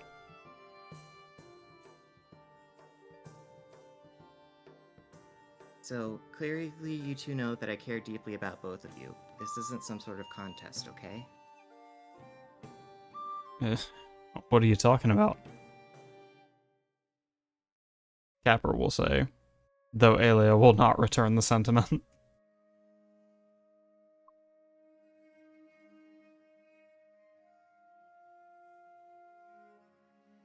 Well, Capper, I don't. It just seems like. It seems like you're both trying to. Well. Feels like the two of you are trying to compete for who can be nicer to me.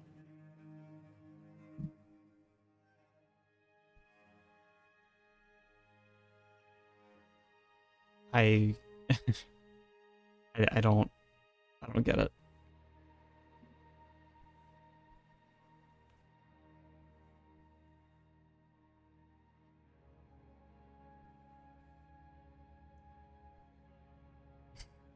Well, can I roll insight to figure out if he's playing dumb or just oblivious? Go for it.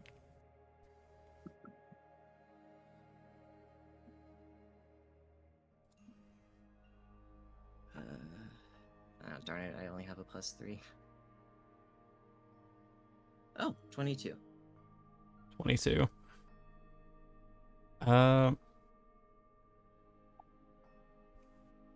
Examining his behavior throughout the night, you've definitely gotten the impression that it is not unknown to him that in specific ways he has been, catering to you, especially in buying you something, buying you a drink, buying you a meal, what have you.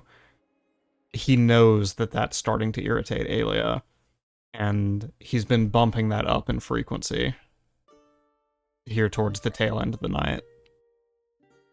So he's Great. definitely playing dumb here. Alright. So, I'll look at Capper. Listen, Capper. Does it bother you that I have feelings towards Alia? What? No. Of course it doesn't. You can like whoever you like, you know?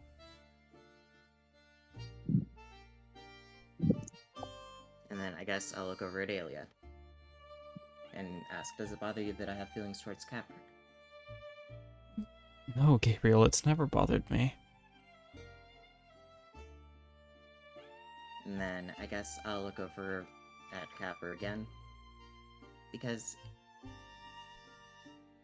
it seems like you're trying to bother Alia.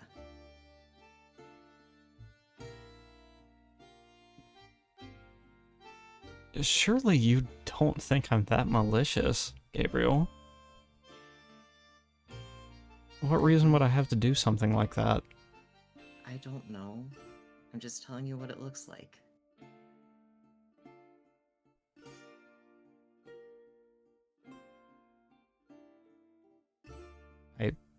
No, okay? No, it's nothing like that.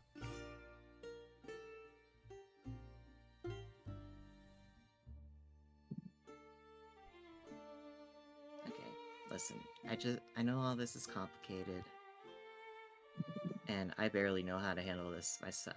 I definitely don't know how to handle this myself, but I just appreciate being around both of you. And I want to do everything I can to make this work, okay?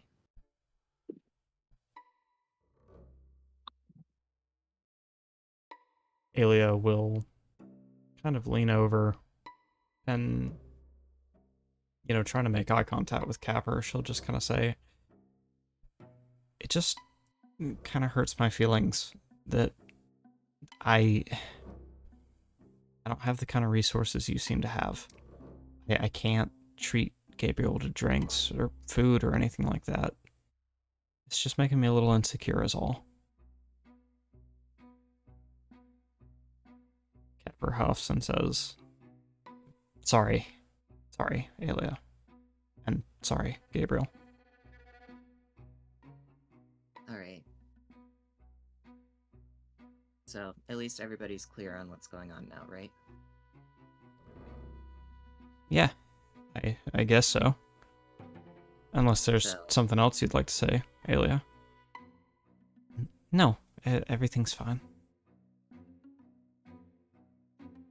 Okay. Well, then I think let's just be more let's just try and be more open about what's going on in the future, okay? Of course. That sounds good. Alias smiles and says, "Thank you, Capper. I'm sorry if I made things uncomfortable."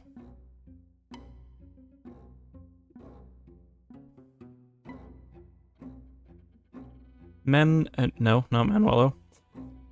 Beatrix. Last round of the night. Sorry we went so far into overtime. We just seem to be enjoying the intrigue and the jovial downtime. Yeah. So what's up? What are we dealing with? Huh. So Rema has returned, returned to the table, started chatting you up, chatting about how things used to be, and after a while, she's got a few more drinks in her, and just smiling warmly, reminiscing. Finally, she says, "Hey, I know it's weird right now. People are after you, and I don't want to put you in any kind of danger, but I was hoping," she said, setting her hand on the table, "that you would maybe accompany me back to the wagon tonight." Oh fuck. Oh fuck. How drunk is she? I need to roll to figure out how drunk she is. Hold on.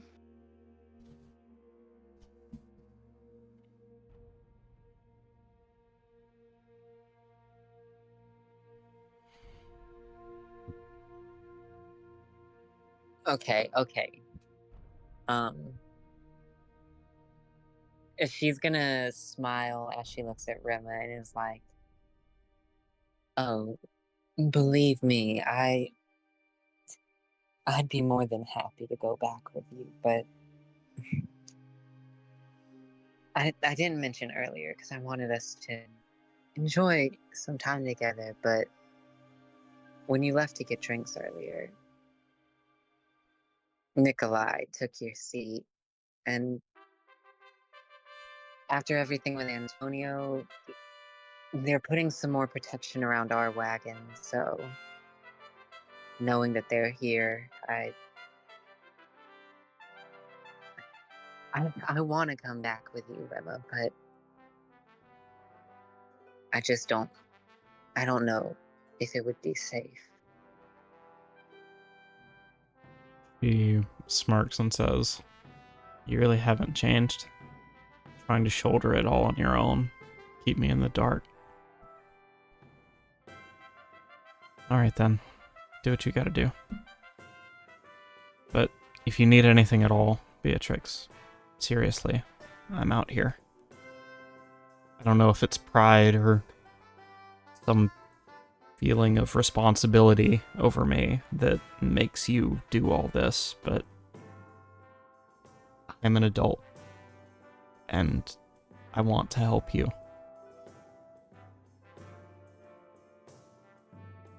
I know, and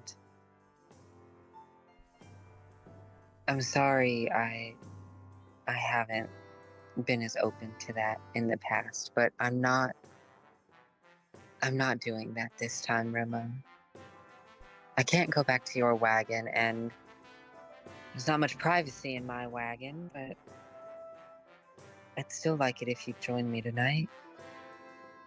Plus, it'd be nice having some company on the walk back. Well, someone ought to go say something to your weasel buddy over there. Beatrix laughs a little bit at the weasel comment.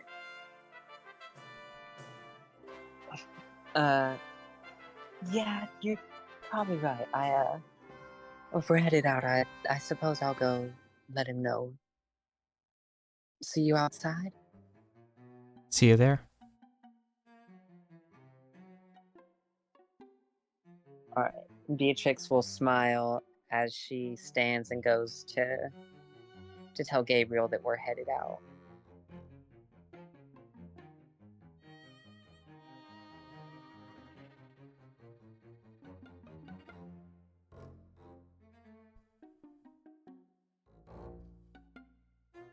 Did you say something to Gabriel?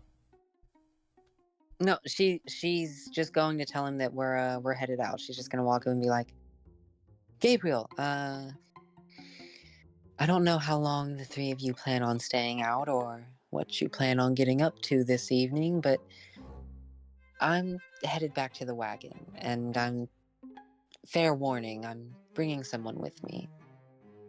Okay. Just don't want you to be surprised at a stranger in the wagon with everything going on. All right. I assume you trust them? With my life. Okay. All All right. right. Well, I'll see you all back at the wagon whenever you get there. Have a good evening. And she's gonna go and she's gonna turn and walk back over towards Rima. Yeah. I'll check with the other two and see if they wanted to hang out longer or head out. Capper, in an effort to cultivate some more goodwill, has taken Alia back to the bar cart and is letting her order her own drink. But while they are busy, sorry, I know I said that was the last interaction, but here's the actual final one. Gabriel, Mhm. you are approached by a stranger.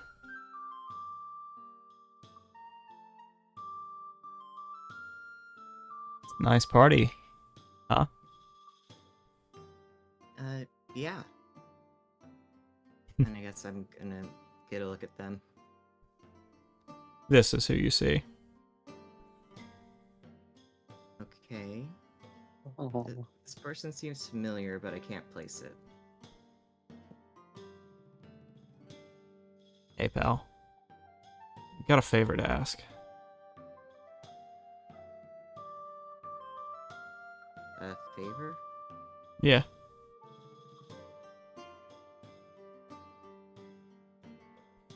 Um. What is it?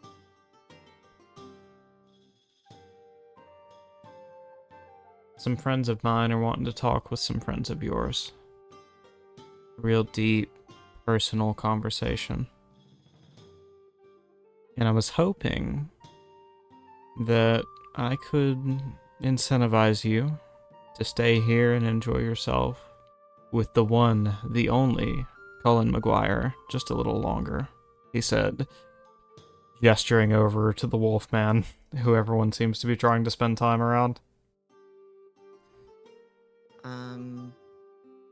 Can you be more specific about which friends?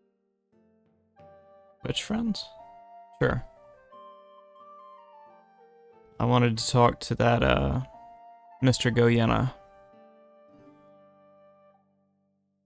What was his name? Moses? Markov? Okay, well, he left already. Yeah. That's not my beef. I'm mostly wanting to be sure that we're not interrupted.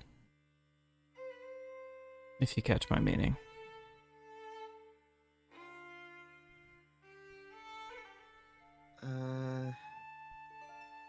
I'm definitely looking at him a bit. Definitely looking at him confused.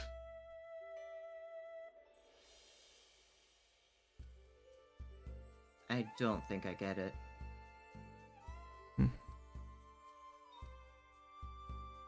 Sorry, pal. I'm trying to be respectful of all parties here and not be too specific. But, hell. Let me make it simple for you. He reaches into his breast pocket and pulls out a 3.5-inch thick stack of Orion notes, banknotes. Drops it on the table with a heavy thud and says, "All I'm asking you to do is stay here a little longer."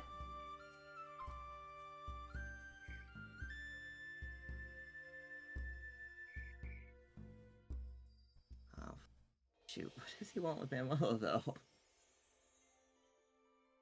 Ugh.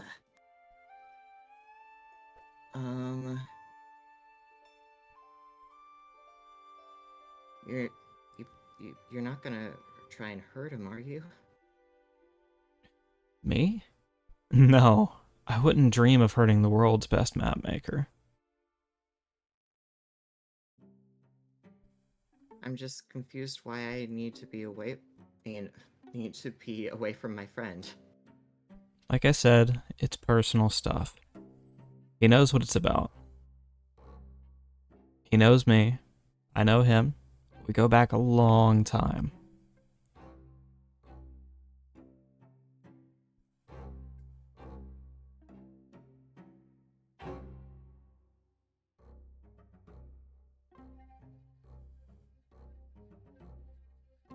So, you wanted me to stay here and talk to... And I'm pointing over at the whatever wolfman he mentioned? I'm gonna level with you. I really don't care what you do. I just want you to stay here. God.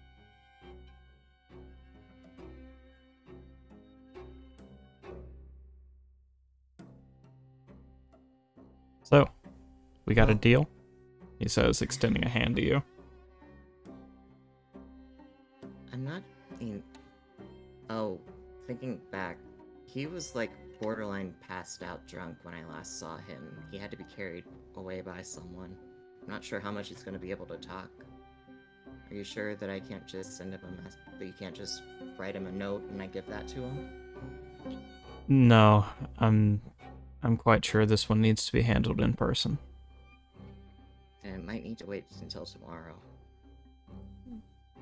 I'd really rather it didn't, bud.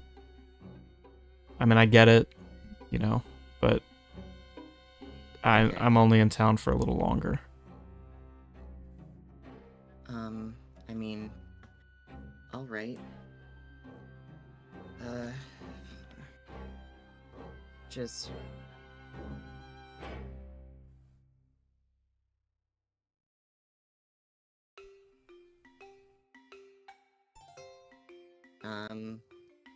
I guess I'm gonna... I want to use my, Fey presence to charm him to confirm, but I don't know how charming him into being friendly with me confirms that he won't hurt him. I feel like that isn't actually how that works. You know what I mean? Yeah. You could So- get him to be more honest with you if he were charmed. Okay, maybe I will try that then. Yeah, so I'll use the Fey presence, and I don't know. He seems gaudy, so I'll just create a crest of gems in a circle of gems around my face. And he needs to make, I believe it's a wisdom saving throw. Alright. DC 14.